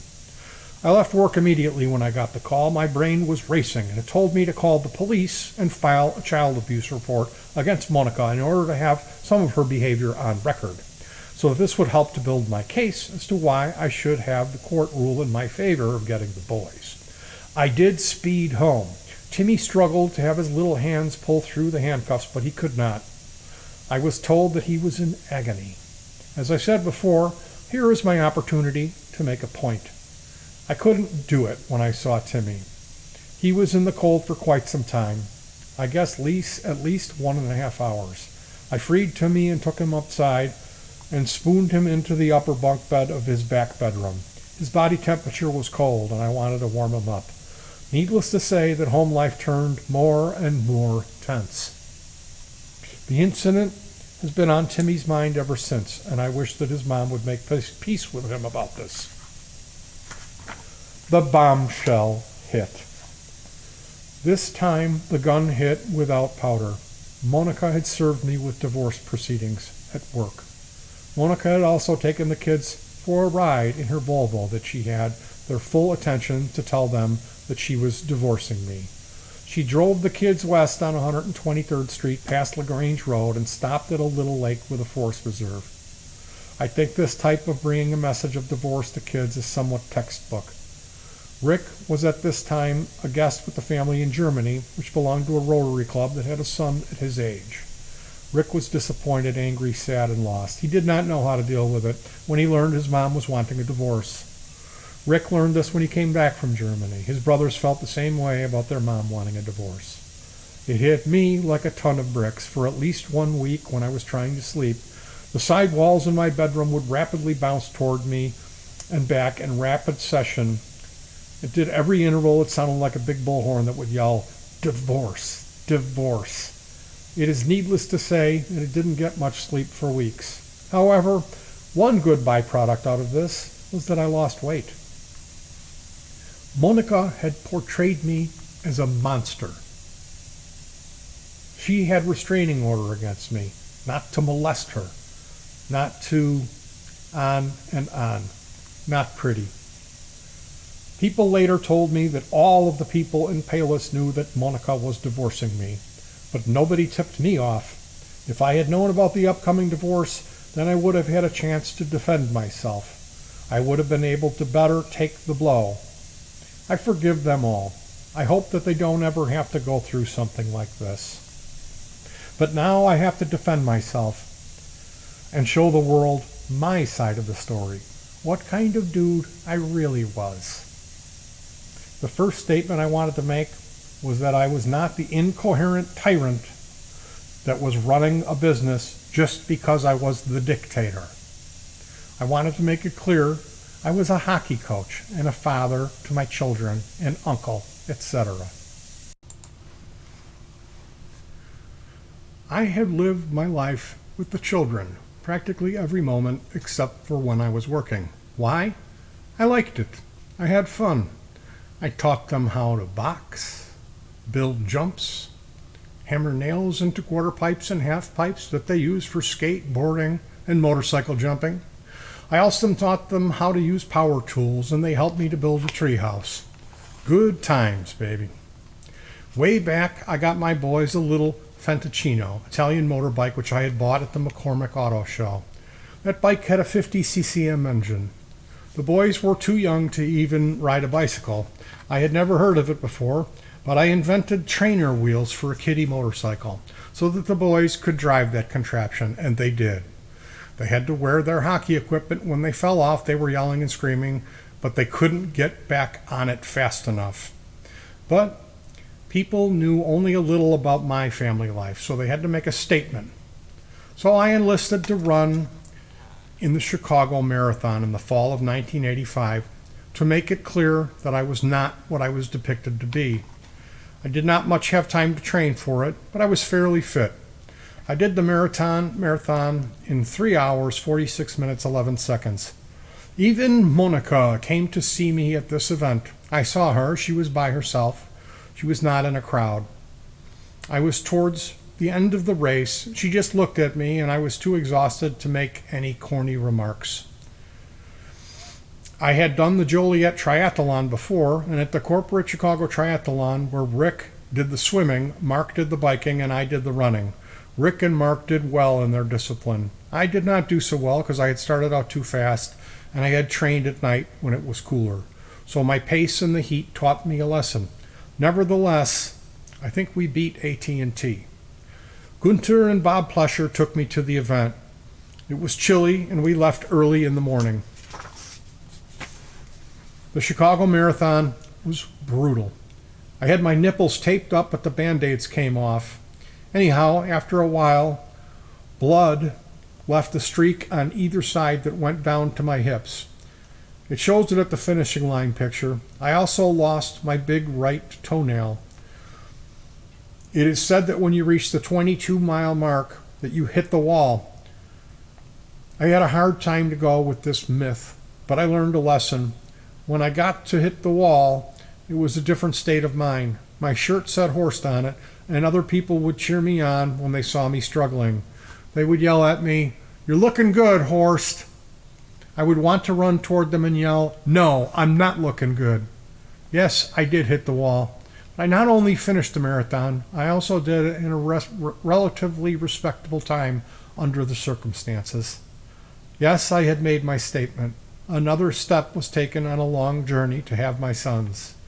There were many more obstacles ahead, but my goal was crystal clear, and I have never lost focus. They also gave Miles Bierman, my lawyer, a chance to get to know me a little better. He irritated me to the point that I borderline lost my cool. Every parent wants to have custody of his kids in a divorce, so they say. This was old hat for Miles. He wanted to see how much I really wanted my kids. He didn't know if I had some chick waiting in the wings for me or whatever, but he wanted to make sure. Miles kept making remarks that were doubtful about me really wanting the boys. When I got close to losing it, he was convinced that I wanted the boys. Then he backed off. Actually, he did his job in a responsible way, and I respect him for this. He never confessed to me that he was putting me to the test. I studied for my divorce, and one book that I read was titled Divorce American Style. Here, very real and interesting situations were brought to light. Among other efforts to get custody of my sons was a little field trip. The field trip was a lawyer seminar at the Bar Association in Chicago. I enrolled and entered my nameplate that read, Monty Wittner, Attorney. Monty put me up to this. Monty was a mensch. I got to know him when he represented Martha and Julius Buckholes when they bought their home at the Chicago South Shore. Martha and Julius were janitors that kept South Import Motors respectable. That was when I first came to Chicago, August 31st, 1960. Here I was service manager. Monty treated them with dignity and respect. I couldn't help but notice that. From whenever I needed advice, I would talk to Monty. He was the only one who connected me with Miles Bierman, a family lawyer, a fancy word for a divorce attorney. I was eager to learn about child custody. Monty had found out about a seminar for family lawyers. It was named Child Custody from A to Z, and it was telecast to a number of cities in the United States. The speakers were judges, shrinks, lawyers, and all sorts of specialists. My lawyer, Miles, was also one of the lecturers. Monica's lawyer, Jim Palmisano, was a participant. He also attended this event. I recognized him. He was sitting 2 rows in front of me and some 4 seats to the right. He did not notice me. I told Monty that I was overwhelmed about the support from so many people, and Monty said, "This is because you cared for them all of your life." It took 3 years to get the divorce over with. Miles sent me to Dr. Edward Wolpert, a high-ranking shrink. He had an original handwritten letter from Albert Einstein framed in his office. I do not remember to whom it was addressed, But Dr. Wolport was to evaluate me that I would be fit to raise the boys. I had a number of sessions with him, and it was not the way that you see on television. It was intrusive, painful, just plain not good. Miles wanted to be prepared in case Monica would put up a real fight. And no, this was not covered by insurance. I'm just trying to be funny here. Yeah, by the way, everything that Monica's lawyer and his team racked up in fees was my obligation. Monica's lawyer had me for the best part of 1 week in his office downtown in Chicago. It is called interrogatories. That is when I had to answer his questions under oath. This was not fun and games for me, or show and tell. It was more like hell. He had subpoenaed mountains of documents and picked them apart. Yes, stressful. Present at these gatherings were Monica, her lawyer, my lawyer, a court stenographer. For the best part of 1 week, I had to answer about what was this check for and what was this document for, plus and plus. Of course, they wanted to shake out of me as much money as they possibly could. I had to disclose all of my assets, all that I own, so they could get their hands on it. Well, I had a yearly inheritance money paid into the floor plan for the boys as gifts, and they were tax exempt. It was their inheritance. It amounted to some $160,000. This was added to my net worth, which was then split in half, so that Monica would get half of the boys' gifted money. No comments. So after 3 years and tons of lawyers' fees and expert fees, I had to give Monica some 3 new cars over the years, a hefty lump sum, closing at $8,333.30 each month for the next 10 years. This cash alone added up to $1 million over 10 years. However, Monica agreed that we had joint custody of the children. And here it comes, living with the father. That's it. Thank you. Whoopee! An unbelievable burden was off my chest. Now came the visitation agreement. Monica had insisted that the boys would be with her on some Wednesdays and most weekends. And my lawyer made a fuss about this, and I told him, it's okay. It just will never happen. I agreed to any and all visitation demands from Monica. Do you know what? It never happened. I enjoyed my life with the boys before, so I was not worried about the future at all. Did I miss out on something here? If Monica would have had the ruling, living with the mother, wouldn't I have to pay her child support then?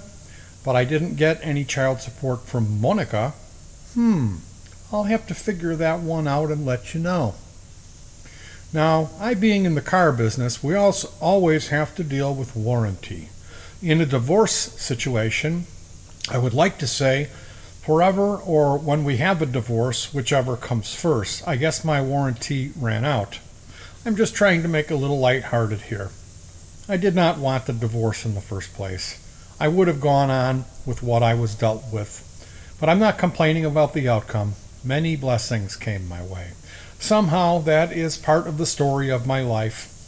I get my back up against the wall and then I come out better than when I got into it. The only sad part out of this divorce is the effect that it had and still has to a great extent on the boys and, yes, the grandchildren. Now, while all of this went on, Monica stayed at my Palis house during the divorce proceedings. Yes, for some 3 years. My ex-bride. What happened? We could have spent the evening of our lives together. The divorce is over. My first instinct was to throw a big divorce party and to celebrate.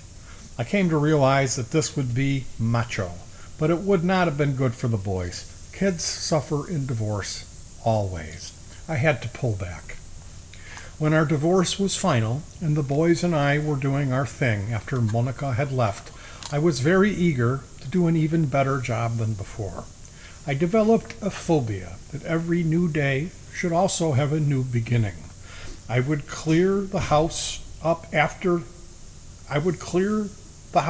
at night and clear the kitchen counters off and wipe it clean, first wet, then dry. This had become ingrained in me that I still do it nowadays. there was another adjustment. Monica had done all of the laundry. I had not operated a washing machine or dryer in my whole life, and nobody had given me instructions on how to do it. I hadn't asked anyone either. It was to my advantage that I knew how to operate machinery, heavy stuff, like milling machines, lathes, welders, etc., etc. So I figured out the washer and dryer. What a challenge it was. A friendly one, but okay, so what? Living with the father, that's it. Whatever came my way, I was happy to deal with it. Just so happened that during the summer vacation of 1988, when Monica had left for good, that the boys just happened to make deep-fried onion rings in a good-sized pot one sunny day. I wonder where they got that from. Then they moved on to Tom and Tim's back bedroom and played the drums and enjoyed themselves. Okay, but what about the cooking onion rings? These onions didn't feel too good because the oil was so hot they were close to catching fire. They were smoking. The house filled up with smoke, and eventually it hit the back bedroom. Tim and Tom stormed into the kitchen. They called Bob Plesher, our neighbor who used to be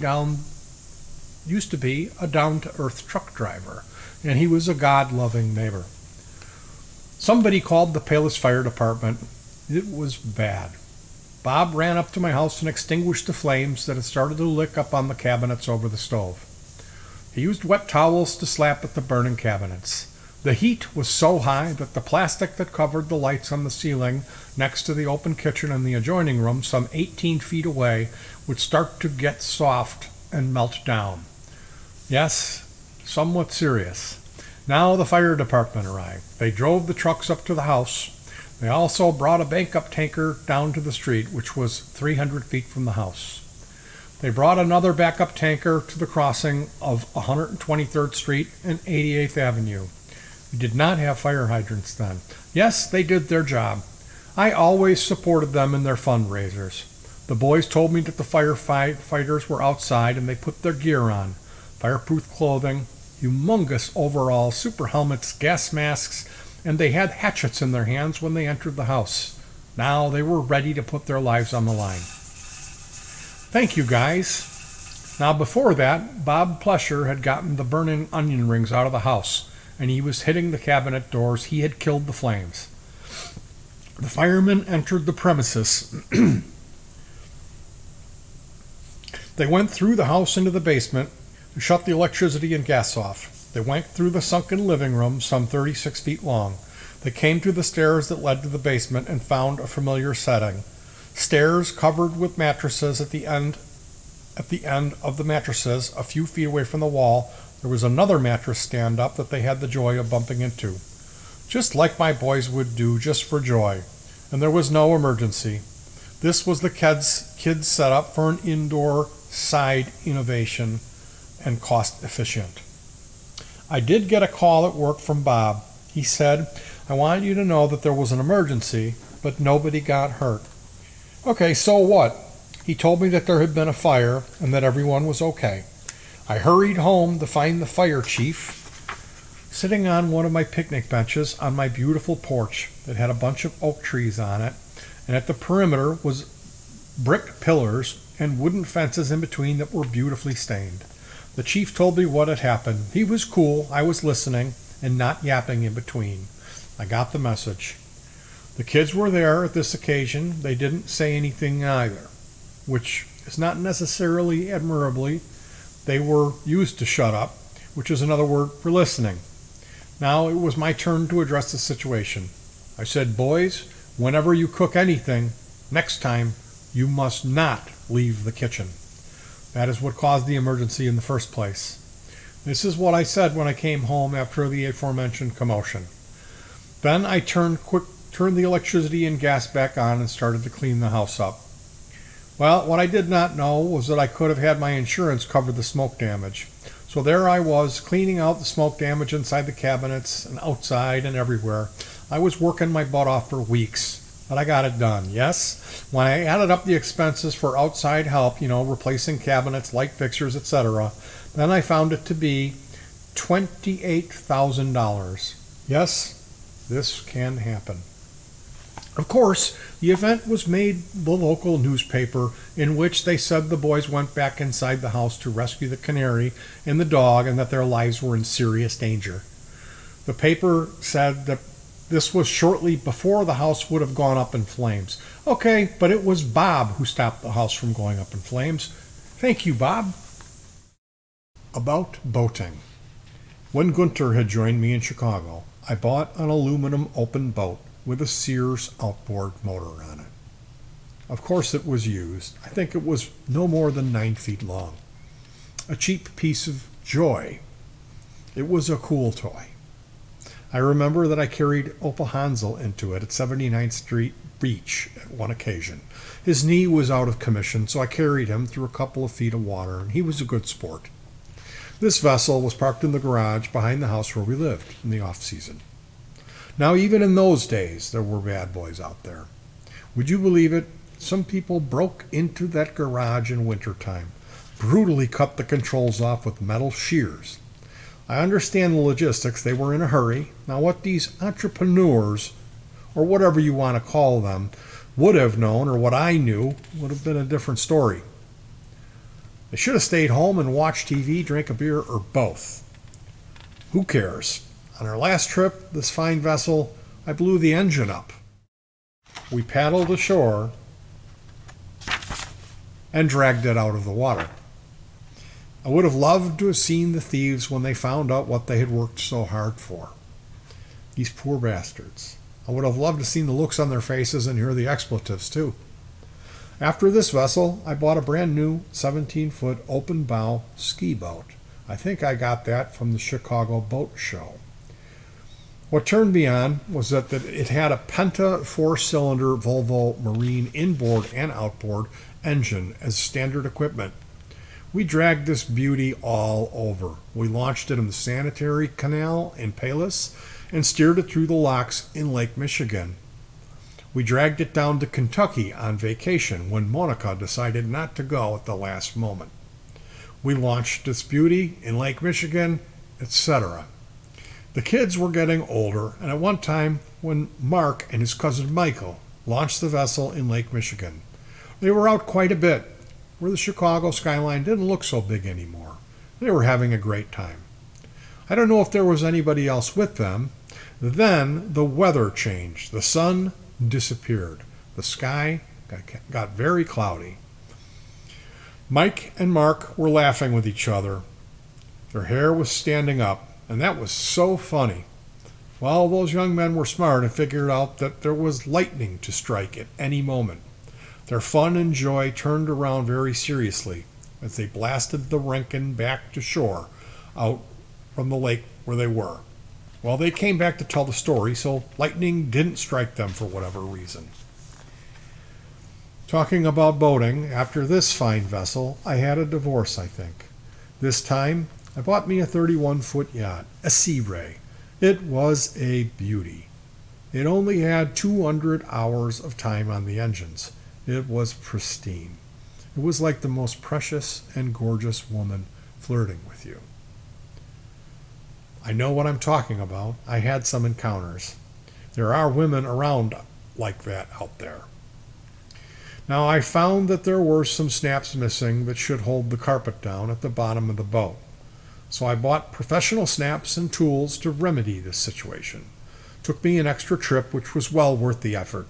And mind you, this vessel was moored in Michigan City, Indiana. I did prepare to install these extra snaps into the embroidered floor carpet. I was there alone on a late Saturday morning, and I did install several snaps. What a good feeling, being able to please your beauty. You have no idea. At this point, I did not have one beer. Then I came to a spot where the drill went through the bottom very easily. I pulled the drill up, and a stream of water shot up 8 inches high. I thought that I had hit a water pipe, but then I realized the power was off and there was no water pressure. Being a smart guy, I realized that I had drilled into the Michigan Ocean. Have you ever done this? Put yourself in my shoes. What would you have done? At this point, I was fantasizing that I would race my yacht into the marina, put a sling around it, and lift it out with a crane. My brain was racing. I had not had one beer. Then the voice told me to plug it up. It was loud. I should have known because I was a blacksmith, a welder, a diesel mechanic, a whatever. Darn. I did what I wanted to do in the first place. I put a screw in the hole, and the water fountain stopped. There was quite a big puddle on the gray carpet floor, and I did scoop a lot of water up. But I had that catastrophe under control. Then I had my first beer. Now that is what you do when you have the situation under control. Don't take me too serious now, okay? I left that screw in the transom, which is at the bottom of the boat, for the rest of the season.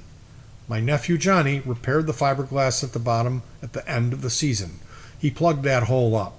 Nephew Johnny is a good man. End of story. Multiple car crash. It was late November or early December 1988. It was cold and snowing lightly. The boys had some kids to come over and play, which was routine. Kids called our dwelling place the Korallus Palace. Kip and Kel Bieber were the sons of church members at Good Shepherd Lutheran Church in Palis were there already. There was no adult supervision. I was at work. I think Tommy was 13. Kip was older. Kip was able to rally the troops to go on a field trip. Tommy and Timmy protested against the field trip, but somehow Kip took all of the boys off in my 15-passenger van. It was dark early at that time of year, and as I said, it was snowing slightly.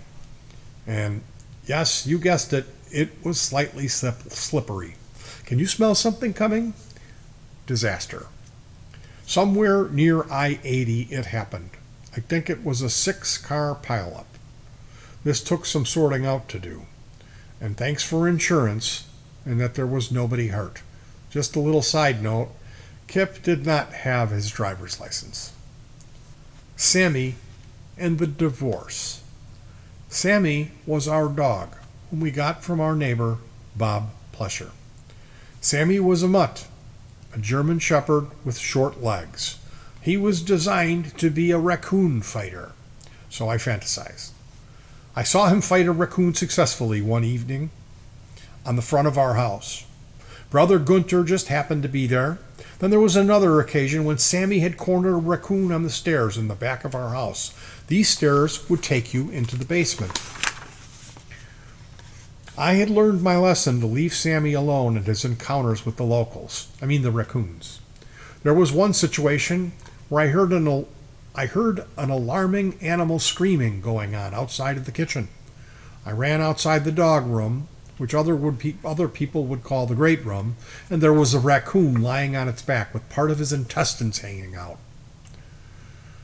Oops. I called Sammy back. He turned his head at me very briefly.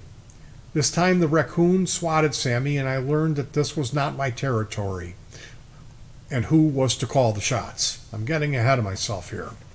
Sammy was a baby when we got him. We wanted him to be free and enjoy his life the way he would like to enjoy it. So we installed a little swinging flap in our back door in the great room. We wanted him to come and go as he cared to. Is there anything wrong with this? Well, Sammy was a poppy. His genes didn't tell him about the swinging door, so we helped him out. Timmy was the most appropriate teacher for the situation. I don't remember giving any fatherly advice here. Timmy just talked to Sammy. Timmy was on his hands and knees, just like a dog, and he walked through the flipping door. You know what? Sammy followed Timmy. From then on, Sammy would use his private portal as he pleased, for whatever reason, to relieve himself, to meet his female partners, which he did. People told me about this. What a dog's life. I am jealous. Sammy would roam the neighborhood. The kids' buddies told me that Sammy was befriended with female dogs all over Palis Park. Sammy the Pimp. There was one occasion, shortly after the divorce, when the boys had visited Monica, and they had taken Sammy along. While there at Monica's place in Orland, Sammy had disappeared. Oops, what happened? I don't know. Many hours later, Sammy showed up in Palos Park at my house. He must not have liked it there, so he took off. It takes some 20 minutes by car to get from Orland to Palos. There are many busy and not so busy streets to cross. He must have had homing pigeon instinct in him. Good news and bad news. I think that I had mentioned earlier that the boys were growing plants in the crawl space under the sunken room with lights and all of that stuff. I got wind of that and stopped it, of course. Now, quite some time later, I found stuff in the doghouse outside. Papa Kurt had built this massive, beautiful mansion for Sammy. It had a window on the side and it was carpeted. It was the best.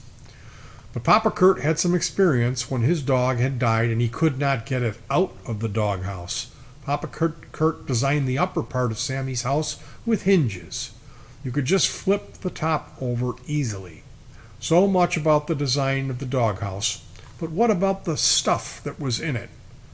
Did this mean that the boys had given up that stuff and the dog had gotten into it? As I said earlier, Sammy was a smart dog.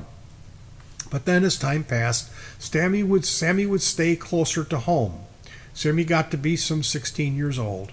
He wouldn't get out through his door anymore. I would carry him out to pee or whatever. I was always very sure about myself whenever we had to euthanize a dog or any animal. Well, when I saw Sammy suffering for a long time, I talked to the veterinarian who was a friend of the kids. He came over one evening and tried to inject some stuff into Sammy's vein in his leg. Sammy did not have enough circulation to have that stuff, which was poison, delivered to his heart. Then the doctor put the needle through Sammy's rib and delivered the stuff to his heart. Sammy was so far gone he didn't react. I thanked the man for his service. He didn't volunteer, and yes, now I remember, this veterinarian was a friend of the Tusher family. We dug a grave behind the great room and covered Sammy up with a blanket and buried him there. Tears were flowing. We put a cross up there. Maybe it's still up. We put his leash, which we almost never used, over the cross. Monty Viner, my mentor. Monty was there for me, a good Jewish boy. He coached me through adversaries. He coached me to try to make situations work out in business and in private life, and that included Monica. There was one occasion when Monty was rushed from his office downtown Chicago to a hospital. Monty had some kind of blockage in his arteries or whatever. I am not a medic, so they stuck a device into his vein to get to this block or whatever, and Monty bled to death in the hospital. They missed a turn, and I think they punctured a vein, and Monty bled to death. Sorry that did happen. Home, sweet home. It's a brutal life living on the lake in exile. This is what I currently call home. Places where I have been.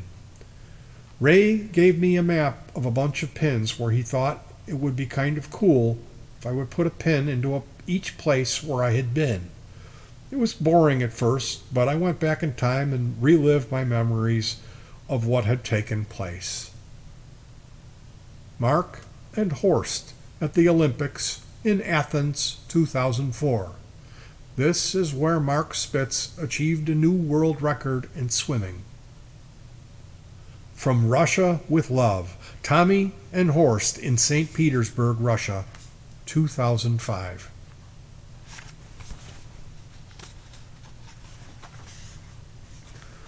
Rick and Horst Korallus in Melbourne, Australia on a Honda trip, 2004. He made me an offer I couldn't refuse. Godfather. From left to right, Gunter, Harry, Doc, and Horst at Johnny's wedding. Here Comes Trouble with a capital K. On a cruise ship to Alaska, 2005. From left to right, Mark, Rick, Horst, Tommy, and Timmy Korallus.